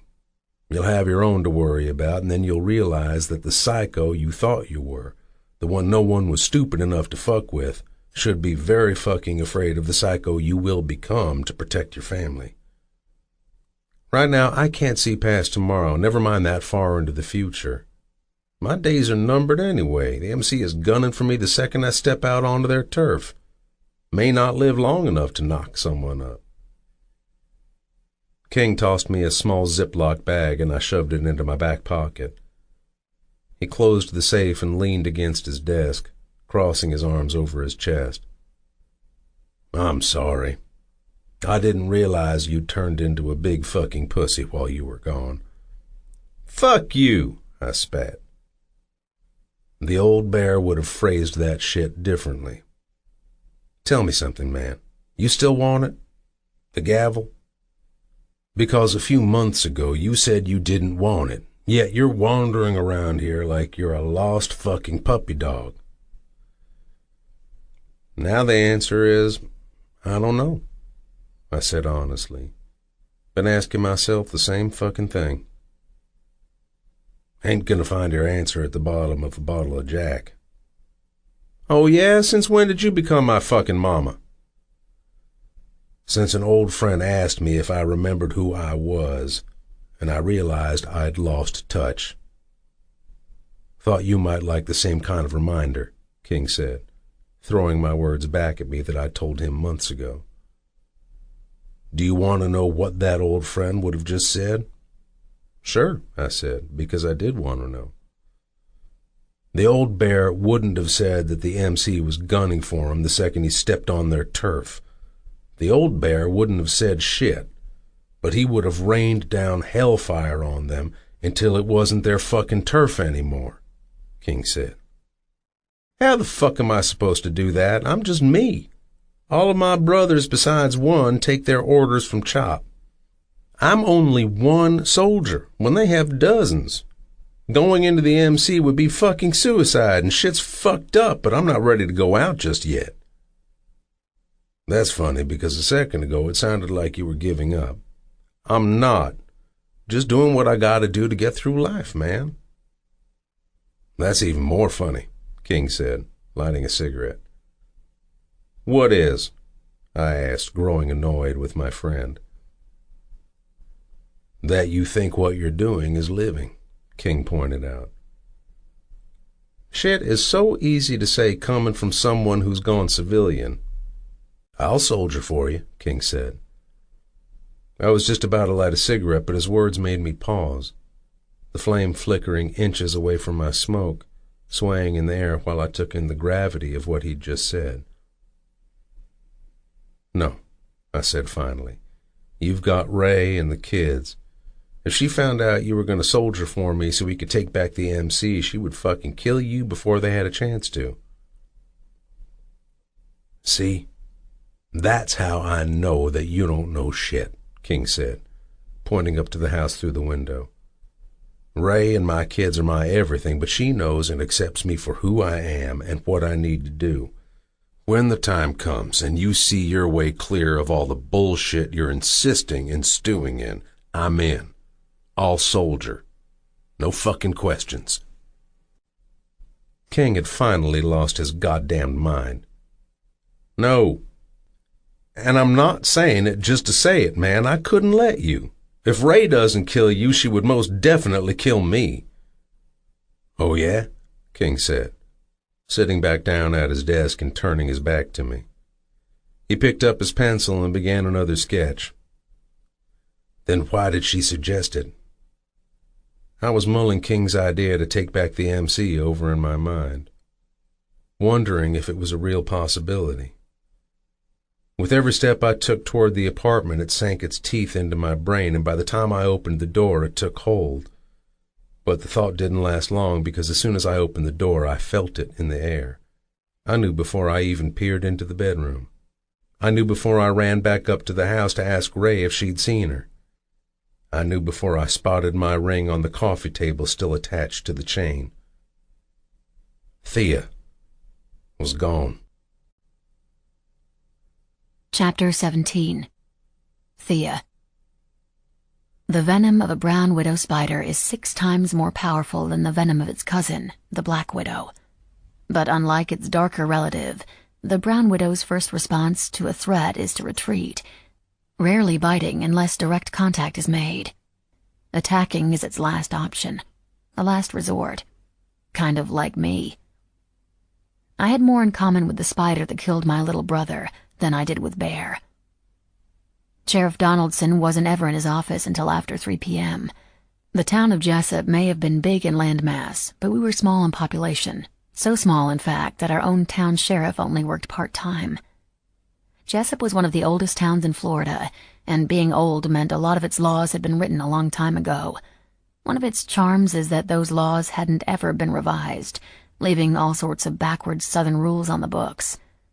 Under Jessup law, men were not permitted to wear women's clothing, but it didn't stop there. More specifically, the punishment for those men caught wearing satin strapless gowns would be much more severe than those caught wearing knee-length skirts. Showering naked was also a big no-no, Oral sex, even between married couples, was strictly forbidden as well. It was illegal to sing in a public place while wearing a swimsuit. The rule makers may not have liked singing at all, because it was also illegal to sing to a goat, even on the goat's birthday. It was illegal for a single woman to parachute on Sundays. I pedaled back into my backwards hometown on a bicycle I'd found in the garage, an old blue beach cruiser with a tattered orange flag attached to the back of the seat. I'd rode all the way back to Jessup without stopping. My need to put distance between me and Bear, and my desire to face what I had coming to me head-on, propelled me forward. Faster and faster, I'd pedaled until I'd finally slowed, when I turned down the road with the Welcome to Jessup sign, population 64. I'd meant to go straight to the sheriff's office, but it was only 2 o'clock. I hadn't meant to go to the house, but before I'd realized it, I was still on the bike with my feet on the ground, staring at the yellow crime scene tape that had dispatched on one side and was now floating in the wind. I walked slowly up the path, taking the bike with me.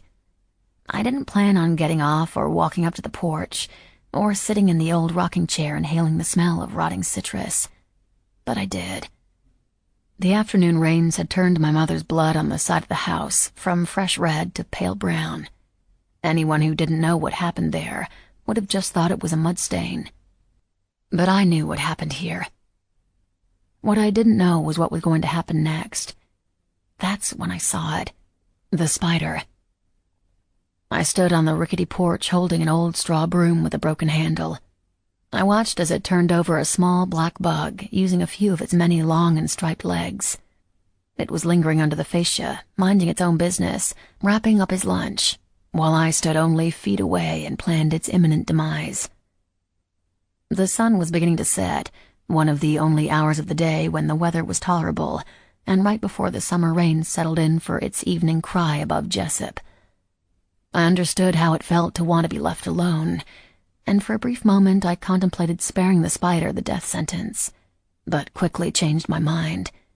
One just like it killed Jessie. It had to die. It seems I was good at killing things. I set up our old rusty ladder and climbed up to the top, positioning the end of the broom handle over the innocent spider who had no idea what was coming. "Sorry, little guy," I whispered, right before I crushed him into the corner. Over and over again I hit and hit and hit him, crushing him into oblivion. I killed that spider over and over again, and kept killing it until my hands were bleeding from the splintered broom handle, and tears ran down my face, long after what was left of the spider fell from the end of the broom and into the grass. "Miss Andrews?" a man asked.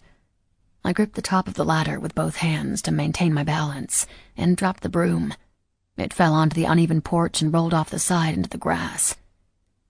A very tall man stood on the dirt drive, holding a manila folder and a handkerchief that he kept using to wipe the sweat off his red face. He was wearing a wrinkled gray suit and a sideways smile. "I'm sorry, miss. I didn't mean to startle you," he said in a proper Southern accent. If his clothes weren't a dead giveaway for not being a local, his accent would have done the trick. "I'm looking for a Miss Andrews," the man said again, holding up the file to shield his eyes from the sun as he watched me climb down from the ladder. "Who wants to know?" I asked, turning around to wipe my eyes, picking up the broken broom handle from the grass and tossing it back onto the porch. "My name is Ben Coleman, and I'm here on behalf of the Sun—" I didn't need to hear him finish his sentence to know why he was there. The Sunlandia Corporation were vultures and assisted in my mother's downhill descent into crazy before falling off the side and taking my dad with her. Ben Coleman didn't seem to notice the crime scene tape floating in the wind. He stood on the driveway on a Tuesday night, wearing a wrinkled gray suit and dripping so much sweat it looked as if he'd been caught in the rainstorm that I could see in the distance, but hadn't come yet. Ben approached and extended his hand to me.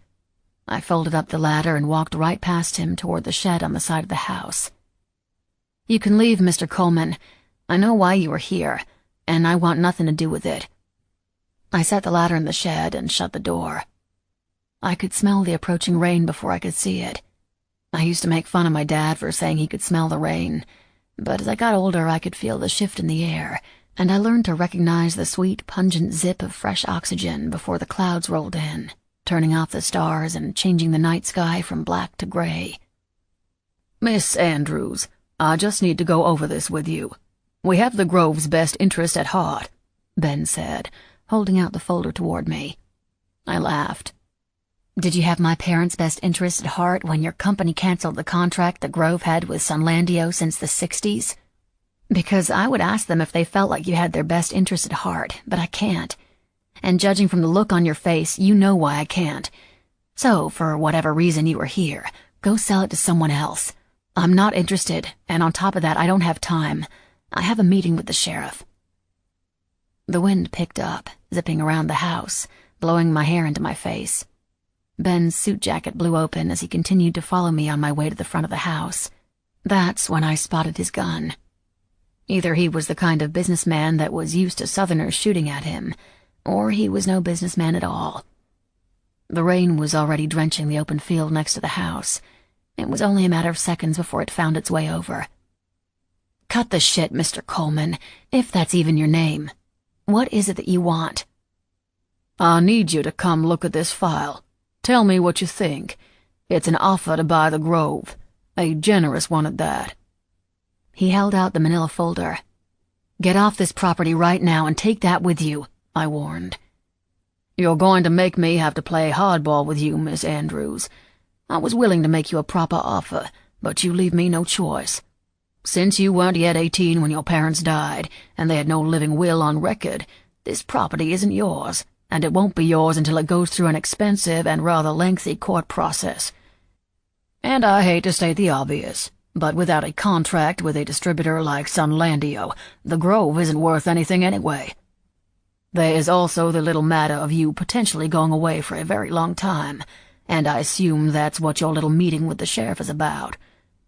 But we at Sunlandio would rather we take care of this now, and we rather put the money up front than wait for the judge to deed us the property." That's when the gravity of the situation hit me. What evil lurked in suits and ties and concealed their misdeeds in folders and briefcases. That's why you did it. That's why you canceled my parents' contracts, isn't it? To devalue the land, then screw them over with some bullshit offer. "Miss Andrews, I don't make those decisions, but I will admit that the law is on our side here. We're just trying to streamline the process by having you sign off." "I'm not even 18 yet. I can't sign anything," I said. "Your birthday wasn't 2 days ago on July the 12th? Mr. Coleman asked, flipping open his file and reading off the date before closing it again. I missed my own birthday. The wall of rain came, soaking everything in its path, including the man in the suit who stood his ground, smiling as his hair flattened to the top of his head. "I am going to court tomorrow to file the offer with the probate judge and demand that the Grove be properly appraised. You can either sign off on this now or ready yourself for a battle that you're not going to win, a battle you can't afford." The law is on our side. The law is on our side. I saw red. So much red that I wished that a lightning bolt would come out of the sky and strike this suit-wearing creep right off the driveway. Ben set the folder on the porch and flashed me that smug smile again, and a salute of all things, before heading back down the driveway. "Mr. Coleman?" I asked sweetly. He turned back around. "Yes, Miss Andrews?" he asked, shouting above the sound of the pouring rain. "Did you just say that the law is on your side?" I asked, tilting my head to the side. "Yes, that's right." "Well then." I dialed in the code on the lock on the heavy porch box, and the hinges sprung open. I removed what I needed off the hooks connected to the underside of the lid. Unlike the older one I'd risked my life with when my mother and I played Russian roulette, this one worked on the first pull every single time. "Did you know that here in Jessup, anyone can shoot someone on their property for no reason at all?" "You wouldn't," he said, not with fear in his voice, with challenge. He held his hand over his jacket, but he knew he didn't have time to go for his gun. One step is all it took. He took one step forward, calling my bluff. I pulled the trigger. "Welcome to Jessup, Mr. Coleman." Chapter 18. Bear. An echoing crack pierced through the night so loud I heard it above the roar of my bike, rippling the air around me like I was stuck in a wave. Something small but fast zipped by my ear like a scream, so close I felt the heat trail on the side of my neck. A bullet. Crack, echo, crack, echo. There were 2 bikes on my tail. 2 bikes I recognized. 2 bikes I helped build. Bastards. I knew there was a possibility that the second I left Logan's Beach on my bike, these fuckers could be trailing me. The problem was that I was too wrapped up in finding Thia before they did, that I hopped on and sped off without even telling King where I was heading. Fuck, maybe they already did. My chest stung like I'd already been hit with a bullet. The beach bastards might have been lawless, but they weren't soulless. One of the codes we lived by was, always look a man in the eye when you are about to take his life. The club must have gone even more to shit than I'd originally imagined, because the 2 pussies behind me, firing at my back, had chosen to ignore that particular code. Crack! I felt the heat against the skin of my neck as the bullet whizzed by. I passed the Welcome to Jessup sign and tried to shake the fuckers following me by taking a sharp right. No such luck.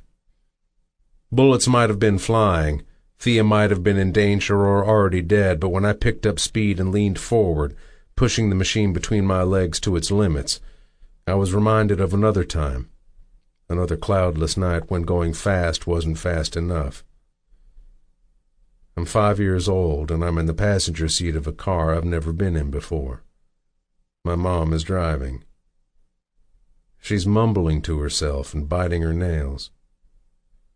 When she picked me up from school, I'd gotten into her red convertible, but she passed the street we always turn on, the one that takes us to the clubhouse.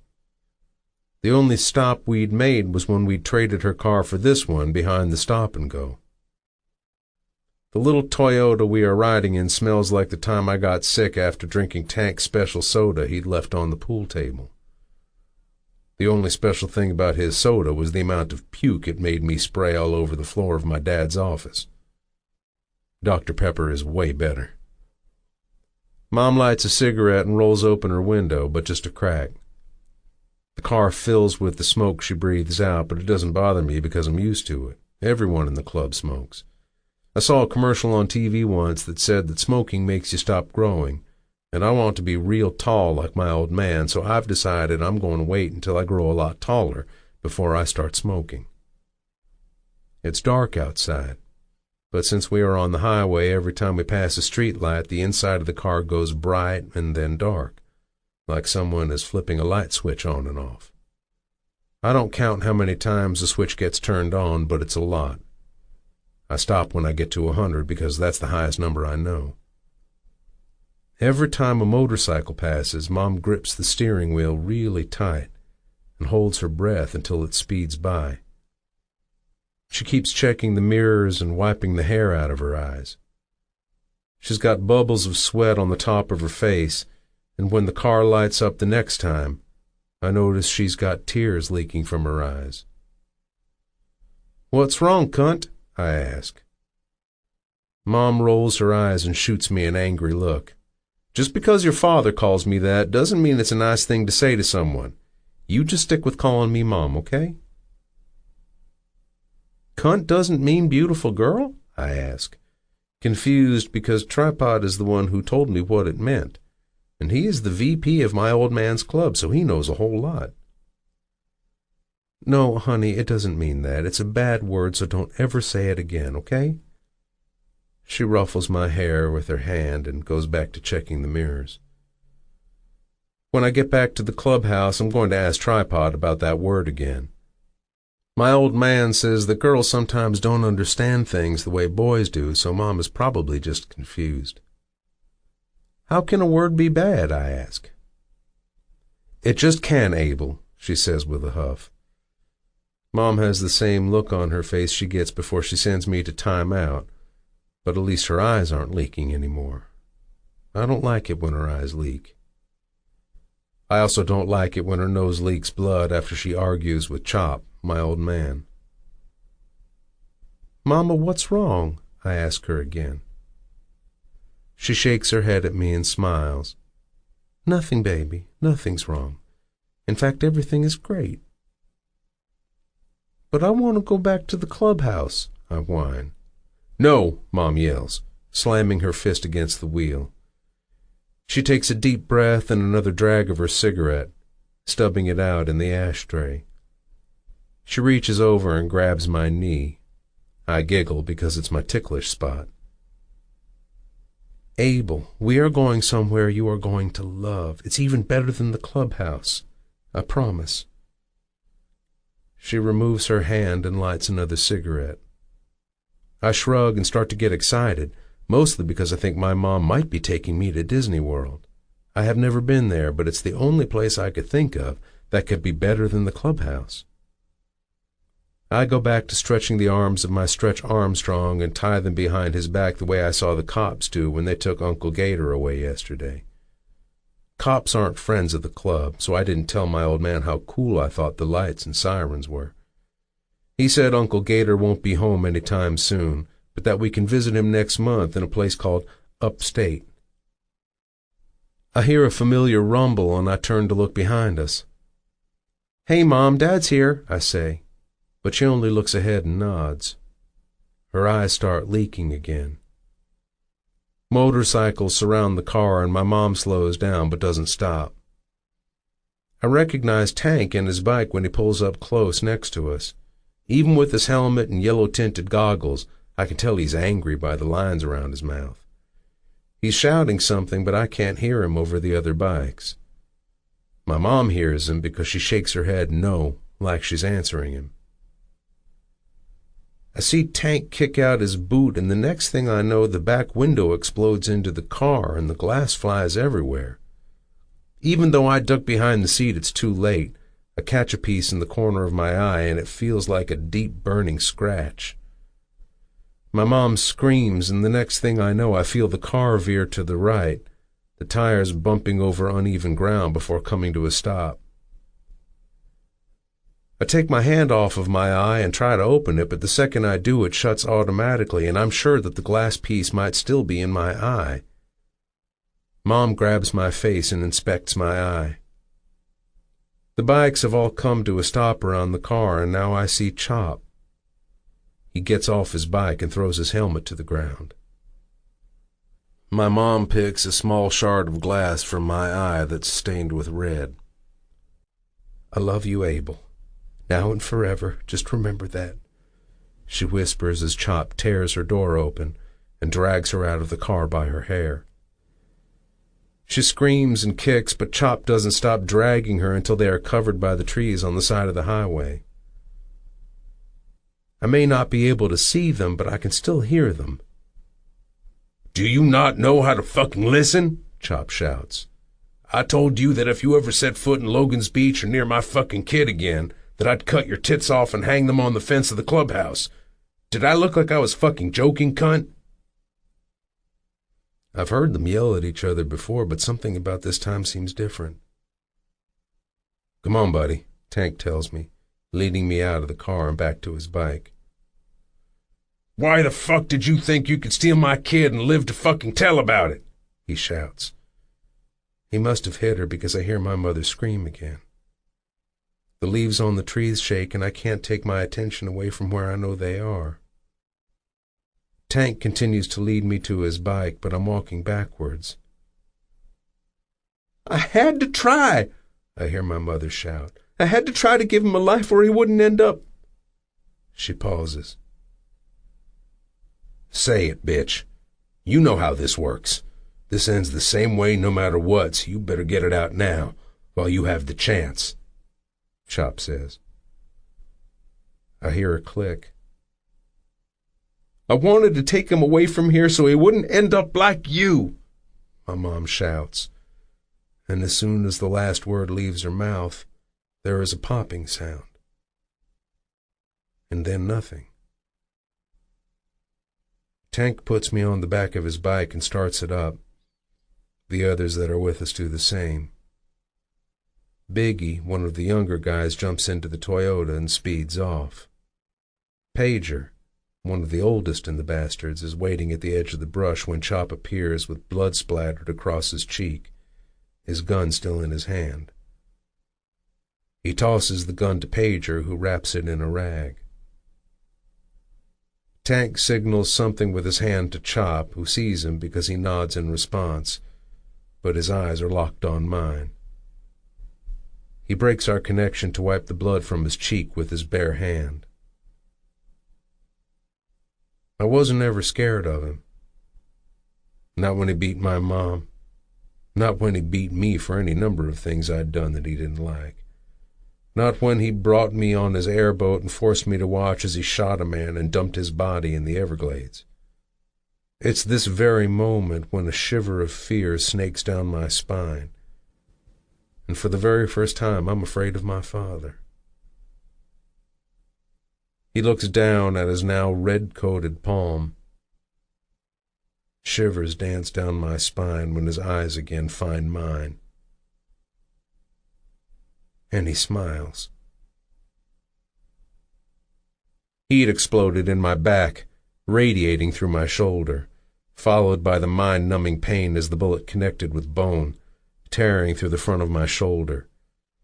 I'd been shot before, but it's not a feeling you can get used to.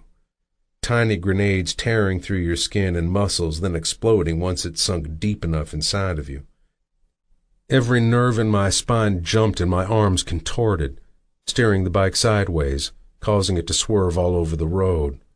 "Fuck!" I screamed through my teeth while white-knuckling the handlebars, riding my bike just seconds before my front tire was about to dip into the ditch lining the side of the road. Grass and dirt fanned out from under my tires. Mud rained down on top of me as my tires again took purchase of the road. With bullets still whizzing around my head, it took everything I had to keep the bike straight and keep up my speed. Just a few small ticks in the speedometer in the downward direction, and I was a dead man. I may not have been wearing a cut, but I wasn't some bitch. I was running toward Thia, not running for my life. I slammed on the brakes, spinning my bike around to face the bitches who were coming at me full speed. Tank and Cash, two brothers I'd personally recruited as prospects. Ungrateful motherfuckers. Two brothers who were also about to learn the hard way that just because I wasn't wearing my cut didn't mean that I was weak, or that I forgot how to pull a motherfucking trigger. My bike continued to spin as I lifted my hands off the handlebars and pulled both guns from my shoulder holsters. Pain ripped through my back at my sudden movement, but my aim was steady. I enjoyed the look of shock on those motherfuckers' faces as they barreled toward me and I began firing. Cash went down first, his bike turning on its side as I put two in his chest. Tank followed, flipping over his handlebars after I put one through his right cheek. My bike spun out of control, but it looked like it was the world around me spinning instead of me. Orange groves circled me, and so did the smell of something rotting. I careened off the side of the road, smashing into the ditch I'd managed to avoid only minutes earlier. I sailed over my bike, flying through the air, smiling. I might have been going out, but at least I was going out knowing that I took those two motherfuckers with me. My last thought before I hit the ground was of a girl with pink hair. Chapter 19. Thia. Mr. Coleman had wobbled away on his own accord, and I ran into the orange grove before he could remember he had a gun of his own. I was disgusted with what I'd done, and even more disgusted with the fact that I didn't regret it. When my legs burned and I couldn't run anymore, I dropped down to my knees. "I'm so sorry, Dad. I'm so sorry I couldn't save all this for you, for us. But most of all, I'm so sorry I couldn't save you," I said into the trees. The leaves around me rustled with the wind. Every so often I heard the thud of a falling orange. I briefly contemplated burning it all to the ground, going as far as picking a leaf off a nearby tree to test how dry it was, and how fast it would burn, when the ground beneath me rattled, Little bits of foliage and loose chunks of dirt jumped around my knees. I'd lived in Florida my entire life, and we'd never had an earthquake before. Was an earthquake even possible? A rumbling sound started in the distance, and I stood up in a panic, preparing myself for the earth to shift. The rumble grew louder and louder, and my heart beat faster and faster, every muscle in my body tensed as the seconds ticked by, slowly filling the silence. It was a sound you felt before you heard, a rumble that grew louder and vibrated in your bones, an earthquake on 2 wheels. A motorcycle, and from the sound of it, maybe more than one. Bear. He'd come for me. Don't be stupid, Thia. Millions of people ride motorcycles besides him. It's not him. But it could be the MC. And then, boom. An explosion so loud my hair blew into the wind like a bomb had gone off. A burst of bright orange light flew into the night, followed by the contrast of billowing gray smoke against the cloudless black sky. I was running toward the explosion before I could talk myself out of it, reaching the road in less than a minute. The mangled wreckage of metal was strewn about both sides of the road. I wasn't sure if it was one bike or two until I saw 2 bodies strewn across the road, lying at lifeless, unnatural angles. I ran to the first body, and my heart started to race out of control. The man's arms covered in so much blood I couldn't make out any of his features or tattoos. In a panic, I knelt down and used all my strength to try and turn the man over, but he didn't budge. Then I pictured the face of the man I didn't want it to be, and I needed to know if it was him. I tried again, using all the strength I didn't know I had. I wasn't successful at turning him completely over, but had managed to get him on his side. The second I saw the rounded face and short brown hair, I breathed a sigh of relief. When I came upon the wreckage, I was positive it was a crash, an accident. I was sure that there were 2 dead bodies lying in the road who'd died on impact. I was wrong. I ran to the next man, who was lying face up, with his head turned to the side. His eyes and mouth were wide open, a bullet hole in his cheek. I gasped, standing up. I backed up into the grove from where I came. Like for some reason I had to keep my eyes on the wreckage and the bodies, or they would pop back up and come after me. That's when I realized that my panic that one of the bodies would be Bear was for no reason. Both the dead men were wearing beach bastard cuts. They'd come for me. Bear hadn't. I knew he wouldn't, but I still couldn't help but feel disappointed and afraid all at the same time. There could be more of them on their way. Slowly I backed up until the trees had almost swallowed me entirely. Crickets chirped all around me.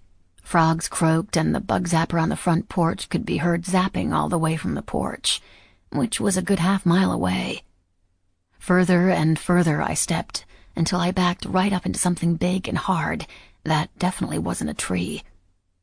Chills shot up my spine as a hand came around my waist, and another covered my mouth, muffling my scream. T, stop, it's me. Bear growled in my ear as I struggled against him. I stilled. He had come for me. Bear loosened his grip, and I spun around in his arms. The moon was big and bright, acting like a spotlight right above our heads.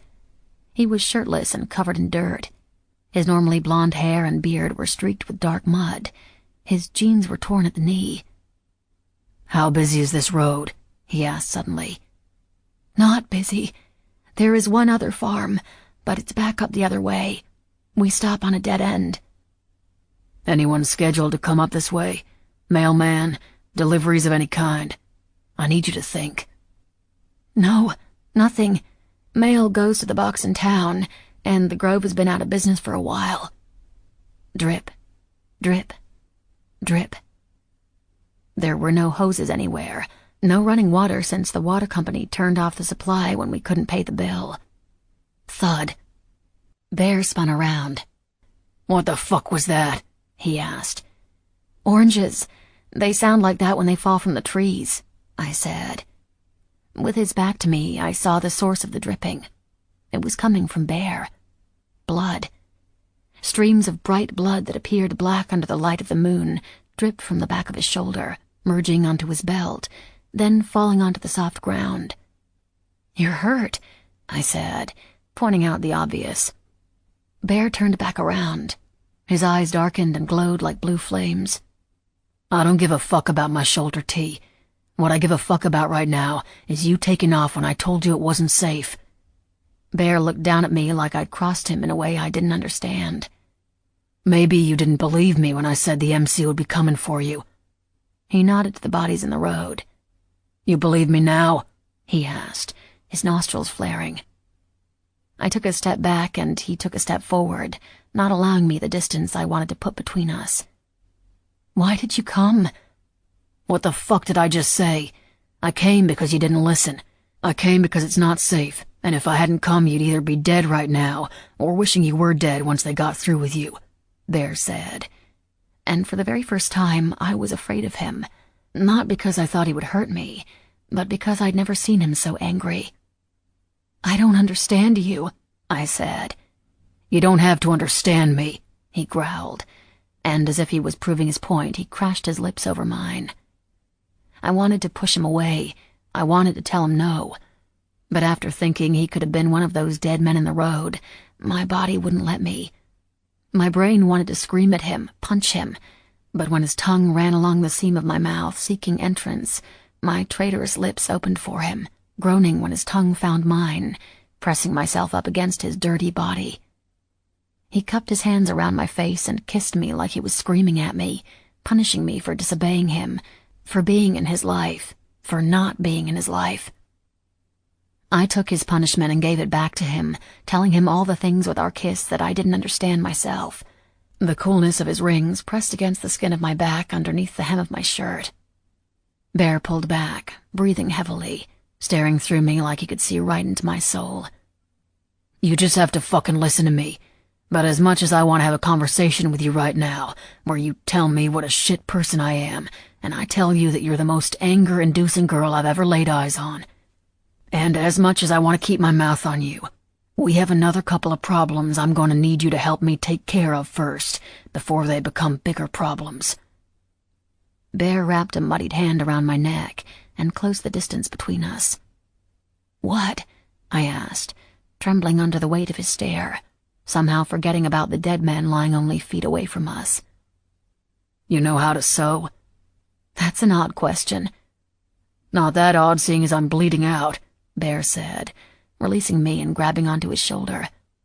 It's clean through, just needs some putting back together. Shit. Here, I said. Ripping off my shirt, I stood up on my toes to press it to the back of his shoulder blade. Fuck, Bear groaned. I let up on the pressure, thinking I'd hurt him. Maybe you should let me bleed out. Might be worth it, he said, licking his lips. I followed his gaze to my naked breasts. My nipples hardened under his stare. Fuck, T. You may not have pulled the fucking trigger, but I got a feeling you're going to kill me yet. His hand settled on my ass, while I tried to stop the bleeding, his fingers kneading into my flesh as I concentrated my efforts on his wound. What's the other thing we have to do? I asked, feeling the blush burning my cheeks and neck, grateful for the cover of night to hide my embarrassment over being so obviously turned on. Clean up. Chapter 20. Thia. I can't go in there, I said, stopping just short of the front porch steps, my arms crossed over my bare chest. Needle and thread, Bear said, wincing, still holding my bloodied shirt over his shoulder. Where would I find it? He asked, and I was relieved he wasn't going to force me inside. Sewing room off the kitchen, right on the left. Mama kept that stuff in a tackle box in the drawer next to her singer. Bear disappeared into the house, emerging a few minutes later with my mom's entire tackle box. No lights, Bear said, tucking his lighter, which he'd been using to guide his way through the dark house, into the pocket of his jeans. Of course there were no lights. The bill was past due before my parents' death, and the dead don't pay the electric bill. Most of the time in our house, neither did the living. He tossed me a blue tank top that he'd gotten from my room, and I hurried to cover myself with it. Thank you, I said. Bear's response was a small grunt. I opened the toolbox on the porch and picked out a flashlight. I clicked the button, and thankfully it came to life. You been here all day and you haven't gone in yet? Bear asked, sitting on the top step with his back to me. I shined the light down as Bear picked out what he needed from the tackle box. "I didn't plan on coming here at all." "Then why come back here?" he asked, pouring vodka from a bottle that I didn't notice he'd come out with onto the thread. He handed the bottle to me. "Pour this on the back of my shoulder." I grabbed the bottle, and using the flashlight, I was finally able to get a good look at Bear's wound. He was right, it was clean through, but it was much deeper than I'd thought. "Shit," I said, dropping the flashlight. "Just pour it on, T, and tell me why you're here if that wasn't your plan." I shined the light on his wound, and for some reason found myself closing my eyes as I tipped the bottle over and poured the alcohol directly into his wound. Every muscle in Bear's body tensed. "T, speak, now," Bear said through gritted teeth. He grabbed the bottle from my hand and poured the rest over the hole in the front of his shoulder. Bracing his hand on the ledge of the front step, he tore off a chunk of the old rotted wood. When he was done, he tossed the wood into the yard and set down the bottle, handing me the needle and thread. "Sheriff Donaldson isn't in until the afternoon. I was going to go see him, but then I ended up here and I got distracted." Distracted was a good term for Ben Coleman and his audacity to even step foot into the grove. "You were going to confess?" Bear asked, the anger seeping back into his voice.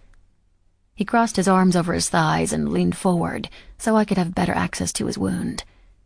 I set the flashlight on the banister, and using the only stitch I remembered that my mama had taught me, I pulled Bear's skin as close together as possible and tried to pretend it wasn't his flesh and muscle I was putting back together, but a thick quilt or tough leather. "Yeah, I thought it would be best to lay it all out, take whatever I had coming to me. My friend Buck is the deputy. Figured maybe they'd cut me some slack. It's not like if I go to prison anyone would miss me.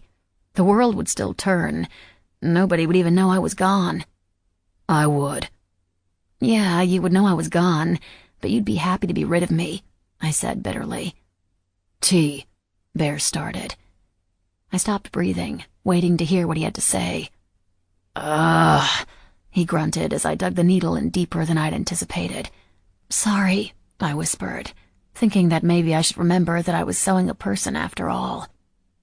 "I got a lawyer for you," Bear said, surprising me. "Last one I wanted to call, but she'll do right by you." "You did what?"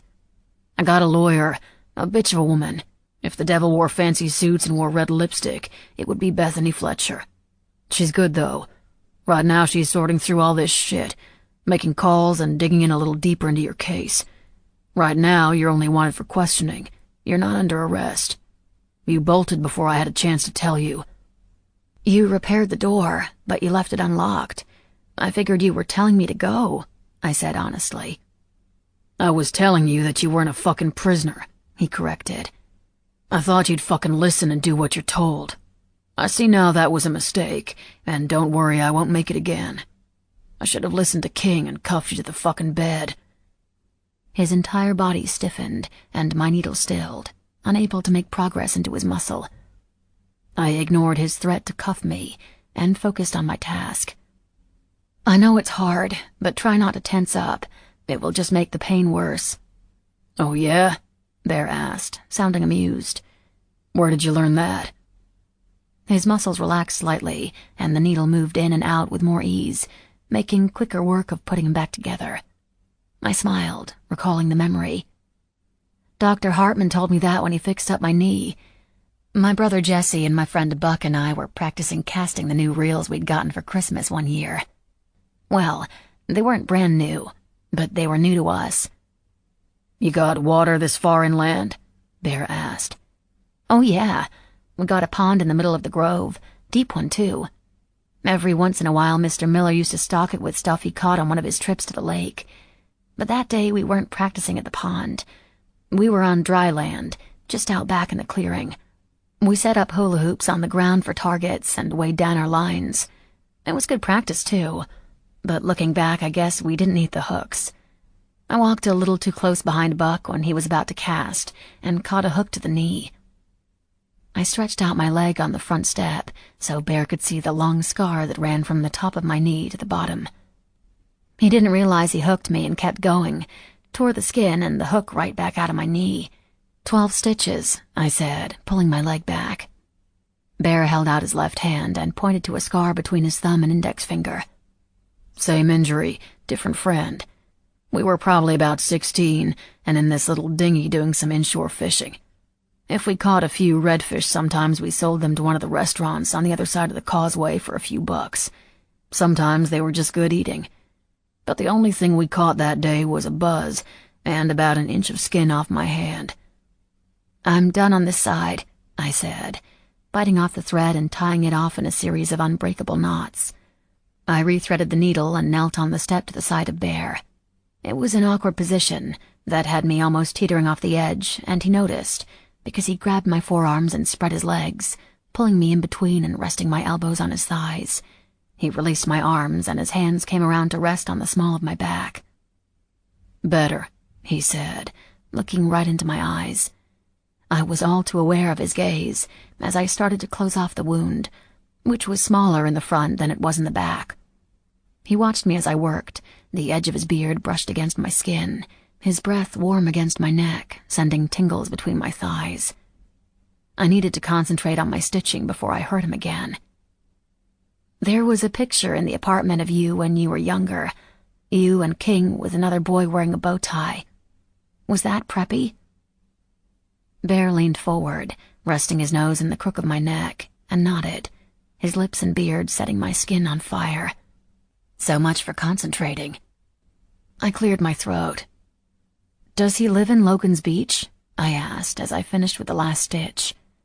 The thread was short after stitching both the front and back of his shoulder.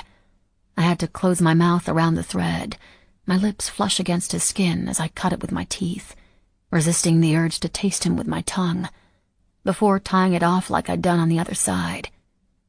I blew on his skin to ease some of the pain, and Bear stood up, catching me before I tumbled down the steps and setting me back onto my feet.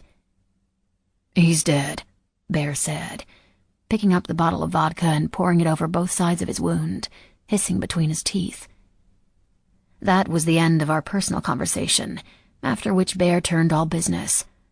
By the time he'd asked how deep the pond in the middle of the grove was, and tested the tractor on the side of the house to see if it was running, I was starting to figure out what he'd meant by clean up. After I watched him tie the bodies of his former brothers to what was left of their bikes and sink them into the pond, I had an even better idea. "Sun's up soon," Bear said, looking off into the distance to where the pink had just started to invade the night sky. He pulled out his phone and pushed a few buttons, his lips moving silently as he read something over, shoving his phone back into his pocket when he was done.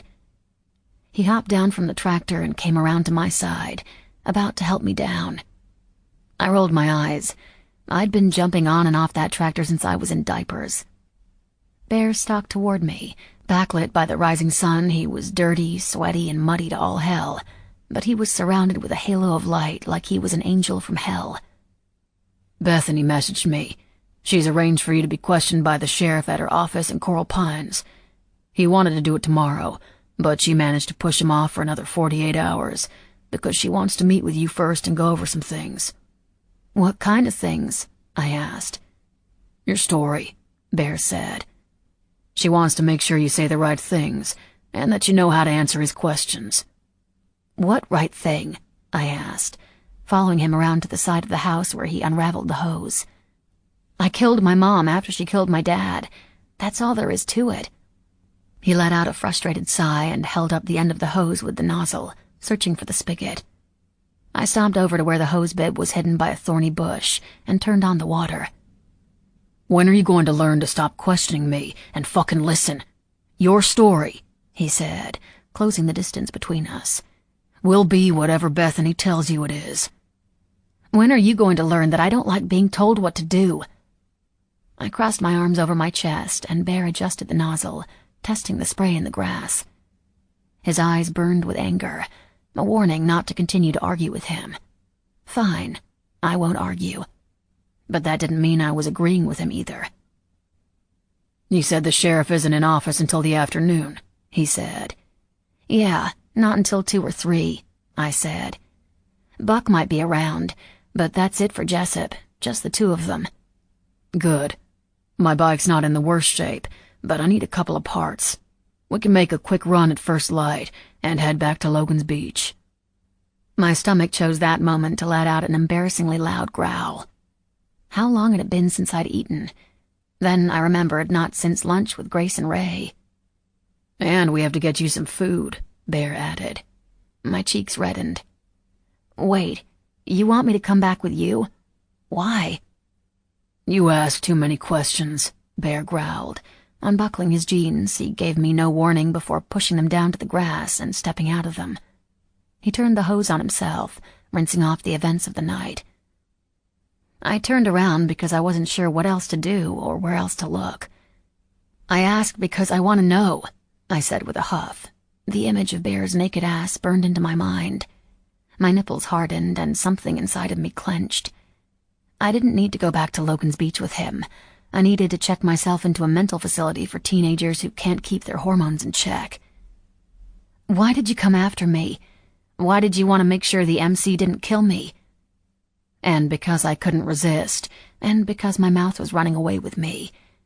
And why did you kiss me? I waited for him to answer me, but nothing. I heard the spray of the hose turn off, and was about to turn around to see if he walked away, when I felt his heat against my back. His wet heat. His naked wet heat. He pulled me up against him, his strong chest on my back and rock-hard thighs against my ass. With one hand splayed under the hem of my shirt against my bare stomach, he breathed into my ear. Stop asking so many questions, he said, the tip of his tongue barely making contact with my skin, but sending a flush of wetness between my legs. Just answer me why, I said. It came out as a whisper, as a beg. Bear chuckled and it vibrated against my neck.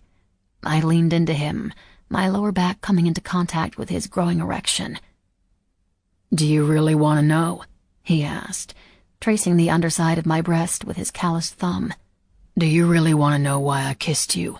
Why I kissed your sweet pussy? Do you want to know that I can still taste you on my tongue right now, and I'm fucking salivating for more?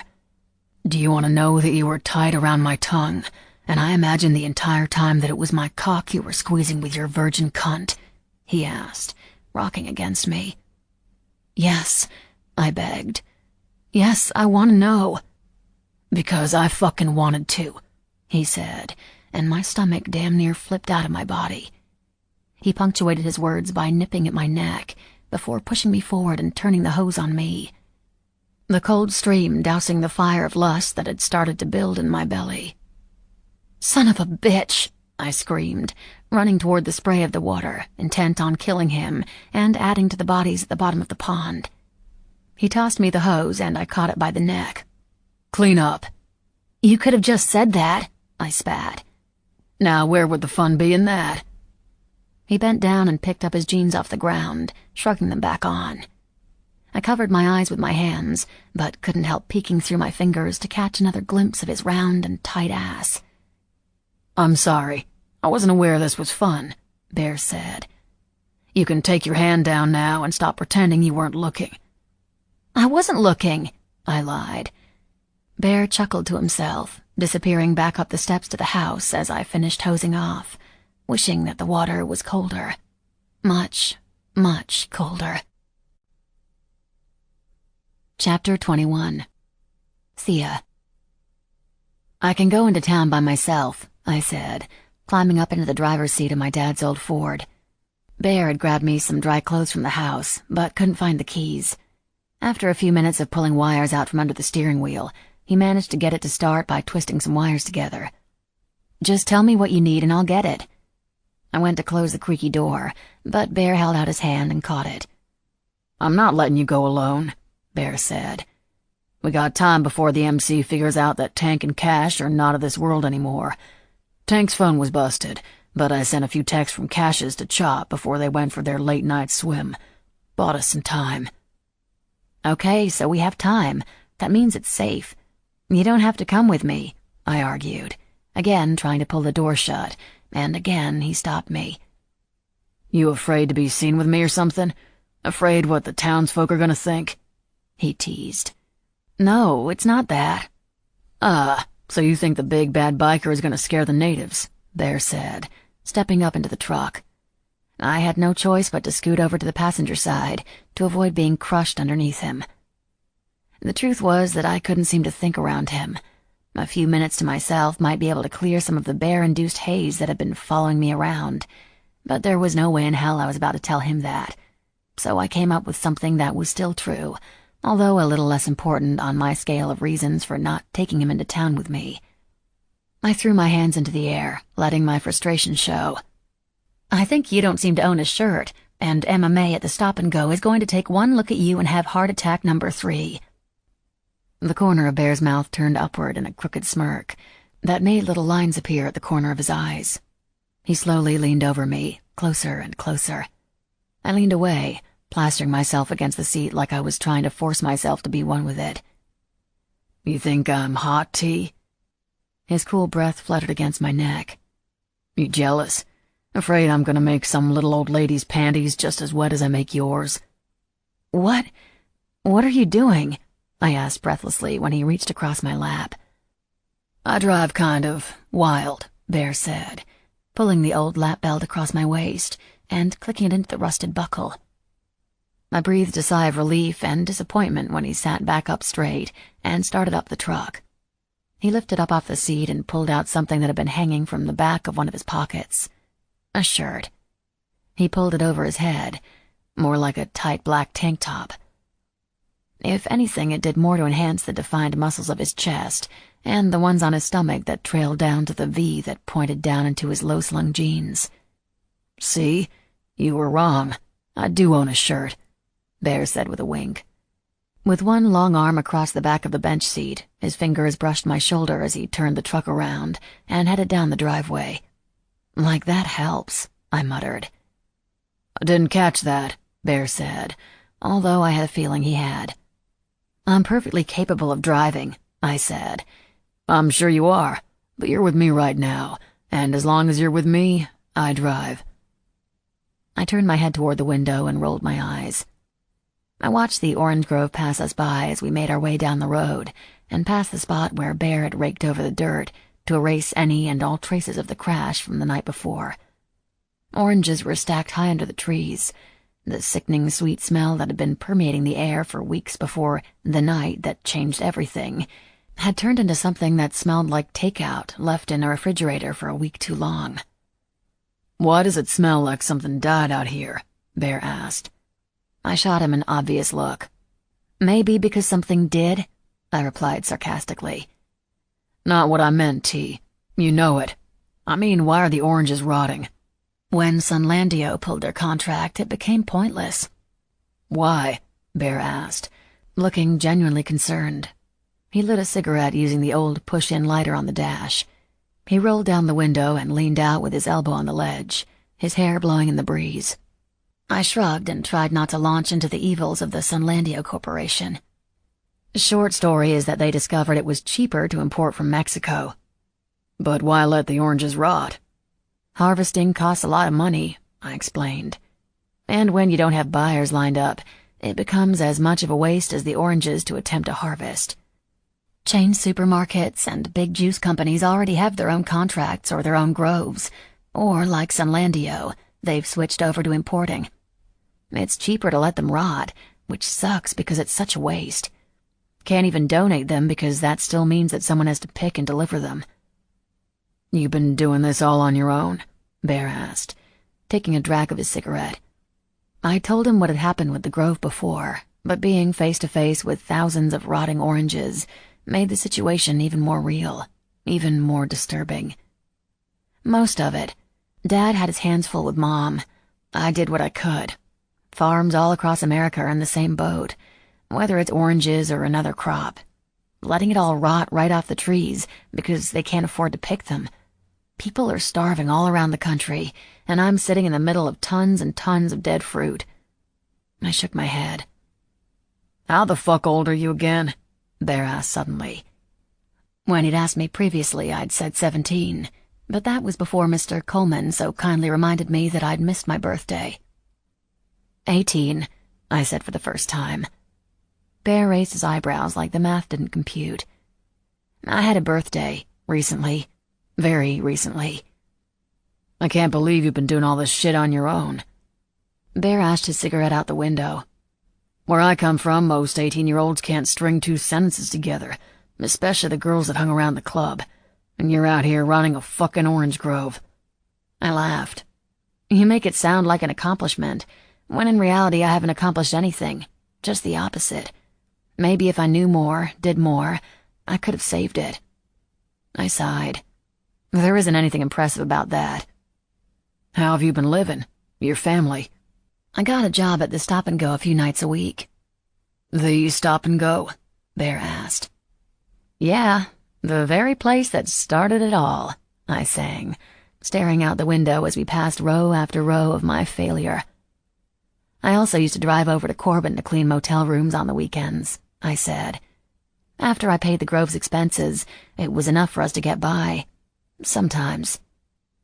You realize that's crazy, right? You have 2 jobs to support your other job? Bear asked. Turn here, I said, pointing to the slightly wider road hidden behind an overgrown bush. Bear turned the wheel and the truck jumped and swayed from side to side as it navigated the bumpier cut through the road that led into town. And don't call me crazy, I added, crossing my arms over my chest. I take back ever thinking that you were mature for 18, because right now you're pouting like a little kid, Bear said as we passed the first sign that we'd reached the edge of town, Margie's used appliance warehouse, which was more junkyard than warehouse. Am not, I argued, looking straight ahead. You can park there. I pointed to the empty street in front of the Stop and Go. Logan's Beach isn't exactly a big city, but this place is like a ghost town. Bear turned off the truck and got out. I did the same, and when I hopped down, he'd already met me on my side. Yeah, ever since they closed the exit of the highway, the only people left here are farmers, and more of those are disappearing, abandoning their farms and moving where the work is. I shielded my eyes from the sun and looked around. 2 trucks and a John Deere were parked across the street in front of Mickey's bait shop and bar. 2 bicycles were tied up on the post in front of the TikTok cafe. Looks pretty busy to me, I added. Bear looked around again like he was missing something. The hardware store has an auto section, I said, heading into the store. Mostly parts for fixing trucks, but you might luck out and find what you need there, I said, pointing over to the handy hardware and feed store. Catch, Bear said, tossing something at me that I caught before it hit the ground. Why? I asked, staring down at the silver skull with the diamond eye that had been in my possession for a large part of my life. It's not mine. Just hang on to it for me. I'll call you when I'm done, Bear said. Be quick and keep your eyes open just in case. I rolled my eyes, squeezing my palm around the ring. I put the chain back around my neck, and its familiar weight was more comforting than any hug could ever be. I nodded, heading toward the door. T, I need your number. Bear pulled a cell phone out of his front pocket. I don't have a phone. If you don't have a phone, then why did you just agree that I should call you when I'm done? The old-fashioned way. I cupped my hands around my mouth and shouted, Thia! I pushed open the glass doors and left Bear laughing in the middle of the road. Bear. You lost? The guy behind the counter at the hardware store asked. He wore overalls without a shirt underneath, the jean material stretching over his protruding stomach. Lost? Maybe slowly finding my way. He looked me over, his eyes stopping on the tattoo on my good shoulder, the skull symbol of the beach bastards. I don't want no trouble, the man said, holding up his hands like I was robbing him. Put your hands down, man. I'm not looking for trouble today, I said. Don't look like you're avoiding trouble, he said, pointing to my freshly stitched-up injury. That ain't none of your concern, but I meant it when I said I wasn't looking for trouble. I had trouble. Plenty of it in the form of a pink-haired girl with so much attitude it made me crazy. And hard. Crazy fucking hard. The man nodded. Been a while since the bastards have been through these parts. I just want to let you know that nothing's changed. I'm still waving my white flag. I'm still inactive. Inactive, I said. He turned around and pointed to the huge wolf symbol on his back, clearly recognizable to me as the symbol of the Wolf Warriors, even though parts of it were covered up with the straps from his overalls. Chop had started a fight with the Warriors years ago about gun running from Miami. I didn't know the specifics of the fight. All I knew is that Chop said we were at war, so we were at war, and I'd put my share of Wolf Warriors to ground. They called me Bones back in the day, but now I just go by Ted. The man turned back around. You don't have anything to worry about. I'm kind of between MCs myself at the moment, I joked, pulling at the collar of the shirt I was going to take off the second I got back in the truck. Because while wearing my cut used to be like wrapping myself in soft leather, the simple tank felt like it was strangling me. Ted nodded, visibly relaxing when he finally got it through his head that I wasn't looking to stir up a decades-old war between old men over something I didn't give a shit about. "What can I do you for?" he asked with a smile, flipping off biker Bones and slipping on toolman Ted. I looked around the small store but didn't see anything I could use at first glance in the tiny 3 shelves of auto parts. "I don't suppose you got a bike section in here. I'm in need of some parts." I glanced out the door and spotted Thia in the store across the street, filling a red basket. Ted shook his head. "I ain't got no bike parts on the shelves, but I might be able to do you one better." He ducked under the counter and walked over to a door that was covered with keys on little hooks. I didn't even realize it was a door until he turned to the knob and opened it.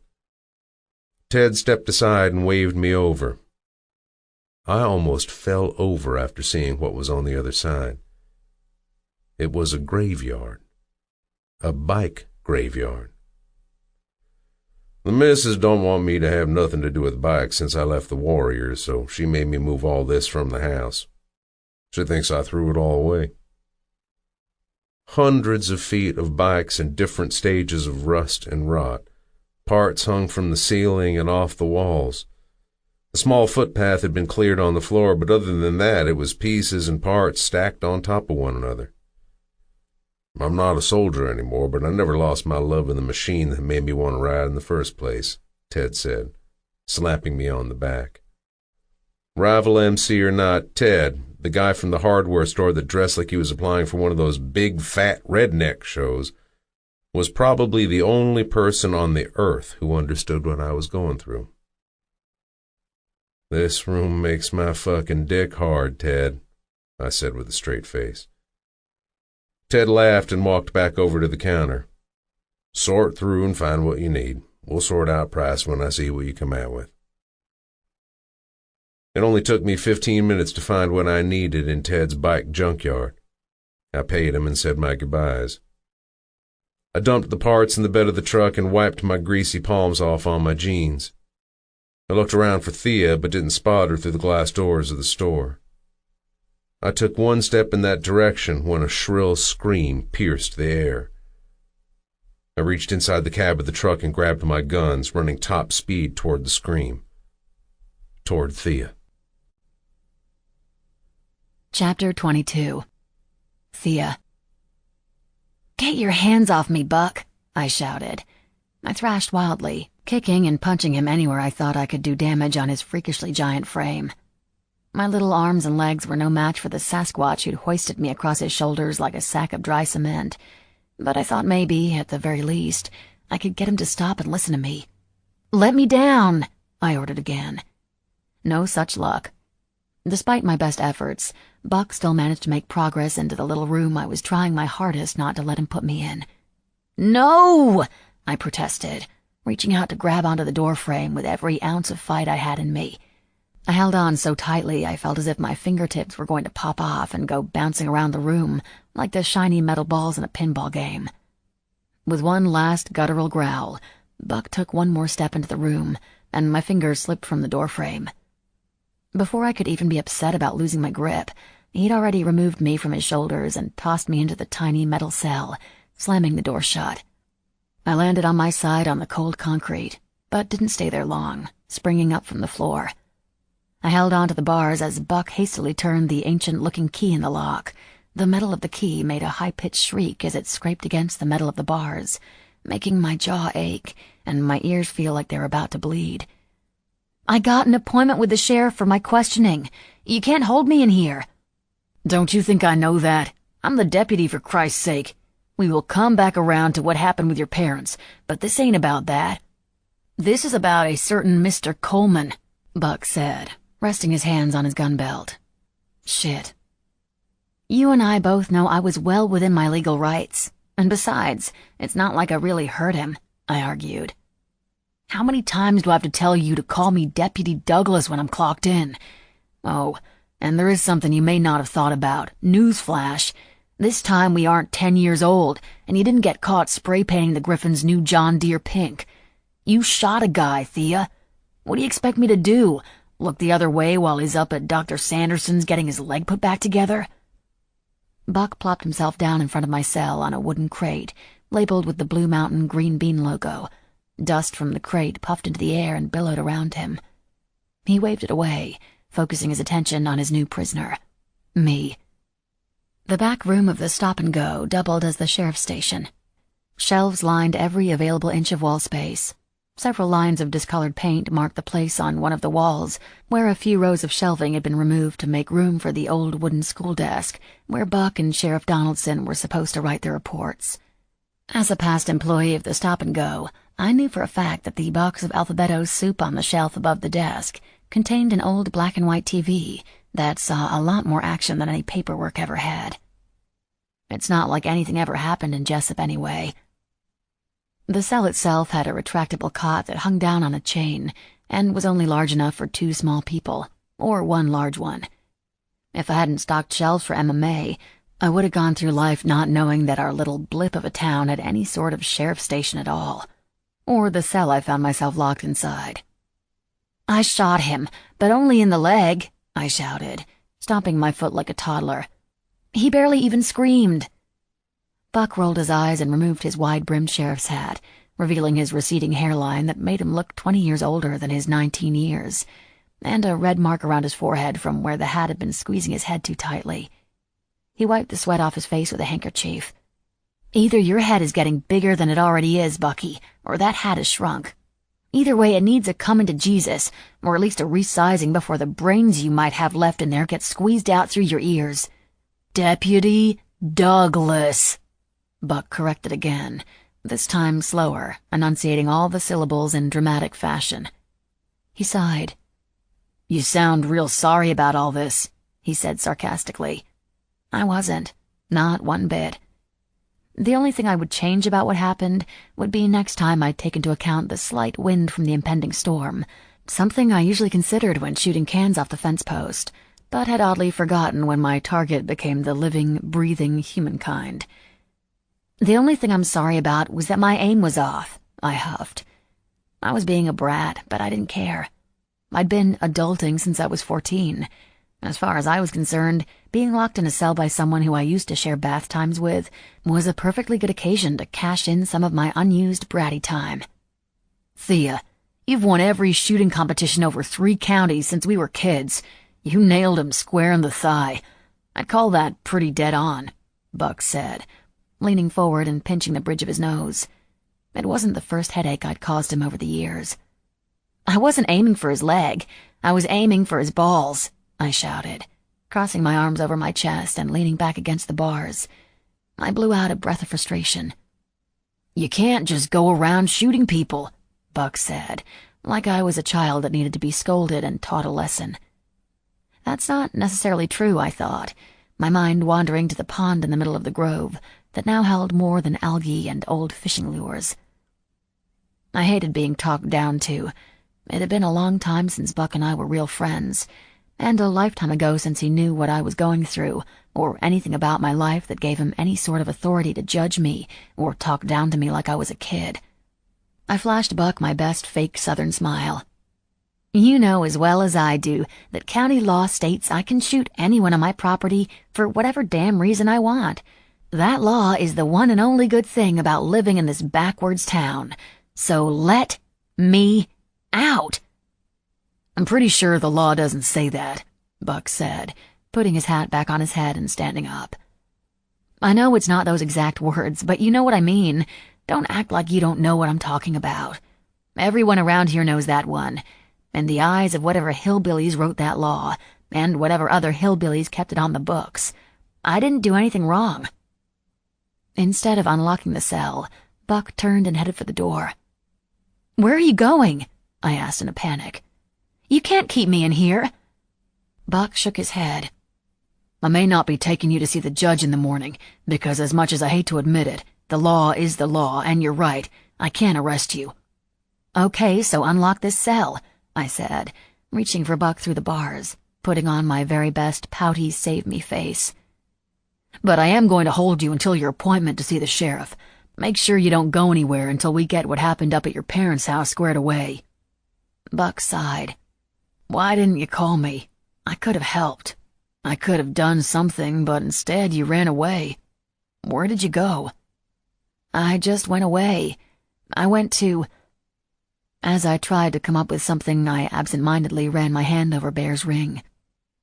"You went to him, didn't you?" he asked, and I looked down to where he was staring and took my hand off the ring like he'd caught me doing something seedy. "Buck," I started to explain, and then I realized why Buck was really holding me in that cell. "You know, Thia, it hurts that you didn't come to me, but it hurts even more that you turned to a complete stranger. Spend some time in there to sit and think. Might do you some good." With the tip of his hat and the same sideways smile he used to flash me right before he sent a dodgeball sailing into my ribs, Buck was gone. "This is bullshit," I shouted at the closed door. "We're not in kindergarten anymore, Buck. You can't just put me in time out," I said, pounding my hands against the bars. My hands vibrated, stinging from the impact of sensitive flesh and bone against hard metal. I bent over and rubbed them together to ease the sting. When I stood up to shake them out, it sank in that Buck really wasn't coming back. "Shit," I said, and without thinking I hit the bar again, my right hand turning into one gigantic funny bone. The entire situation was far from fucking funny. What really wasn't funny was the biker who was probably tearing the town apart looking for me, and what he would do to Buck if he stood in his way. "Buck," I called again, this time not because he needed to release me, but because I needed to warn him. But it was too late. There was a commotion on the other side of the door, followed by a bang. "Where is she, asshole?" barked a familiar deep voice. Oh, shit. The door opened and a frightened-looking Buck appeared in the doorway, his eyes wide and his palms up in surrender. Behind him, with a gun firmly pressed between his shoulder blades, was Bear. "You okay, T?" Bear asked through his teeth, with his nose scrunched up in a snarl. "I'm fine. Bear, this is Buck, the deputy sheriff. He's the friend I told you about. Well, I thought he was a friend until he tossed me in here," I said, wrapping my hands around the cold metal bars. "How many times do I have to keep reminding you that you shot someone?" Buck yelled back. Bear nudged him with his gun, and he tripped forward, grabbing onto the cell bars to keep from falling. Buck turned to look at Bear. "You got a concealed weapons permit for that thing?" "Does it look like I'm concealing anything, motherfucker?" Bear seethed, gesturing with his chin to the double holster he wore around his arms that he hadn't had on earlier. He must have had his holster in the truck, but I hadn't seen him put it in there. Buck raised his hands and slid to the ground on his butt, his back against the bars. "Listen, I'm just doing my job." "No, you're not, Buck. Yes, I shot him, but he was on my land, and he didn't leave when I asked him to. The law is the law. You got no right to keep me in here because you think I need a little time out. I get it that you're hurt, but you gotta let me go." "If she didn't break any laws, I suggest you let her out of that cage right the fuck now, before I break one that you won't live long enough to arrest me for," Bear warned. Buck's hand shook as he took the key from his pocket and unlocked the cell door. Bear reached forward and grabbed me by the elbow, dragging me out of the cell and then from the room.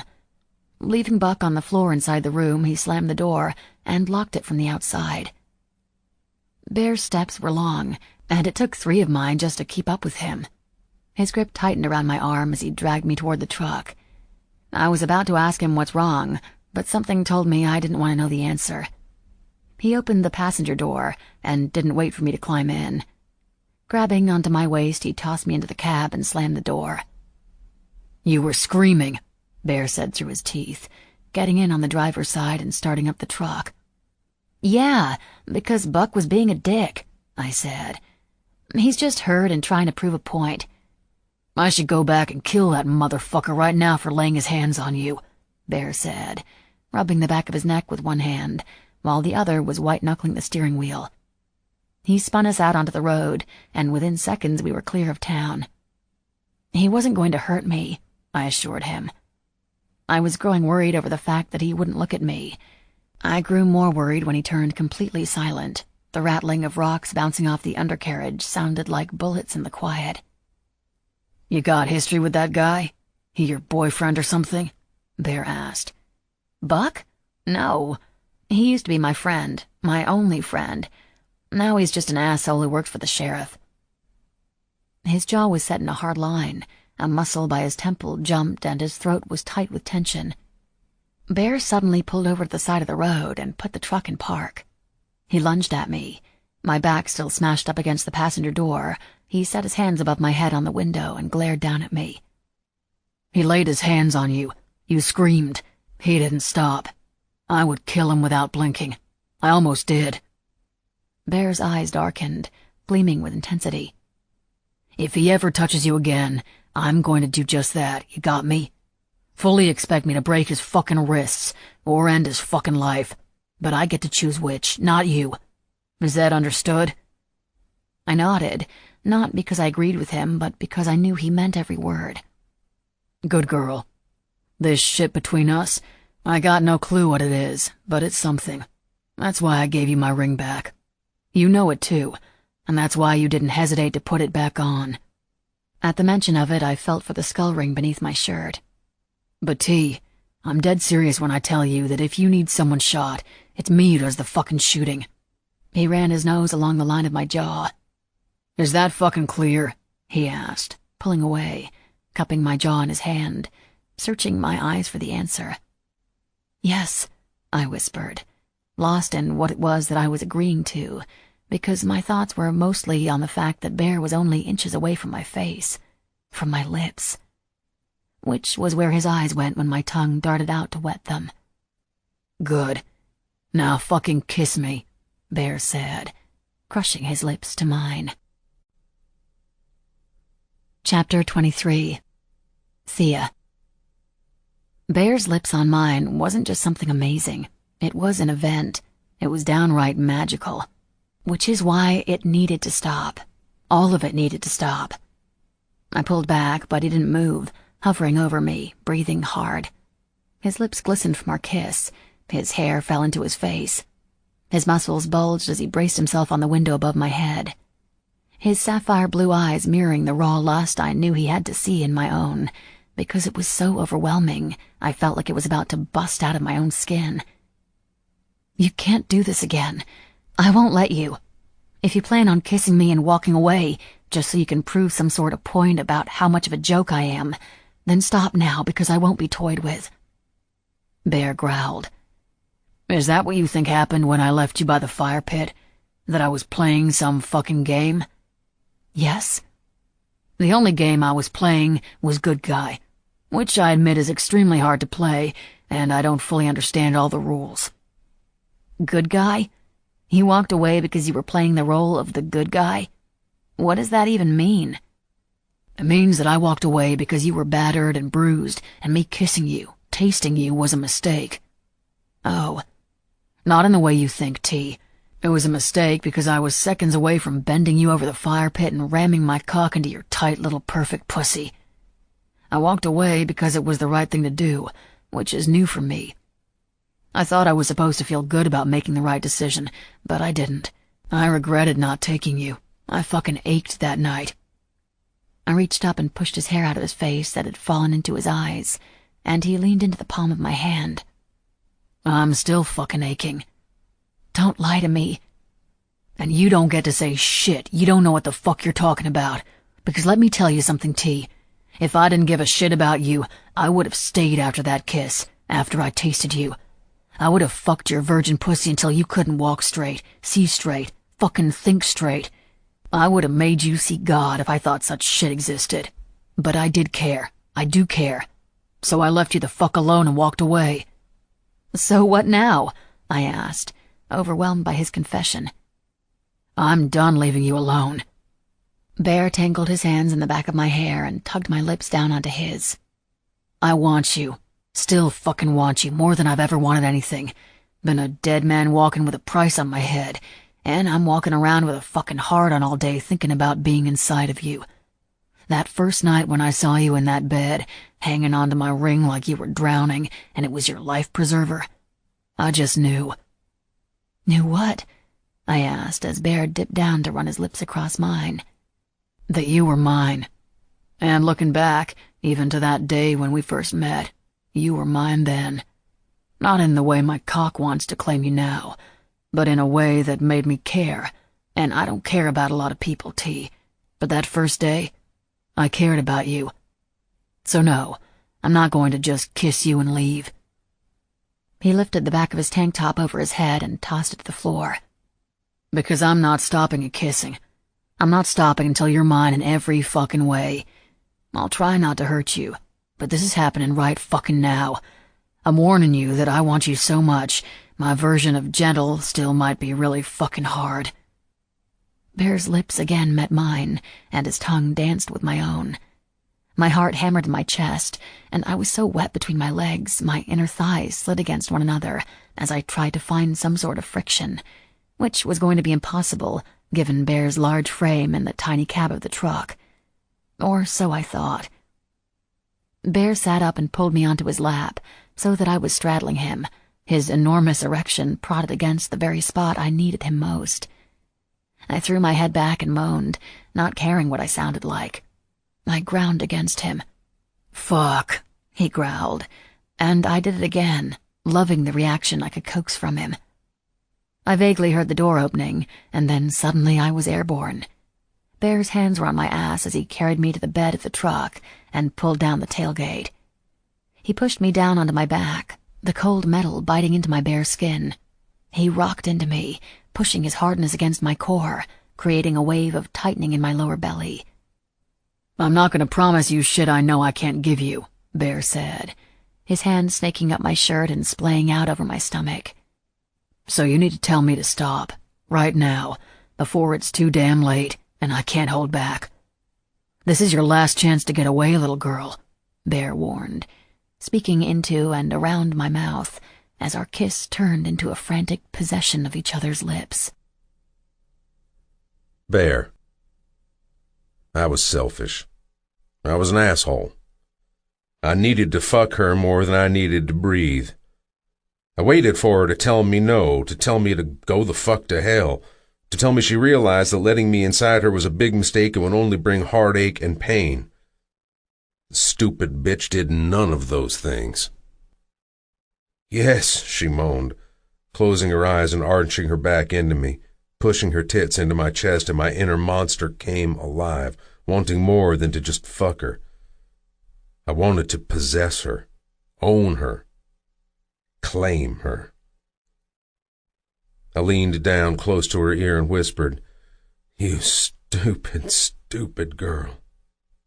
"What does that make you?" she whispered back. "Me," I chuckled, running my hand down the side of her shirt, pushing it up and brushing the outside of her tit with my fingertips.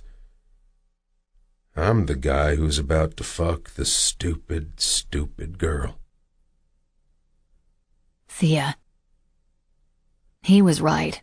I was a stupid girl, because when he latched his mouth onto my nipple, I damn near bucked myself right out of the truck, and all rational thoughts left the building, or the truck, or the whatever.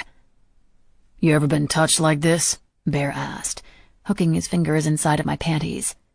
I shook my head, barely able to catch my breath. "How about like this?" he asked, finding my folds and running his fingertips through my wetness and over my clit.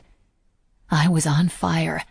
Every nerve ending in my body was firing, alive and active, and every single one of them wanted Bear to make me his once and for all. Every promise that dripped from his mouth made me feel like for the first time in weeks that I was alive, and not just the one person living in the land of the dead, but a real live person with needs and wants. It just so happened that both my needs and wants were on the same page. Bear. His lips assaulted my mouth and moved my neck. He continued to rock against me, my insides clenching and unclenching, my core tightening, my senses on complete overdrive, and all I could see in my tunnel vision was Bear. And when he pushed a finger inside me, I let out a groan that could be heard 3 counties over. You're so fucking tight, baby. By the fire pit when you were about to come on my tongue, I felt how tight you were. But right now, with just one finger. He pushed in further and moaned. Your pussy is going to strangle my fucking cock. Bear pushed up my shirt, exposing one of my breasts to him. Perfect tits, he mumbled, dipping his tongue to the tip of my already stiff peak. How did I not know that nipples could do this? I felt like they had a direct line to my core, and every single time Bear stroked his talented tongue over my flesh, it was as if he was stroking my clit. He hooked his finger inside of me and sucked my nipple into his mouth. Holy shit. Yes, I said. Yes, please, more. You're gonna get more, all right. A lot fucking more. Bear pushed inside me deep, dragging his finger along the front of my inner wall, when he pulled out and then back up again.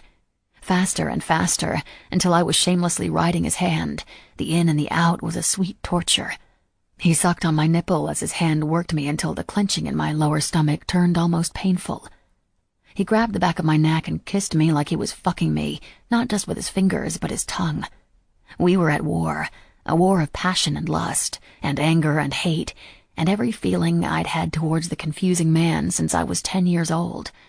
The pressure mounted, and when he added his thumb to stroke my clit, I screamed into his mouth as an explosion of pleasure went off like a bomb in my core, spreading throughout the rest of my body in waves upon waves of pure ecstasy, like I never even knew existed. I was still seeing stars when Bear picked me up and set me on his lap again, so I was straddling him, my legs spread wide over his pulsing hardness, making my insides quiver, as if I hadn't just had a mind and body-blowing orgasm. Your coming is the single most fucking beautiful thing I've ever seen, Bear said, pushing a stray hair out of my face and tucking it behind my ears. With one hand he lifted up my shirt and tossed it into the bed of the truck.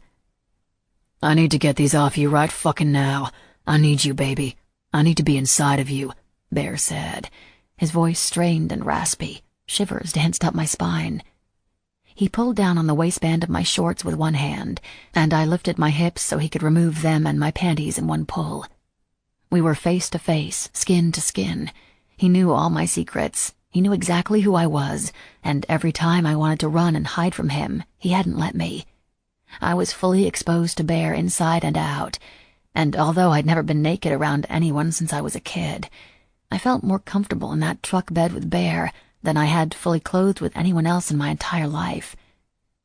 Bear's eyes were heavily lidded with lust as he took a step back to look me over with appreciation and pure animalistic need. He undid the buckle and the button on his jeans. With one hand on my throat, he again pushed me until my back was against the cool metal of the truck bed, his hand dragging down my chest between my breasts, his thumb again finding my clit, and a primal moan escaped my mouth, sounding nothing like my normal voice. I could smell the rust from the motorcycle parts just above my head. The ridges from the truck bed captured my shoulder blades, making it hard for me to move my arms. It wasn't romantic, it wasn't flowery, but it also wasn't lies. It was just us. Bear grabbed my feet, and as he climbed on top of me, he ran his hands up the inside of my legs, spreading them to make room for him between my thighs. And that's when I saw him, all of him. His thick and heavy cock bounced slightly with his movements, the tip glistening with moisture. His finger had felt huge and filling inside of me. There was no way he was going to fit, but I trusted him and I didn't care. He could rip me in two, and I still didn't care because it wasn't what he could do to my body that I was worried about. It was what he could do to my heart. He stopped mid-climb, and bracing himself with his hands on the underside of my knees, He dipped his head down and ran his tongue along my folds, stiffening his tongue and pushing it far inside of me as he could. He pulled back and licked his lips. "Never tasted anything better than you," he said, and with his hands on the very inside of my thighs, his fingers kneading into my sensitive flesh, he spread my legs as far as they could go. He kissed me, hard and eager, just like his erection, which he slid up and down my wetness, until I was writhing underneath him. The need that had been sated minutes earlier was now back and 100 times more powerful than before. He reached between us and grabbed the base of his shaft, lining it up with my entrance. His skin was soft and hot, and the contact was almost too much. The anticipation of him inside of me had me raking my nails along his back. He groaned and growled and swore in my ear before surging forward, stretching my opening to the point of pain, filling me with him. "Holy fuck, T. Wider. Open up for me," he said, like he too was in some sort of pain. He pushed my knees apart until I was as open as I could possibly be, and Bear didn't waste any time pushing forward in one hard thrust. He really was ripping me open. It hurt. It really fucking hurt. I really didn't fucking care.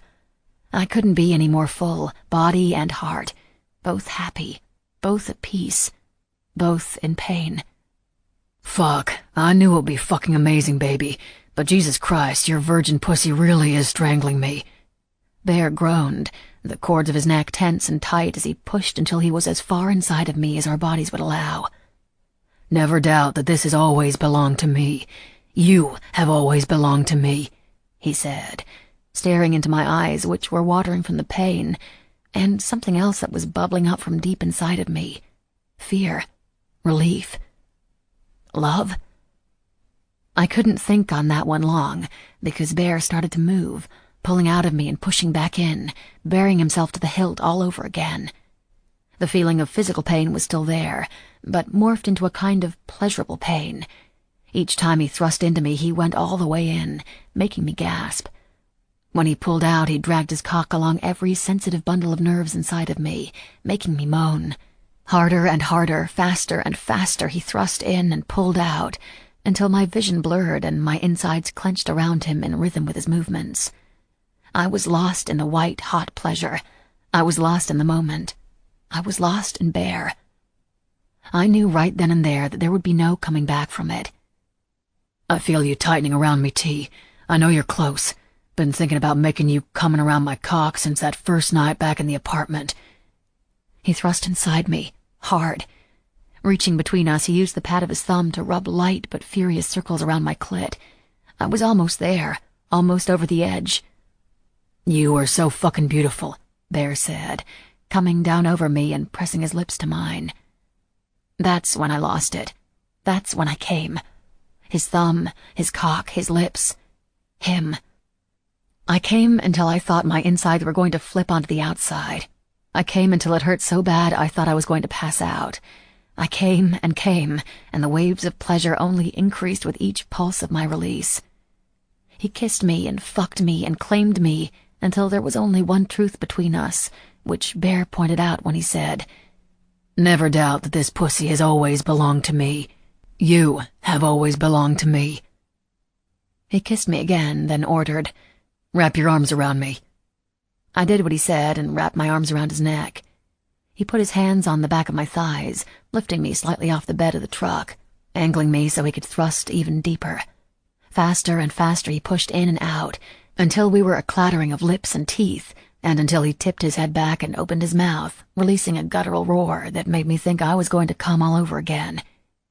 With one final, crazed thrust, he held himself still deep inside of me, pulsing long and hard, filling me with warmth and satisfaction, love and confusion, filling me with him. "T," Bear groaned, breathing hard. He had done what he'd set out to do. He'd claimed me, body and soul. Out there in the bed of that rusted truck on the side of the road, with only the smell of the rotting oranges and the warm breeze as our witness. In that moment, there was no more hiding, no more denying the truth. Bear was right. I'd always been his. Bear. Mine. Thia. We were naked, panting in a mound of tangled limbs. My arms rested on some sort of part Bear had bought for the motorcycle. He was face forward between my breasts, still inside me.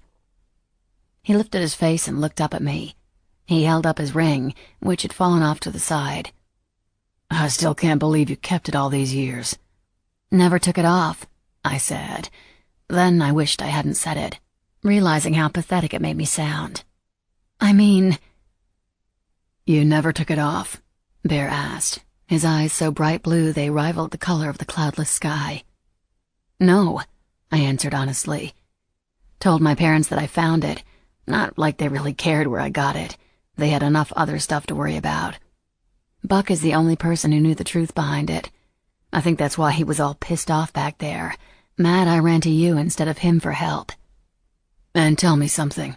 Be honest, Bear said. A lump was forming in my throat as he played with the ring, turning it over and over in his hand. You really shot a guy? He said with a laugh. Yeah, it was stupid, but he was from Sunlandio. He tried to buy the Grove, and since they had canceled the contracts, it was worthless.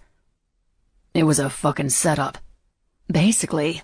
Guess I should have thought first, shot later, but I was so mad. So you can shoot? Bear asked, kissing his way around my belly button, his facial hair tickling my skin. Yeah, my dad taught me. Won a few competitions when I was younger. Farmers' Daughters of America. Sounds like a redneck dating site. It does, doesn't it? I asked with a laugh. It's so fucking hot that you can shoot, Bear said, sliding out of me and down my body. My core tightened like it didn't want to let him go. So fucking hot, Bear said again, this time over my clit. His jeans buzzed, and with a groan he reached over me and into the pocket. He pulled out a phone and looked at the screen. He frowned. We gotta go. The playfulness from a moment earlier was gone. His hard jaw set in a straight line once again. He tossed me my clothes. Get dressed, he ordered. Now. What's going on? Who was on your phone? I asked, pulling on my shirt and scooting to the end of the truck bed to shimmy on my shorts. More bastards are on their way. They text you that? I asked, confused. Bear pulled on his jeans and hopped down from the truck. He lifted me off the tailgate and pushed it shut. No, they told Cash that, he said, tossing me the phone he took from Cash's body to keep tabs on the MC. I looked down at the screen. Be there soon. We took off for Logan's Beach in my father's truck, without going back for Bear's bike, which he'd hidden in the back shed under an old tarp. Bear didn't say a word. He smoked a cigarette and kept checking the rearview mirrors. He'd called King to tell him we were on the way, and he was waiting for us outside the garage by the time we got back. I'll be back. Go into the apartment and for fuck's sake, listen to me and stay there, Bear ordered. But when I looked into his eyes, I saw more than an order. I saw a plea. Fine, I said, a little sharper than I wanted. I went into the apartment and King and Bear left the garage, closing the door behind him. Ray brought me some food but quickly left because the kids were up at the house all alone. I flipped channels on the old TV and scanned the pages of an old Guns and Ammo magazine from 2007. I showered and put on one of Bear's t-shirts, tucking myself in bed. There was no way I was going to sleep without knowing where he was. I wanted to leave, to find out where he was, but I also wanted to keep my promise. So I stayed. It was well after midnight when I heard the door to the bedroom creak open and shut. I couldn't see him in the pitch blackness, and I didn't know what to say, what to ask. The mattress dipped when Bear sat on the edge of the bed. I heard him kick off his boots, then the clanking of his belt buckle as he removed his jeans. A cool breeze licked my back as he lifted up the blankets, but was quickly replaced by Bear's heat as he came up behind me, surprising me when he reached out and grabbed my wrist, dragging me up against his chest. He was naked, his erection twitching the second it came into contact with my bare ass. He rested his chin on the top of my head, his hand splayed out under my shirt on the skin of my lower stomach. "Where did you go?" I whispered. "Trying to sort shit out. Things have kinda changed. Plans needed to change," Bear said. Hearing him acknowledge what had happened between us earlier made me able to relax into his hold. "Do you have a new plan?" "Not yet," Bear said with a sigh. "Anything I can do to help?" This helps," he said into the back of my neck, and I arched backward into his now hard erection. "You okay?" he asked, snaking his hand down between my legs. "Here, I mean. I got a little crazy before and forgot to ask you." "I'm fine," I said, and I was. I was a little sore, but nothing that could outweigh the magnitude of what had happened between us. "Good, 'cause I need inside you, T." Bear ran his tongue down the back of my neck, and my lips parted when he sucked the tip of my earlobe into his mouth. He pushed one long finger inside of me. "Fuck, your pussy is so fucking wet for me already," Bear said, stroking my clit. I moaned. "Gonna make this fast and hard," he murmured against my skin. He lifted up my leg and pushed inside of me, stretching and filling me in 2 hard, long thrusts. He started pumping into me before my body was ready for him, and the bite of pain made each stroke torturously erotic. "Never felt nothing like this, T. Wanna fuck you and smack the living shit out of you all at the same time. Don't know what this is, but it makes me want to keep you filled with my cock all day long and dripping with my cum. I want to mark you. I want to fucking own you." He grunted as his thrusts became harder, more frantic, more erratic. Just more. "What the fuck are you doing to me?" he asked on a ragged exhale.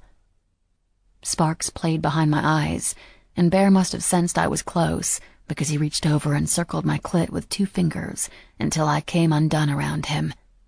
"Fuck, so fucking good," he groaned, finding his release inside of me, pulling me so close into him that I thought he was going to crack one of my ribs. I wouldn't have wanted it any other way. Chapter 24. Bear. I was telling the truth when I told T that I had no fucking clue what the plan was moving forward. Shit had changed so quickly. With her, and if I was being honest with myself. I wanted to talk to King the night before, but he had clients coming and going all night, so I sat on the dock by myself with an untouched bottle of Jack on the ground next to me, trying to figure out my next move. And in the hours I spent down there, all I figured out was that I didn't know shit. Not yet, anyway. My new plan was simple. We'd meet with Bethany, the lawyer, and go from there. We'd deal with the law first. The Lawless second. "Where the fuck do you think you're going?" I barked as T walked out of the garage and right past where I was crouched down on the driveway, trying to put my bike back together again. King had sent a tow truck to get it from the shed at T's house, and thankfully it came back without raising suspicions. I wiped the sweat on my forehead with the rag from my back pocket and lit the cigarette that had been dangling from my lips. I drank in T's long, muscular legs, and my fucking cock jumped to attention like it always did when she was around. God damn, she was beautiful. She was mine. "I was looking for you." She crossed her arms across her chest, pressing out her braless tits against the fabric of the T-shirt I'd given her to wear the night before. "I woke up and you were gone. You know, it's okay to be nice. You don't have to snap at me all the time." "I didn't sleep much," I said, standing up and taking a drag of my smoke. I felt bad for snapping at her, but the truth was, when I saw her leaving, I had a flashback of her trying to run away, and I immediately got heated. "I can't sleep with your tight ass pressed against my cock." "You need something?" I asked, taking another deep drag off my smoke and letting the nicotine invade my brain. Truth was also that it had been days since I'd hit the hard stuff, and the headache I was sporting made it seem like the world was yelling at me. She looked down to the gravel. Yes. T, spit it out, I said, looking down at her rapidly healing face. The bruises around her eye were barely visible. Each minute that passed, she looked more and more fuckable, and now that I'd actually had her, all I wanted was more. I used to think that I wanted to go out in a blaze of bullets and glory. Now I think that I'd like to go out balls deep inside my girl. My girl. Can we just, for today, can we just pretend? She asked, rocking back on her heels and biting her lip. Pretend? Pretend what? I took a drag of my smoke and slipped my other hand into my back pocket, leaning up against the side of the garage. Let's pretend that I'm just Thia Andrews, a girl whose parents aren't... She looked away and sniffled, shaking her head. And you're just Bear, and you're not pissed off at the world. She smiled and cocked her head to the side. Not today, anyway. I searched her face for the punchline, but there were no signs of a joke. She drew a circle in the gravel with her flip-flop. Today I want to be a normal girl and you can be a normal boy, and we are going to do whatever normal people do so we don't get stuck thinking on all the bad shit that's been happening. She closed the distance between us and came to stand under me, looking up with pleading pale green eyes. Please, Bear, please. Just give me today. Be normal with me. Just for today. The idea was ludicrous. I didn't even know what normal was. Normal was what I'd been battling since I'd left the club. I didn't know how the fuck to do normal. I opened my mouth to tell her just that, but the hurt in her eyes when she saw the rejection coming broke me. She shook her head and turned around. Never mind. I knew you wouldn't. I reached out and grabbed her wrist, pulling her back to me. Go put some clothes on, I said. Be back out here in 20 minutes. I sounded like an asshole again, giving orders to a girl who only wanted to hang out like a normal kid. But after years of actually being an asshole, it was a hard habit to break. Really? She asked, bouncing on the balls of her feet and smiling from ear to ear. The girl didn't have a stitch of makeup on. There wasn't a false thing about her. And yet she was prettier than any supermodel I'd ever seen on the cover of any magazine. And not to mention the absolute most amazing fucking pussy I'd ever had the pleasure of sticking my cock in. I really need to start thinking about something else. 20 minutes, I repeated, coughing when my traitor of a heart actually skipped a fucking beat. Who are you? A fucking preteen girl? With her new brilliant smile plastered on her face, she spun around and skipped back into the dark garage toward the apartment. I stomped out my cigarette on my boot and headed up to the main house. Wait, T called. I turned around to find her back outside again. Where are you going? She asked. I pointed up to the main house. You want to be normal today, right? Yeah. I started walking again, calling back to T. Then I gotta go figure out what the fuck it is that normal people do. Ray had looked at me like I'd sprouted an extra head when I asked her where she thought I should take T. Bear, I'm 19, technically widowed and engaged with 3 kids. That's not normal no matter how you look at it, she'd said. She had a point. I couldn't take T anywhere remote, so I decided on the Rosin State Park. It was public enough that if the MC did know where we were, they still wouldn't make a move. Here, wear this, I said, handing her a plain black baseball cap. What, is this supposed to be some sort of disguise? She asked. Just put it on, I said, watching her thread her hair through the opening at the back. Can you recognize me? She asked sarcastically. Smart ass. Okay, so where is your brilliant disguise? She asked. I pulled the black V-neck t-shirt over my head. Voila. A shirt? Your disguise is a shirt? Yep. The funny thing is I can actually see how that could work, T said, looking me up and down. Really? Nope. She opened the door and bolted out of the truck, jumping up on top of the nearest picnic table, her tits bouncing as she danced around. The park was small, no more than 5 acres, with a beach-type area, except instead of sand it was covered with pine needles that butted up against a huge lake. Tall pine trees lined the edge of the water. Every 10th tree or so had been removed to make room for a picnic table or bench. There were people around, but not too many to make it crowded, just enough to make witnesses. T held out her arms and took a deep breath, inhaling the fresh air. She looked down at me as I approached, and my chest tightened. "This place is perfect," she said, flashing me another brilliant smile. She hopped down onto the bench part of the table and walked to the edge, leaping off dramatically before landing on her feet in the dirt like she was a gymnast, raising her arms above her head and taking a step back like she was in the Olympics. 7, I said, holding up a fake scorecard. "Bullshit, biker boy," she scoffed.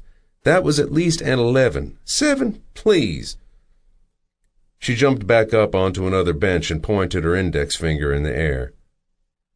"Let's go to the tapes," she announced, queuing up her imaginary replay. "Sorry," I said, sucking air in between my teeth and bobbing my head from side to side. I stood below her, my face just inches away from the top of her thighs. "The judges have reviewed the tape and they all agree, although it would have been a 2, I said, turning her around by her legs so that she was facing away from me. "But you got the extra points because I really dig your ass being at eye level." I turned my head to the side and rested my cheek on her ass like it was a pillow that I wanted to take a nap on. Because it was. I wasn't able to linger on the phenomenally sexy image of my face pressed against her naked ass for too long, because she reached back and swatted at my head with her hat like I was a bee buzzing around her legs. "Bear?" she screeched playfully, jumping back down from the bench and then running around it, holding onto her butt like we were in a locker room and she was protecting it from an impending towel swat. "Just watching you jump around is exhausting," I said, reaching into my jeans and pulling out my cigarettes. I lit one and waved the smoke away from my face. "Mama used to call me her little jumping bean because they could never get me to sit still," she admitted, finally sitting down on top of the picnic table. "Fitting," I said, feeling like I was able to relax now that the jumping bean had stopped jumping. I took a drag of my cigarette and blew out the smoke.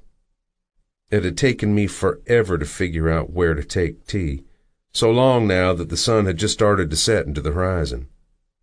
I liked the night. I liked the dark. Smoking in the dark always held more appeal for me than smoking during the day.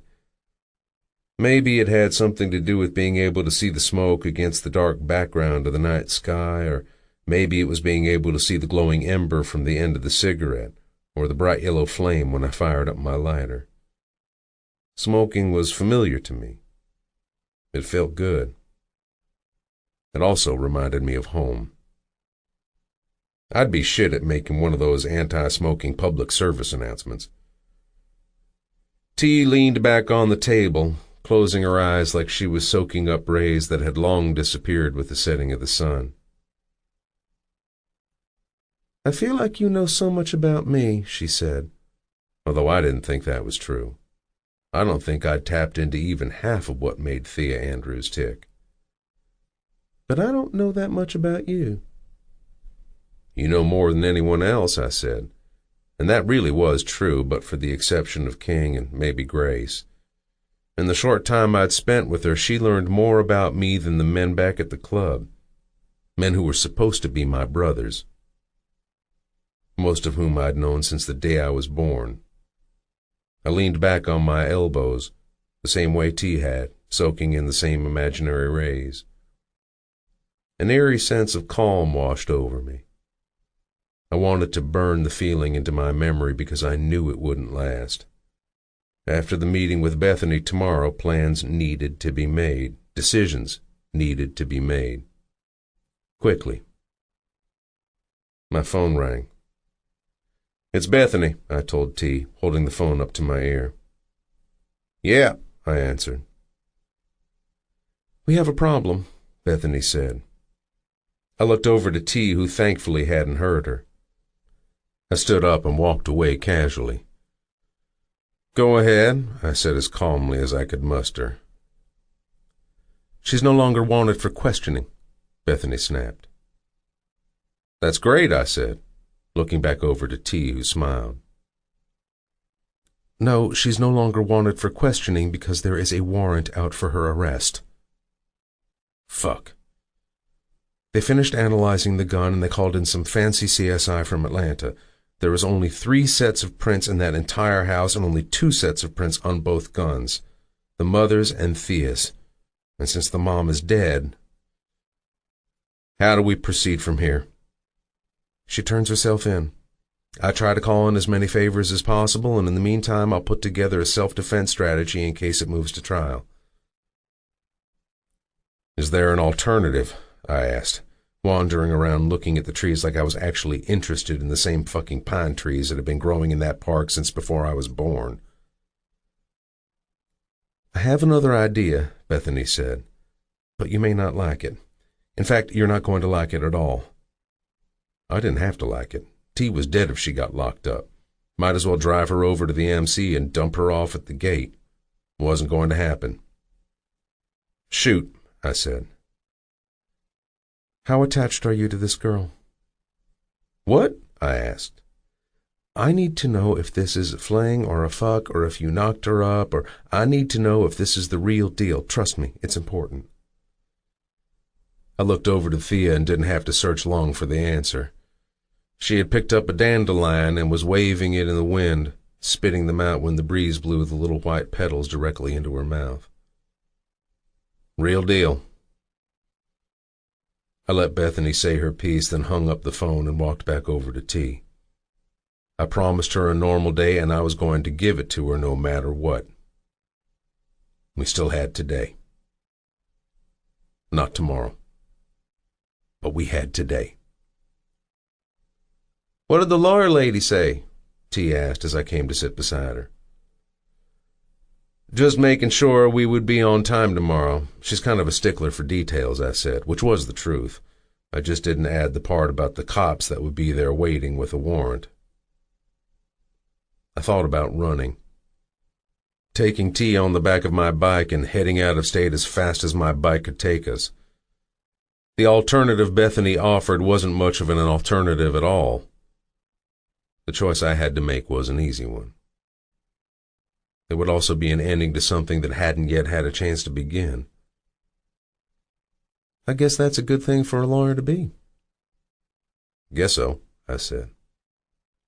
"So, as I was saying," she said, breaking me out of my thoughts, "I don't even know what your favorite color is." She stopped mid-sentence to look me over, taking in my shirt, boots, and jeans, which were all black. "Okay, never mind, so your favorite color is black, but what is your favorite movie? Favorite holiday? Actually, I don't even know how old you are." I chuckled and shook my head. "Okay, fine, but besides being a big, bad biker dude who has issues with his pop and has eyes that could melt the lock off a chastity belt, I don't know much about you, and you know everything about me, so give it up. Spill the beans, Bear. Rake the dirt. Dish out the good stuff," T ordered, nudging me with her sharp little elbow. She pulled her legs up onto the table and hugged her knees to her chest. "Melt the lock off a chastity belt, huh?" I asked, raising my eyebrow at her suggestively. She rolled her eyes. "It figures that's the only part that registered with you. It's only an expression." "Uh-huh. One I've never heard," I teased, feeling a little bad when her face started to redden. I cleared my throat. "But then again, I've never heard half the shit that comes out of your mouth." She shrugged. "You're not the first person to tell me that. My dad used to say that all the time." "Okay, T. You win," I said, changing the subject. "But favorite movie is a tough one. What category are we talking about?" "All of them," she said with a smile. "Start with drama." I raised an eyebrow at her. The lady is demanding. Yes, she is, she said. I bet it's Scarface. Is it Scarface? I laughed. Ask anyone else in the club, and I think that's the answer they'd give you, but I like the classics.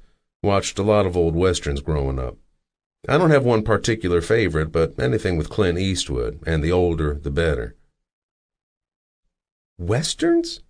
Westerns? I was positive you were going to say The Godfather or Scarface. What the fuck is wrong with westerns? Westerns are the shit.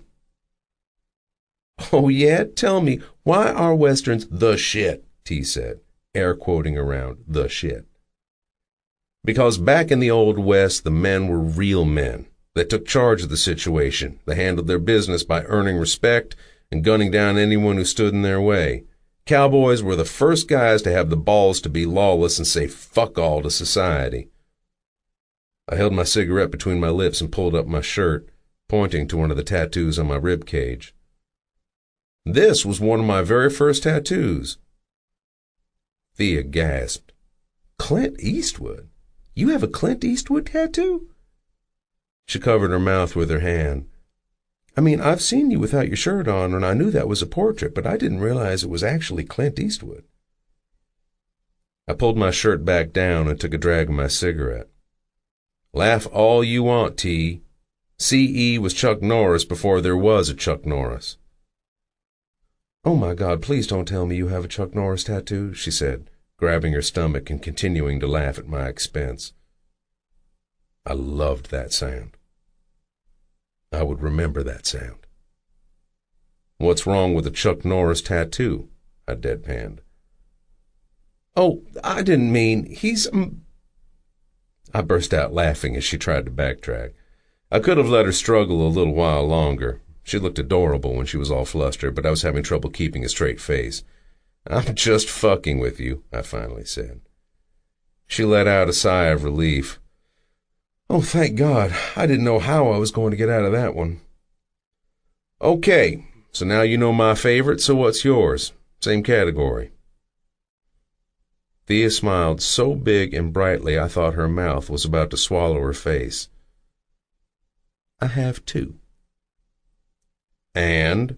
I pressed. Scarface and The Godfather. I laughed more that day than I had in the last 27 years. All because of the girl with the crazy pink hair. The girl I'd fallen in love with. Fuck. You're different, T, I said, when we'd both recovered enough to speak again. But I've known that since the day I met you. You mean the day your friend held a gun on me? She corrected.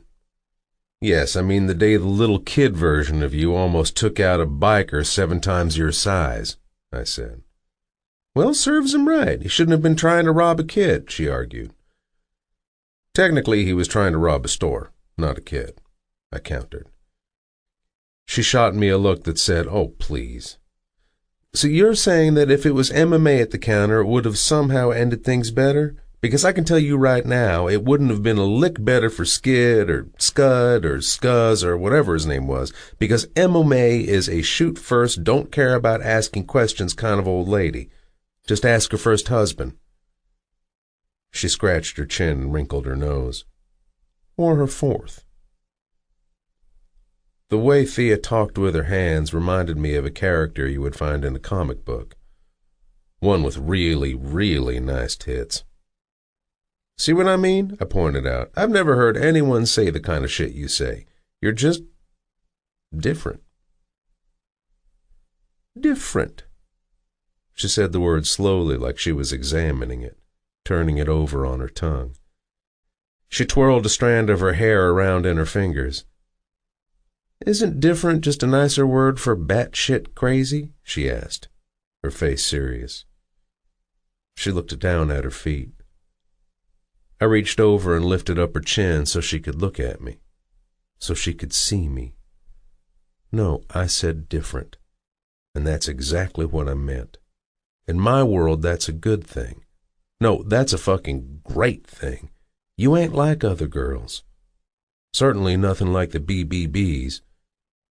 When T wrinkled her nose in confusion, I filled her in. Beach bastard bitches. Club whores, I clarified. When I'm positive you're going to react one way to something, you keep surprising me by doing the complete opposite. And I'm a hard man to surprise, I said, stubbing out my cigarette on the bottom of my boot. I bet you tell all the girls they're different. Bet that line's worked 1,000 times. T pulled her chin away and stared down at the table, picking at the old red paint that had bubbled up on the surface. There was a hint of jealousy that crept into her question, and if it had come out of anyone else's mouth, I'd probably already ended the conversation and left the second she asked it. But it didn't come from anyone else. It came from Thia. It was cute. I could have lied to her and said she was the only girl I'd ever said that to, but there was already a lingering lie between us, or rather an omission of truth on my part, and I didn't want to add to the growing pile. There was a girl, just one other. She was different, but not in the same way you were. I thought she could be different from me, too. I admitted out loud for the first time, remembering the sting of pain I felt when I saw King and Ray fucking up against the pillar under the house the night I tried to make her mine, and failed. What happened? Why did it end? She asked, looking up from where she'd just picked off a huge chip of paint, exposing a bright blue strip underneath the red. My best friend knocked her up. They're getting hitched, I said, and then I waited. But it didn't come. The regret, the bitterness that usually followed all thoughts of my best friend being with the girl I thought I'd let get away. Nothing. You mean King and Ray? You and Ray? No, me and Ray nothing. Never even started. It was an idea in my head, an idea that got snuffed out quickly. I never cared about a woman in my entire life and kind of confused my feelings for something it wasn't. I'm sorry, T said, and I genuinely believed she was sorry. Any bitterness or jealousy was gone from her voice. I shook my head. Don't be. I'm happy for them. I really meant it. T, are you jealous? I teased, although I knew she wasn't. I nudged her a little too hard and she almost fell off the table, but recovered quickly, using her hands to regain her balance. I'd officially lost my goddamned mind. Not only was I flirting, but I'd resorted to pushing her around like a school kid with a crush. No, I'm not jealous, she argued. I shouldn't have even asked. It's none of my business. Besides, you don't need to tell a girl that they are different to get them into bed. You probably just smile and say, darling, and the panties start dropping, T said, crossing and uncrossing her legs that made me want to spread them apart and sink my face down into her tight heat. I put my hand on top of hers to ease her rambling, but when our hands met, I didn't expect the volt of static energy that sparked between us from a simple touch. T looked up at me and her jaw dropped open. She'd felt it too. I tried to take away my hand, but I just couldn't. Better yet, I didn't want to. I clasped my hand around her much smaller one and yanked her onto my lap. She shrieked in surprise. I almost forgot what I was about to say when I noticed that my lips were lined up perfectly with that little indented spot where her neck and shoulder met. She struggled to get off of me, but I held her tight and leaned into the spot as close as I could without actually touching her. You're right, you know. I've never in my life said anything to a chick that wasn't true to get her in my bed, I said, right against her skin. T shuddered. What would you say to them? She asked, tilting her head to grant me more access to her neck. Her question took me by surprise. You want examples? I asked with a small laugh. Okay, I'll tell you. I grabbed a hold of her neck with one hand and held her tightly at the waist with the other. She smelled like some sort of girly shit that was making my dick even harder than it already was from her wiggling around on my lap. Every little movement of her struggle sent another surge of blood to my cock. The conversation we were having was doing very little to ease the strain behind my zipper. I knew then I'd have her dripping wet and leaking my cum before we made our way back out to the truck. I ran my nose along her shoulder and up her neck toward her ear, where I officially went crazy because I whispered to her the words I really had said to women before fucking them senseless, against the sensitive spot behind her ear. I would just tell them the truth, what I wanted from them, what I wanted to do to them. And then the words fell from my lips. Take off your clothes and get on your fucking knees. What? T asked nervously, if not a bit breathlessly. That's what I'd say when I want to fuck. I moved her hair away from the back of her neck, brushing my lips and my words over her sensitive skin that was coming alive with goosebumps as I made my way from one ear to the other. I'd tell them to fuck me, suck me, ride my cock, bend over and lift up your skirt, make me come. She gasped, and I knew my words were having an effect on her, especially when her movements became less of the struggling kind and more of the rubbing against me for relief kind. Keep going. Tell me more. What else? She asked, closing her eyes, letting her head fall to the side. Seeing T turned on was beyond beautiful. It was fucking glorious. I grabbed her by the waist, spinning her around on my lap to face me. Her legs wrapped around me like I hoped they would. She opened her eyes and then her mouth to say something about our sudden change in position, but I ran the tip of my index finger across her collarbone, following up the touch with a feather-light trace of my lips, letting out a breath I didn't know I had been holding when she again closed her eyes and began slowly rocking back and forth on my lap, causing me to hiss between my teeth at the sensation. I didn't want her to snap out of whatever the hazy reality was we were existing in, because in that reality, T had her legs wrapped around me and was grinding her pussy on my cock, and was turned on so badly by my crude words and simple touches that I could feel the space between her legs grow hotter and wetter as we continued on with whatever the fuck it is we were doing, and if I had my way, we would never stop doing. We were fully clothed. We were in a public place. Yet the small space we were sharing smelled like sex. Like pussy. T's pussy. I groaned into her hair and my cock stiffened to the point of pain, but it wasn't enough to make me stop. I never wanted to fucking stop. Spread your legs, I continued, my voice coming out strained and rough. Every inch of me ached to rip her shorts off right there on the picnic table and bury my cock so deep inside her she'd be able to feel it in her throat. Show me your pussy. I knew full well I was talking to her now, not repeating shit I'd said in the past. Her lips parted and she turned her face upward toward the sky. Her grinding became more fluid. Up and down she slowly dragged herself against me, and even through my jeans and her shorts I felt the heat from her pussy up against my rigid cock. It was the thought of how it would feel to be doing the very same thing with T without clothes in the way that had me on the verge of blowing my load right then and there. I took a fistful of her hair and I used it like reins, pulling her in as close as possible while I continued to talk against her prickled skin. I'm going to make you come so hard it's going to fucking hurt. She leaned back, pushing her tits out toward me. I tightened my grip on her waist. She moaned again, and this time my hips involuntarily jerked upward at the sound, my cock slamming against her with such force that pain radiated down my shaft.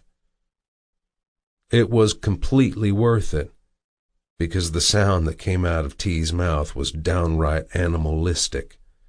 It was more of a roar than a moan, something so primal coming from somewhere so deep inside her it exploded in the form of a sound that had me shaking under the tremendous amount of need that kept building and building. My little fucking cock tease. I was blinded to everything around us, and all I could see, all I could feel, all I could think about was fucking my girl again. I want you, I breathed. I want to fuck you so fucking hard. She put her hand over her mouth when she realized how loud she'd gotten, but I pulled it away. No one can hear you, I said, looking around to where the only other people in the park were a couple of teenagers at least 10 tables away. You can be as loud as you want. Besides, I like it when you scream. The sun had just set, but truth be told, it could have been daylight with 1,000 people standing around watching, and I would have only stopped when the cops came to drag us away. Bad train of thought. I want to taste you again. I'm going to make you scream my name until you go hoarse, and when you think it's not physically possible for you to come again or you're going to break, I'm going to make you come again. And I'm going to break you. Or I would fucking die trying. Bear, T moaned, writhing against me.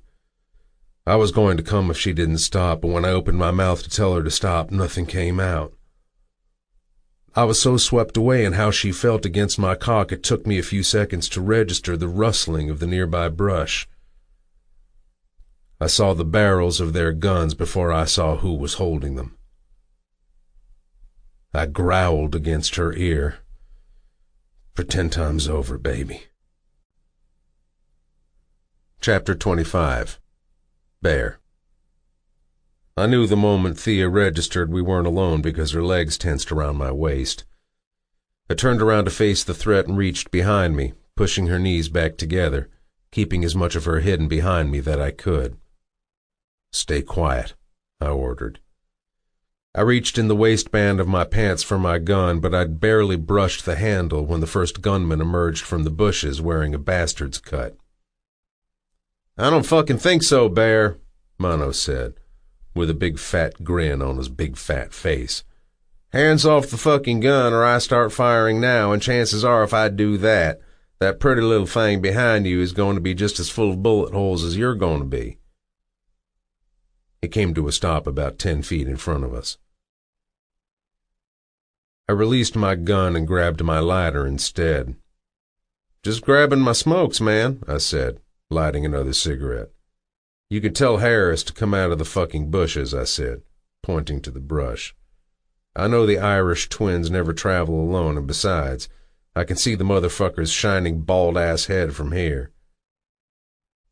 T's knees shook against my back, and I pushed back against her to ease her nerves, but her shaking only intensified. Harris emerged from the brush with the same stupid grin on his red-bearded face and joined his pseudo-brother, his pistol raised as he approached. Chop put you dumb fucks on me? I thought he'd at least send someone with some fucking brains, but he sends the fucking twins to do his dirty work? Mono and Harris joined the MC around the same time I was patched in. The name Irish twins has nothing to do with them looking alike because they weren't related, and aside from their bald heads and red beards, they couldn't have looked more different. Mono was around 6 feet and stocky, while Harris stood around 6'5", but was much leaner. It was their personalities that were identical.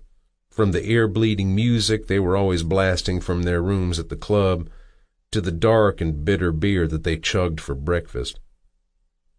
Mono spit his dip onto the ground and smiled, his teeth coated in black tar. You weren't all that hard to find, you know. You could have tried harder to run. I scoffed and took a drag of my cigarette. I've been in town for weeks. I was right under your nose the entire time, you stupid fucks.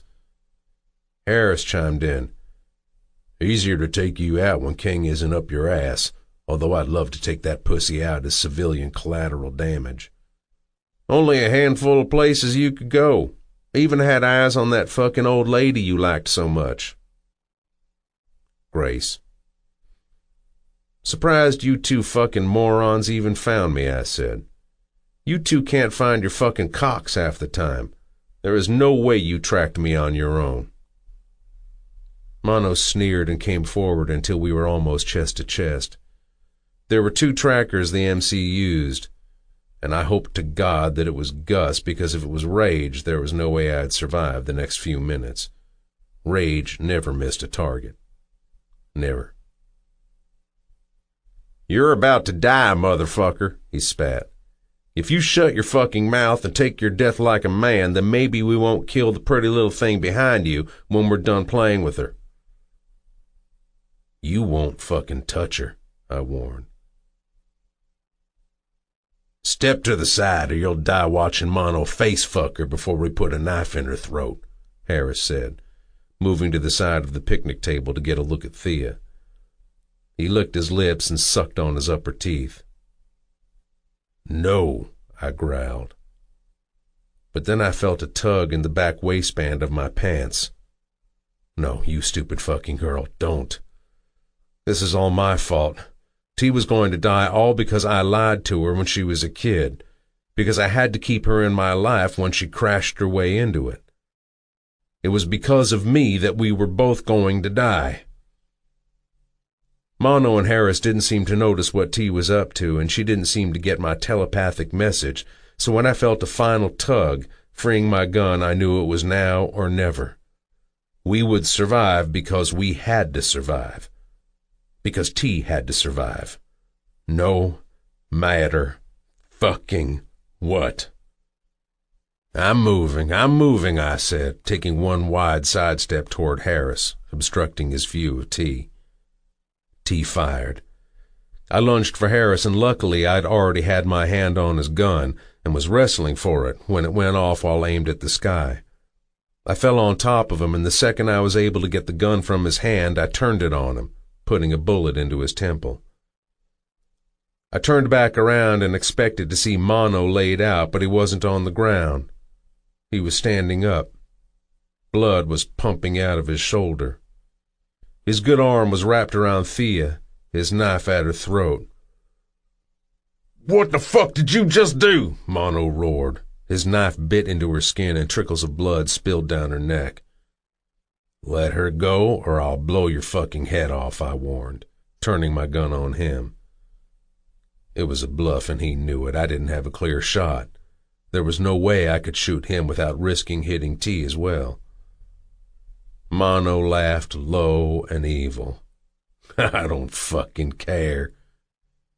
He shrugged and locked eyes with me. "Eye for an eye and all." Mono tightened his grip on T and white-knuckled his knife as he began to drag it across her throat. I lunged for them, but there was no way I was going to be able to reach them in time. "No!" A shot rang out, and Mono's eyes rolled back in his head, and the side of his neck exploded. His stare went blank as he released T and fell sideways into the dirt. "T," I said, running for her and scooping her up off the ground. "I'm okay?" she asked like it was a question and not a statement. I examined where the blood was dripping from her neck. The slash was about 1/2 an inch wide. "It's not deep," I sighed in relief. "Maybe a stitch or two. Thank fucking God." "Who shot him?" T asked, pointing to Mono as I picked her up and held her tightly to my chest. Stepping over Mono's body, I carried her back to the table and set her down to examine her for further injuries. "Who?" Thia asked again, scanning the brush for more bastards. I didn't need to look around because I knew exactly who shot Mono. "That would be me," a familiar voice said with a slight Spanish accent. I turned around to find myself face to face with Gus. "And you're fucking welcome." Thia. It was the first time I'd seen Gus since he'd saved me from Chop that night. "Such a waste," he said, staring down at the 2 lifeless bodies of who Bear had called Mono and Harris. Gus had dragged one of them next to the other, so that they were now lying side by side on their backs. Bear continued to search my body for wounds that weren't there, and I tried to catch my breath. "Hi, I'm Gus," Gus said, never taking his eyes off the bodies. His tone was flat and even, and he spoke in a volume a few notches down the volume dial than most people did. "I remember you," I said, and Gus simply nodded. "I was hoping they used you to track and not rage," Bear said, after finally being satisfied that I wasn't bleeding from anywhere besides the small wound on my neck. He turned to me and pushed the hair off my face, resting his forehead on mine. "That was a stupid move," he said. "Bear," I started to argue. "Let me finish," he interrupted. "It was a stupid move that I'm glad you fucking made, or we'd both be dead right now." He pulled back and pulled a joint out of his pocket. He didn't light it. Instead, he passed both the joint and lighter to Gus, who reached behind him to take it from Bear, his eyes still glued on the bodies while he lit it and took a deep drag. Gus knelt down next to the bikers and surprised me when he ran his index finger across Mono's bloody face, leaving a white trail down his cheek through the sticky red. He stood back up and held the bloody finger under his nose. Closing his eyes, he inhaled the blood like he was sniffing a fine wine. "Shame," he repeated, opening his eyes. He used a rag from his back pocket to wipe the blood from his finger. On the night Gus saved me from the MC, he was just a shadow. No face, no body. A distant memory of an explosion and a ride in a van. Gus was now a living, breathing person with olive skin and dark hair, just long enough on the top to brush forward. Tiny, pointed bangs hung high on his forehead. His height fell somewhere in the middle of the height difference between my 5'4" and Bear's 6'something. He wasn't wearing a cut, just an untucked navy blue and white flannel shirt, and light jeans with yellow work boots. He wasn't attractive, especially not in the same way Bear was. Gus's pudgy cheeks, which were coated with dark hair that was a few hours over a 5 o'clock shadow, would suggest he was heavier than his medium build. An ornate tattoo decorated his right temple. The whites of his eyes seemed brighter than most against the blackness of his large pupils, which bulged out of his head when he spoke. I was acutely aware that he didn't blink often, and found myself staring at his eyes, trying to catch him in the act. "They should have been on plastic with a dental bar in their mouths. I would have taken my time and started from the back. The back is a good place to start when pulling teeth. Molars are the most painful and the hardest to extract. They are also the bloodiest, and when the blood drips down their throats, they choke on it, and choking increases the fear. You can smell it in the air." He shook his head and looked up at Bear. "It would have been beautiful."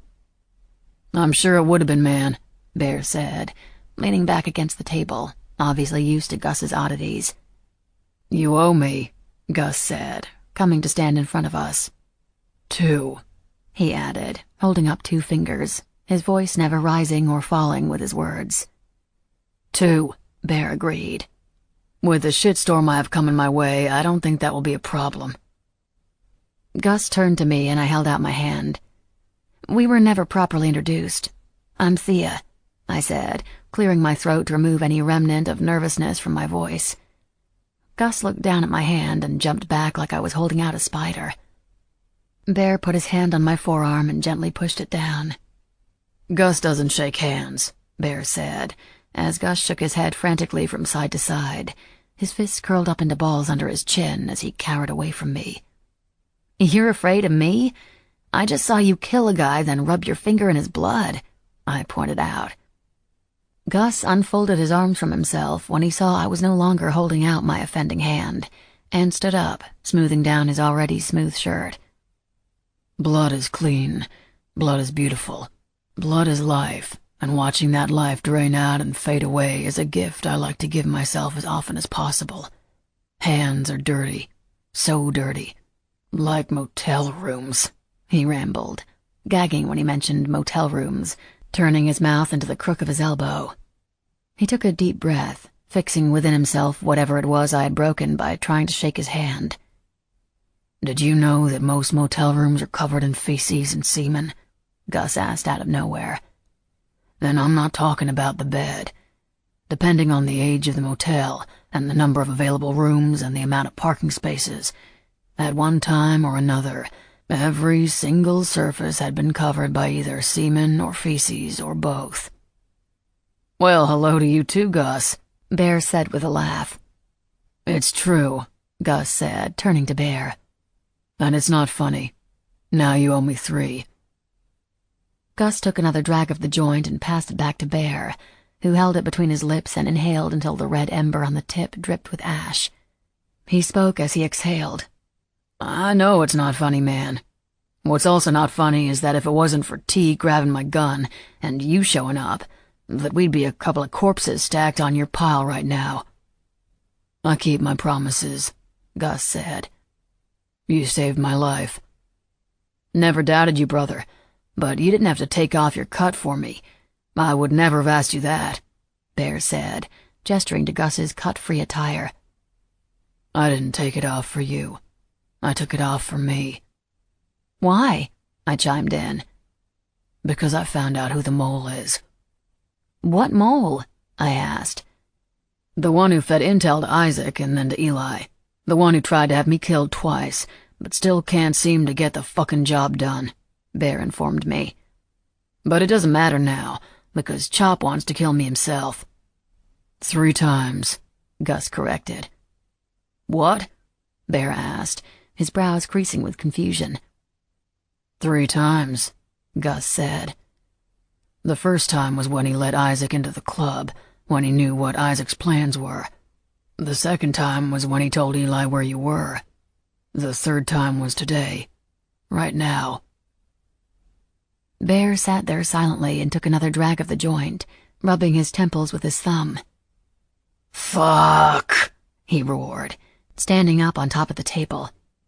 "I don't understand," I said. "What does you leaving the MC and the mole have anything to do with one another?" I stopped when the realization hit. Bear looked down at me and nodded. "The mole is—" I started, but stopped as it all sank in. Bear growled and finished my sentence. "My fucking old man." Gus nodded. "Chop. Chop is the mole." So much for normal.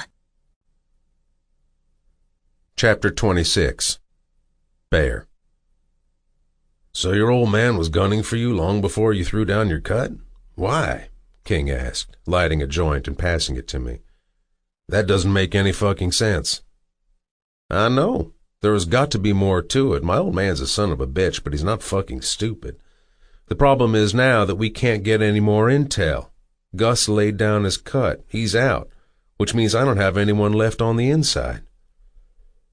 We were back in his tattoo studio, and I just told him what had gone down at the park. Luckily, Gus was all too eager to handle the cleanup on his own, so we left him to it. It's not like it fucking matters. If he wants me dead, he wants me dead. The reason isn't important anymore. The only real problem is that he's willing to go through T to get to me. "But why Thea? You have other people he can get to. Me, Grace, Ray. Why choose her?" "'Cause Chop's a cocksucker, but he's not fucking stupid either. He took one look at her and knew." I paused. "He's following code, or at least he's making it appear to the brothers like he is. Meanwhile, he's been going behind their backs, planning to have me killed for fuck knows how long now." "But that still doesn't make sense. How could going through Thea to get to you—" King started, but stopped when I flashed him a knowing look. He answered his own question. "Girls in the club, old ladies, even the BBBs, they aren't considered civilians.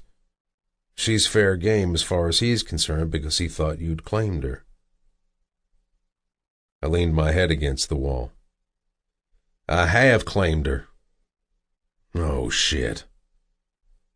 I stood up from the couch and pretended to be interested in the new sketch King had been working on to finish Ray's sleeve. It was all 3 of their kids' names woven into a mangrove tree on the bay. "Never thought I'd see the fucking day, man." "It was stupid. Twice now, and I didn't wrap up either time." King laughed and motioned for me to bring the joint back to him.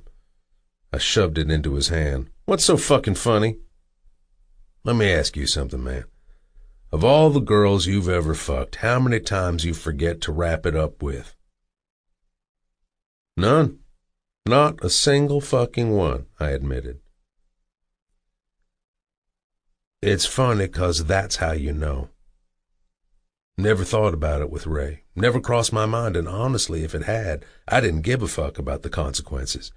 Anything to keep her linked with me was all right by me. I may not have known that at first, but I sure as shit know it now. Now you got 3 kids, man, 2 of which are tearing the house apart block by block. Yeah, it's pretty fucking great. Still don't think to wrap up either, he said with a laugh. I'm not thinking about having kids right now. I'm thinking about how to keep this girl alive. Your girl? Yes, my girl. There, I said it. Does that make you happy now? It's a start, King said. So you think about what Bethany said to you? 'Cause if you are going to go through with it, then you need to tell her. She should know what she's in for. There are things you need to go over with her. I've been there, man. You don't want her going in blind. I lit a cigarette. King was right, but I had no idea how to start the conversation with her. I got something else in mind, I said. If you're thinking of doing something stupid, don't, King warned. Stupid was taking her into a public place and almost getting her killed. Stupid was making a promise to a 10-year-old I never intended to keep. Stupid is every fucking thing I've ever done in my life up until this point. I got to keep her safe. I stubbed out my smoke in the ashtray on the coffee table. Nothing stupid about that. Thia was up at the house to help Ray with the kids or dinner or something. To be honest, I hadn't been paying attention because I was too focused on the fact that if it wasn't for Gus or T's quick thinking, she wouldn't be breathing right now. I was too busy thinking with my cock instead of worrying about keeping her safe. You were thinking with your heart, dumbass. It's that other useful organ in your body, Preppy informed me. I made a promise to myself that although all this shit started out as a lie, I would keep my promise to her. I would protect her. But I made another promise to myself, too. I would not just protect her, but I wouldn't let her get sucked into my life. She was better than that. Better than me. I would keep her safe. I just couldn't keep her for myself. 30 minutes and 1 text message later, a practiced hand was wrapped around my cock. I drank straight from the bottle of Jack until I didn't care, which, although I was hammered, still wasn't working, because T was going to walk through the door at any second and see what kind of man I really was. I was hoping I would be drunk enough not to see the look of hurt in her eyes, not to register the look of disappointment on her face. Why did I even care? She knew I'd planned to leave from the moment we met. I never told her that had changed. I never promised her that I was going to stay, or that she was going to stay. King was locked up for years. I made him promise that he would call in all the favors he still had on the inside because I could protect her for now, but wouldn't be able to when we weren't together anymore. Fuck, why does this hurt so bad? She murmured, like I wasn't paying her to jerk me off.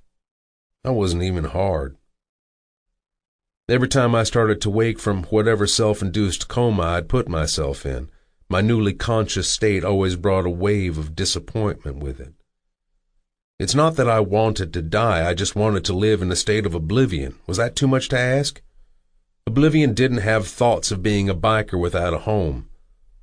Oblivion didn't have confusing thoughts of Ray, although in recent days those had started to fade away. Oblivion definitely didn't have her, and come tomorrow I wouldn't either. I wanted it to be her hand on my cock, and I imagined it was, living in my imagination and in the lie for just a few more ignorant moments. Jody stroked me. Or was it Danny? Denise. Regardless of the expertise being used to get me off, I felt myself going softer and softer. I thought of pale pink lips and strawberry blonde hair, but every time she appeared behind my closed eyelids, she disappeared just as quickly. I groaned in frustration. The girl getting me off took the noise as a sign of encouragement, picking up her pace, jerking me harder. Long, fake nails clicked together as she worked me. There was no fucking way I was going to come, and I was glad for it. I wanted to punish myself for what I was about to do, for what she was about to see. Sadly, the only coming I was doing was coming down from my high, which was the last fucking thing I wanted. It was a shitty-ass time to sober up. I changed my mind. I couldn't do this. I couldn't hurt her. I would find another way. I grabbed what's-her-name's forearm to make her stop her pointless hand job, but it wasn't her my eyes darted to. It was T. My T. Standing at the foot of the bed. She appeared straight-faced, impassive, almost expressionless. I knew better than to take her at face value. Thia ran deep, but covered up even deeper. What I saw behind her flat expression scared the shit out of me, because it was more than her usual spitfire self. She was mad. Pure, unadulterated rage mad. The naked bleach blonde kneeling next to me barely paid Thia any attention, and continued to stroke me as she looked back at her despite my hand on her arm trying to stop her. "You want in?" she asked Thia. Maybe she wasn't there. Maybe I was just dreaming, because Thia Andrews had been occupying my dreams since that first night in the shower. It wasn't until she spoke that I knew for sure it wasn't a dream after all. I thought she'd run. I'd done this so she would run, not from the house, from me. But she didn't. The girl was always surprising me. She walked right up to the bed with a look of determination in her eyes that I'd never seen before. She reached over me and plucked one of my guns from one of my holders, which was the only thing I was wearing. She aimed at the naked blonde and cocked it. "Get out now." The fake, seductive look on the blonde's face instantly disappeared and was replaced with fear. She jumped from the bed and ran out the door without a backwards glance. I know it was the asshole thing to do, but I couldn't help it. Maybe it was because I was drunk. Maybe because I was tired of not knowing what to do or who to trust or how to protect the girl who had wiggled and smiled her way into my broken heart. I laughed. Not just a little laugh either. I laughed at the absurdity that my life had become as well as the situation I was currently in. Thea turned the gun on me, and that's when I noticed the tears threatening to leak from the corners of her beautiful green eyes. I froze. Shit. T sniffled, although she was obviously trying to hide the fact that she was on the verge of crying. An unfamiliar feeling took over. My heart lurched into my stomach, and I felt sick. Guilt. I'd committed every crime there was to commit. I'd done shit that sane men would never dare to even think of, yet I'd never felt a shred of guilt for any of it, ever. Until now. Until Thea. Love. It was the only kind of torture I wasn't familiar with. I was quickly learning it was the most painful kind of them all. "You know," she started. Her voice was as shaky as the gun in her hand. "You really need to stop trying to make me hate you." I muddled through my cloudy thoughts in search of a response. "And why is that?" was the best I could come up with. T laid the gun down on my bare stomach, and I resisted the urge to reach out and tug her down onto me. She was about to turn the handle on the door when she turned back. Tears stained her cheeks, and my gut twisted in a way I was beginning to hate as much as I hated myself. She looked me right in the eye and held my gaze. Because it's working. Chapter 27. Bear. No amount of coffee or cold water could have dragged me back into sobriety after I'd seen the look on T's face in that room. Alcohol and anger go hand in hand like junior high sweethearts. I drank enough Jack to set me into a coma, yet after she'd walked out of the room I was more sober than before I'd had a single drop.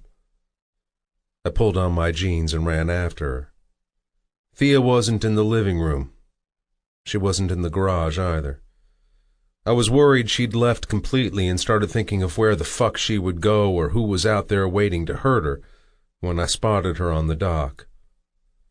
She was bent over, her hands moving furiously. I didn't realize what she was doing until she untied the rope from the dock and hopped off the dock.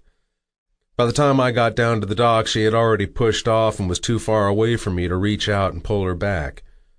T, we gotta talk. I think you've said plenty. T, get your ass over here. Ignoring me, she continued to row furiously. She was obviously inexperienced and didn't move too far too quickly. The muscles in her arms strained as she rowed harder and harder without much progress to show for it. There is a nasty rip current under the dock. It's a struggle for me or King to get the boat through it, so you might as well give up and come back now, I said, crouching down on the seawall. She only fought harder. Slowly she gained ground, inching further away from the dock and from me. I hadn't been lying. The current was a bitch to get through if you didn't know exactly where it stopped and started. It took us months to figure out how to clear it in less than a few minutes. As much as I hated the fact that she was doing her damnedest to get away from me, I was impressed by my girl's strength. There was no way to make this right. I craved her forgiveness just as much as I craved her body, her soul, her spirit, her heart. Words spilled from my lips in quick succession. I had to get to her before she was too far away to hear me. I spoke so fast I didn't have time to edit myself and choose the right words, so I just went with my gut, because going with my head only resulted in her beginning to hate me, and as much as that was a part of the plan, I hadn't counted on the crushing blow to my soul that came with it. I wanted to tell her everything. I started with the truth. Bare, uncensored. For what it's worth, I didn't want her. I never wanted her, I shouted. I just don't know what I'm doing here. I don't know anything anymore. Looked like you wanted her to me, T said, huffing heavily but making progress. If she kept up the pace for a few more minutes, she would be free of the current and would quickly be out of hearing distance. What do you want me to say? You almost got killed in the park. So did you. That's my life, though. I'm used to motherfuckers gunning for me. That shouldn't be yours, though. You don't get to decide my life, Bear. Not you. Not anyone. When I'm with you, it's like you put me up on this fucking unreachable pedestal. I don't deserve that kind of admiration, and sometimes... I tried to catch my breath, but the words kept spilling out of me. It scares the fucking shit out of me. Whatever you think you know about me or who I am, you don't know shit about me. You don't know the things I've done, the people I've done them to. You don't know that I've killed people because I was ordered to, or because I thought it was good for club business, or just because they rubbed me the wrong fucking way. Is that what you want to hear? 'Cause that's the truth. I've done it all, and you look at me like I'm somehow a good person. And it makes me want to tear my fucking hair out because it's all a lie. The truth is, I'm not the good guy. I'm the fucking bad guy. And club or not, that hasn't changed. I ran my hand through my hair and took a deep breath. It wasn't exactly a fucking love poem, but it was the truth. "When did I say that?" T asked in a small whisper, temporarily forgetting to row. The boat slid forward toward me. "Tell me, when exactly did I say that I wanted to change you?" Her voice grew louder, bolder. "Do you think I'm some fucking sheltered idiot? I know who you are and who the beach bastards are. I grew up across the county, not across the country.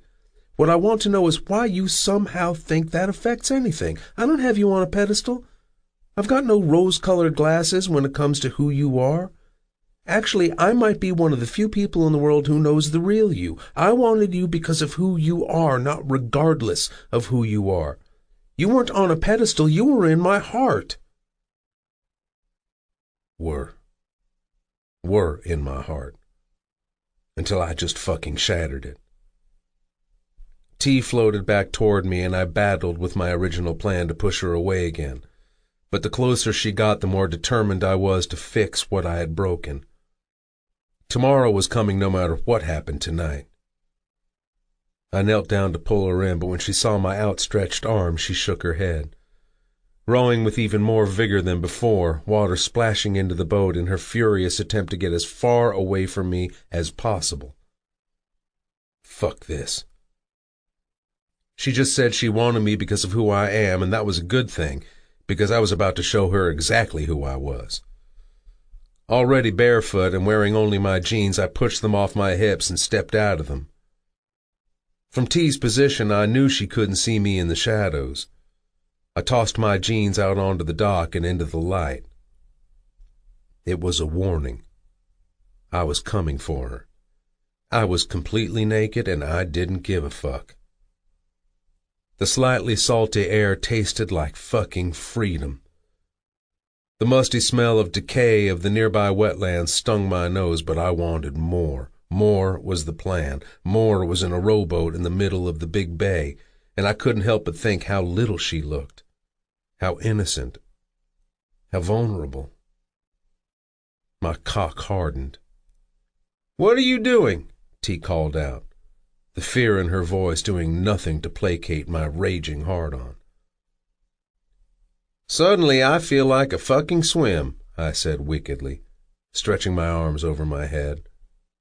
"No! Stay away, Bear, I mean it," T shouted, lapping her oar so hard into the water she was finally able to break free of the current, gliding easily across the water. "You're not coming in here." "That's what you think." "Oh, yes, I fucking am," I muttered. I sucked in a deep breath and dove head first into the dark water. A predator, seeking its prey. Chapter 28. Thia. Bear had lost his damned mind. From the second we left the park, he hadn't been the same. I knew he wanted me to walk in on him with that girl. It wasn't what she was doing to him that both pissed me off and broke my heart. It was the fact that I knew he'd done it on purpose. He wanted to get caught. He wanted to hurt me. Even though I was free of the current, I continued to row, wanting to get far enough away from the shore that Bear would give up on swimming and turn back around. As I got closer to the shore on the opposite side, I'd thought I would see other houses surrounding the bay, but the rest of the shore was covered in a mixture of tall, thin trees that bent and swayed with the slightest breeze, and short, stumpy mangroves that sat on top of the water, on little sticks that reminded me of the pillars that held up King and Ray's house. I really hadn't thought Bear was going to jump in, an empty threat that turned out to be not so empty. The spot where Bear had jumped into the water created a rippling effect over the surface, growing larger and larger as it spanned out. By the time it reached the boat, it had turned from slight ripple to little wave, rocking the boat from side to side. That's when I realized that there was no other disturbance in the water, no indication of movement of any kind. Where is he? My anger and irritation temporarily replaced by worry. I counted to 10. Nothing. I counted again. Nothing. "Bear?" I shouted. No response. Keeping one oar raised out of the water, I turned the boat around and followed the path from where I came, scanning for signs of life. I'd only gotten a few strokes in when the stillness exploded beside the boat. My heart leapt into my stomach as Bear launched himself through the surface of the water like an orca, soaking my hair and clothes. "Why do you care? Why are you really mad?" Bear asked, grabbing onto the side of the boat.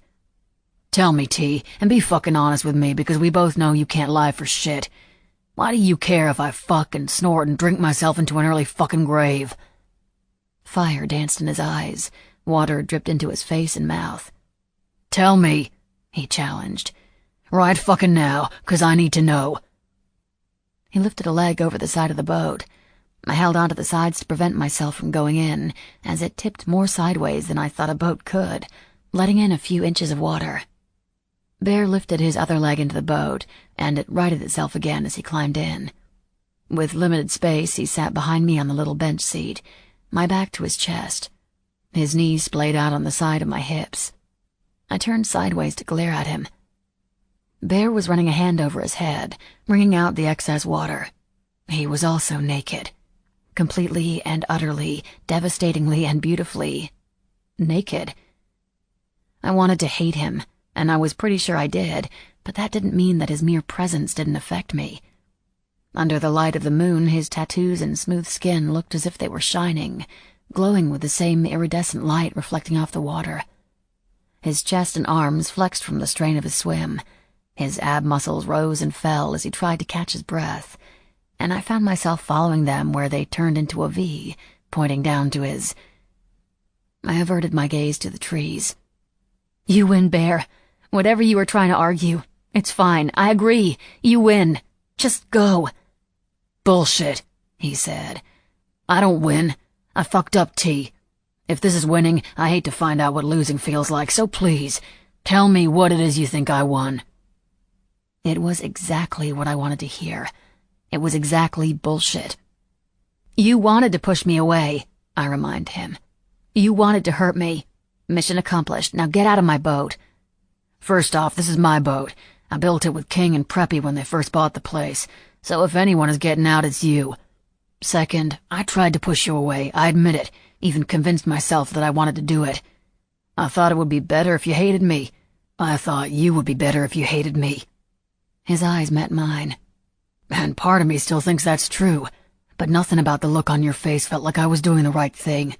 The reality of you hating me was nothing like I thought it would be." His voice grew quiet, and his words sank further into the barrier I had a hard time keeping up around him. "It gutted me, T." "Don't listen. He's lying. Don't believe him." "I know the feeling," I said, the words dripping with the bitterness I felt. "Don't listen. He's lying. Don't believe him." "Here I thought you were being an asshole, but really you just couldn't push your hand from your dick fast enough," I snapped. "Makes total sense. Please, by all means, continue," I said sarcastically, resting my chin on my closed fist and leaning toward him to hear the rest of his ridiculous lies. The breeze picked up, blowing my hair over my shoulders. Bear reached over my shoulder and grazed the side of my neck with the back of his knuckles. I shivered as he pulled my hair back around, dragging his fingertips across my skin as he adjusted my hair across my back. "You don't get to touch me," I seethed, trying my hardest not to give away the desire coursing through me by leaning into his touch. "I told myself I can't have you, but I can't shake you. Why do you think that is?" Bear asked, his words a whisper against my bare neck. His fingers continuing to dance down the back of my arms despite my protest. A part of me wanted to turn around and crush my lips to his. A part of me wanted to drown him in the bay. I was lost in sensation as my skin prickled to life, and a muscle inside of me spasmed out and clenched. It was a war. Desire versus anger. Anger was losing, but I wasn't ready to give up the fight so easily. Or so I thought. I'd opened my mouth to argue, yet somehow my brain thought the words and my mouth delivered the message. But I wasn't fully aware of what I was saying. Of the truth. "You can't shake me because I love you, you fucking asshole," I said. Instant regret and fear slammed into me, and I considered jumping into the bay to avoid seeing Bear's reaction. His thighs tensed around me. After what seemed like forever, he finally spoke, and my heart started to shatter all over again. "No, you can't love me. No? I asked, feeling every bit of anger coming back with a vengeance. Rage raced up toward my neck, my blood turning hot in my pulsing veins. No? You really are an idiot then. You don't get to tell me that. And newsflash, I've loved you since I first saw you when I was just a kid, and I will love you until I'm 100 years old, and even after they bury me in the ground. I turned in the seat, and Bear shifted his leg to make room for my knees, which were dangerously close to his cock, that I couldn't help but notice was already hard, pulsing as we argued. You don't have the right to tell me not to. Love doesn't work like that. The way I feel about you is the one thing in my life I still have that's completely mine, and believe it or not, even you can't take that away from me.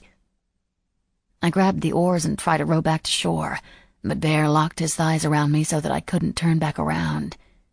He grabbed the oars from me and tossed them overboard, one at a time, launching them like little javelins across the water.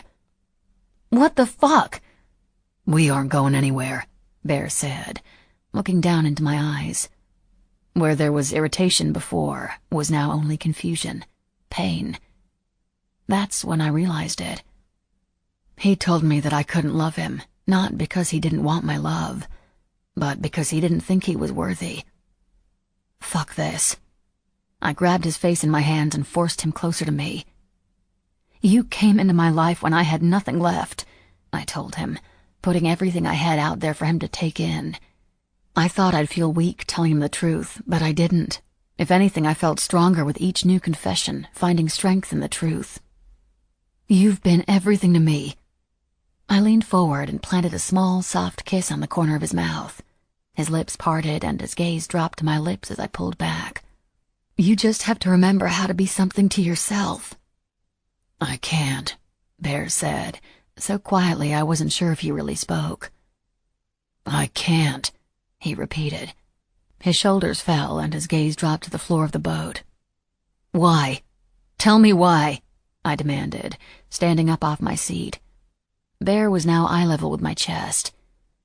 I'm lost, he admitted, and my heart sank. Then I will help you find your way, I said with newfound determination, rubbing my thumbs over his temples.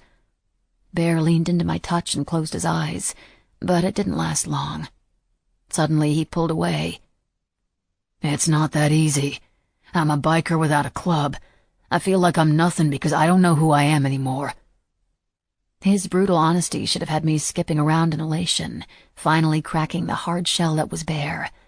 But the happiness never came, because my heart was hurting for him.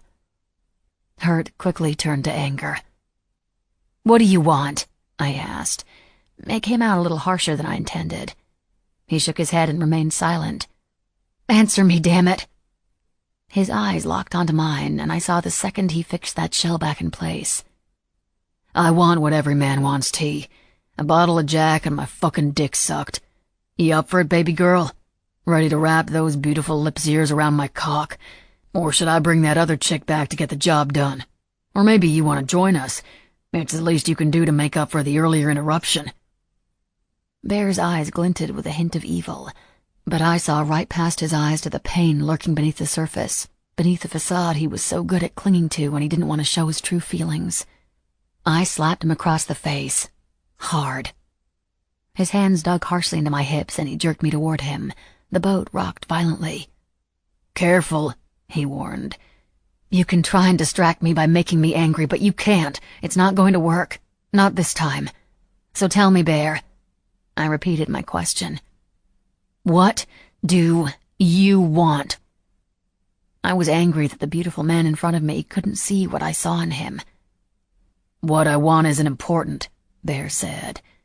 He moved his hands around my lower back and tugged me in closer. I can't have what I want.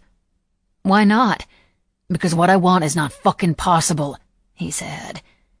Tell me, T, you gonna bring my dead friend back? 'Cause Preppy died right in front of my eyes and I couldn't save him. You gonna give me my club? I want things to be the way they were supposed to be before it all went to shit. You gonna take the nightmares away? The ones where I relive Eli and his men torturing me, shoving some broken bat up my ass and shoving their cocks in my mouth? Because I want all that, and more than anything I want... He looked away, but I wasn't about to let him stop there. I brought his gaze back to mine and held it there. "What? What else do you want?" I asked, softly this time. When he didn't answer right away, I was afraid I'd already lost him. After an eternity, he finally spoke, and when he did, his words knocked the wind from my chest. "You," he finally admitted, his voice stronger, more assertive than just seconds before. "I've been a ruined man for a long time. I can't ruin you too." "You didn't ruin me," I said. "You saved me." I didn't even realize the boat had started to tip over until it was too late. I lost my hold on Bear and crashed into the dark water. Bear's strong arms lifted me out. "Grab onto the side," he said, tapping on the side of the boat. I couldn't reach the ground, but Bear could, because he held onto the boat and walked us toward the nearby shore. I was so wrapped up in Bear that I hadn't noticed how close we'd floated. King and Ray's house looked so small from across the bay. Lights flickered in the windows. It seemed a million miles away, not just a few hundred feet. Suddenly I was airborne, and in seconds I was flat on my back on a tiny, muddy beach, and Bear was on top of me, his lips crushing mine until I couldn't breathe, his hand palming my breast, his cock hard and ready between my legs. "Baby, I'm sorry," he said, dropping his forehead to mine in a rare moment of vulnerability. His voice was rough and shaky. "Help me, please. I don't know what I'm doing here." "What are you trying to do?" I asked. He raised up, just enough to look me in the eye. "I'm trying to love you." We were two tortured souls, both in more ways than one person should ever have to experience. But we found each other. We needed each other. So help him I did. I sat up enough to pull him back down to me, the broken shells in the mud digging into my back. The water of the bay lapped over my bare feet. Bear was a million different things, and he may have been pushing 30, but we were alike in so many ways. He was just a boy who had no clue what he was doing, and I was just a girl who had no idea what to do with all the feelings I had swarming around inside of me. I just knew I wanted him, that I loved him. "Promise me that no matter what, that you won't give up on me. Promise me, T," Bear said, his eyes welling up with water. I wiped the corner of his eye with my thumb, and he leaned into my touch. "I won't give up on you," I promised, and I meant it. I would never give up on him. Neither of us knew what the future held for us, if anything at all. All we knew is that we had today, right then, right there. We were just a normal boy and a normal girl, trying to figure out how to love one another. Today. Tomorrow we would figure out the rest. Today, Bear pulled my shorts and panties to the side, sank his hard cock deep inside of me, and frantically fucked me until I couldn't think of anything but him, the orgasm that tore through my body, the tears that ran down my face, and the elation my heart felt over knowing that the stupid boy who made mistakes loved me. And that was good enough. For today. Because tomorrow never came. Chapter 29. Thia. Bear pushed the boat back in the water and used a thick branch to row us back to the other side of the bay. "I really am sorry," Bear said again when we were halfway across. "I really do love you," I said, and I meant it. "You know that you were the only person in my life who has ever told me that?" Bear asked. "What's going on?" I asked, noticing a commotion going on by the seawall, which Bear had his back to as we rowed. "Fuck if I know. This is all new to me too," Bear said, oblivious to what I was referring to. "No, turn around," I said, and Bear looked behind me to where a woman wearing an all-white pantsuit stood on the seawall. Her dark hair was pulled into a severe bun, and her lipstick was so bright red I could see it even in the dim lights of the dock. Next to her were 3 police officers with their guns raised and aimed at our boat. Bear turned around, and as soon as he saw what we were heading toward, he tried to subtly turn the boat around, but it was too late. We hit the current and it splashed us rapidly toward the seawall. "I'm sorry," the woman said. "I know this wasn't supposed to be until tomorrow, but I couldn't hold them off. I tried to call your cell." Bear, what is she talking about? I asked. What's going on? Fuck, Bear cursed, dropping the useless branch into the water. Cynthia Ann Andrews, one of the officers asked. Why are they calling my name? I asked Bear, who looked at the floor of the boat and then back up at me. Don't forget your promise, T. Don't give up on me, he said as the boat hit the seawall. One of the officers reached down to grab me, and I shrieked. Don't fucking touch her, he warned, standing up in the boat. The officer pulled back but held up his gun again. T, you gotta go with them. What?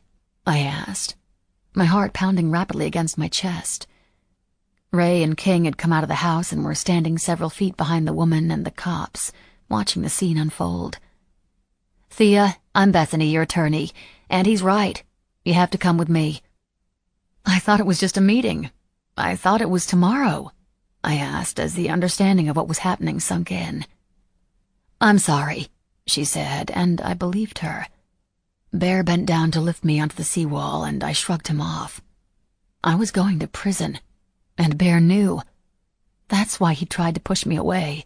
He knew they were coming for me and wanted to sever whatever it is that we had before they did, before I was gone. No, don't touch me, I argued, but Bear didn't listen. He grabbed me by the back of my legs. Remember your promise, he whispered again, hoisting me up toward the awaiting officers. Bethany threw Bear his jeans, and he stepped into them before climbing onto the sea wall. The little boat kicked out from under him, and without being tied down was quickly launched into the mangroves by the current. I hung my head and held out my hands behind my back, waiting to be cuffed. Bethany came to stand by my side and gave my shoulder a small, reassuring squeeze. It didn't work. You were under arrest for the murders of Wayne and Trinity Andrews. Anything you say, one of the officers started, and that's when I looked up and noticed that their attentions weren't on me, and neither were their guns. They were on Bear. No, I shouted, lunging forward, but Bethany caught me by the shirt and tugged me back. They cuffed Bear and holstered their guns. They pushed him forward through the grass to one of the awaiting squad cars that were parked by the house, the rotating lights painting everything in splashes of blue and red.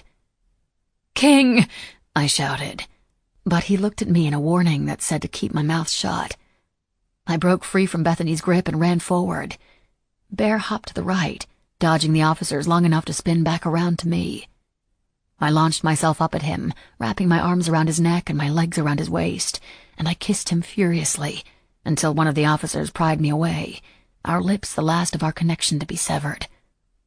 You don't have to do this. Please, please don't do this, I begged him, still not fully understanding what exactly was going on. Tears streaming down my face as the officers placed me in front of King, who wrapped his arms around my shoulders and whose stone-like grip didn't allow for even an inch of movement toward Bear.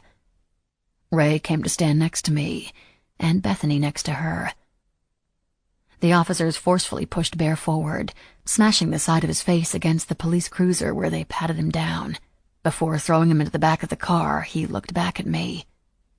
I love you, he mouthed, and with the echo of the slam of the door shutting Bear off from me, from my life, I swear I also heard the sound of my heart shattering.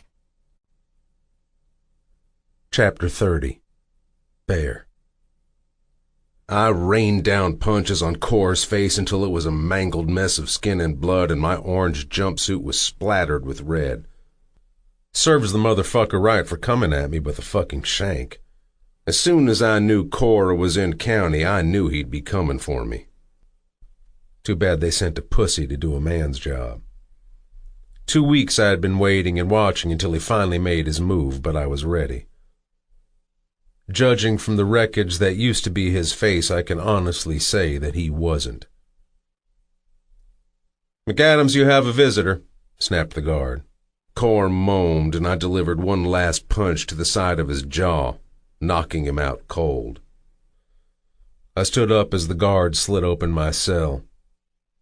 "I see your visit went well," said the disinterested guard, who tapped away on his phone as he led me to the visitor waiting area. He was the prick who put him in there to begin with, fully understanding what it was that Core planned on doing. It did. He's shit for company, though. Doesn't say much. Moans and groans a lot. I think he might be ill. Splitting headache, I joked, as the guard looked up from his phone long enough to roll his eyes and open the door separating the cell block from the hallway that led to the visitation area. My lawyer came earlier. Who's here? I asked. Some chick, the guard said, pushing open another door. I stopped. Take me back, I said. I told King not to let T come. As much as I wanted to see her, I didn't want her to see me in here, and her coming for a visit wouldn't work with the confession I'd signed. Can't. You got a visitor. She showed ID. She signed in. You go in. You got 5 minutes, the officer said, opening the little room that looked like a cafeteria. I scanned the tables, which were mostly empty. It only took me seconds to realize that T wasn't among the visitors. There was only one table where a lone woman sat waiting, looking down at her hands. Her? I asked the guard. Yep, he said, shutting the door behind me. I made my way over to her and was about to tell her that she signed in to see the wrong prisoner. But when she looked up at me, all the air in my lungs left in a swoosh. Abel? She asked, looking up from behind silver-streaked dark brown bangs. My head spun, and I blinked to make sure what I was seeing wasn't a hallucination. Mom?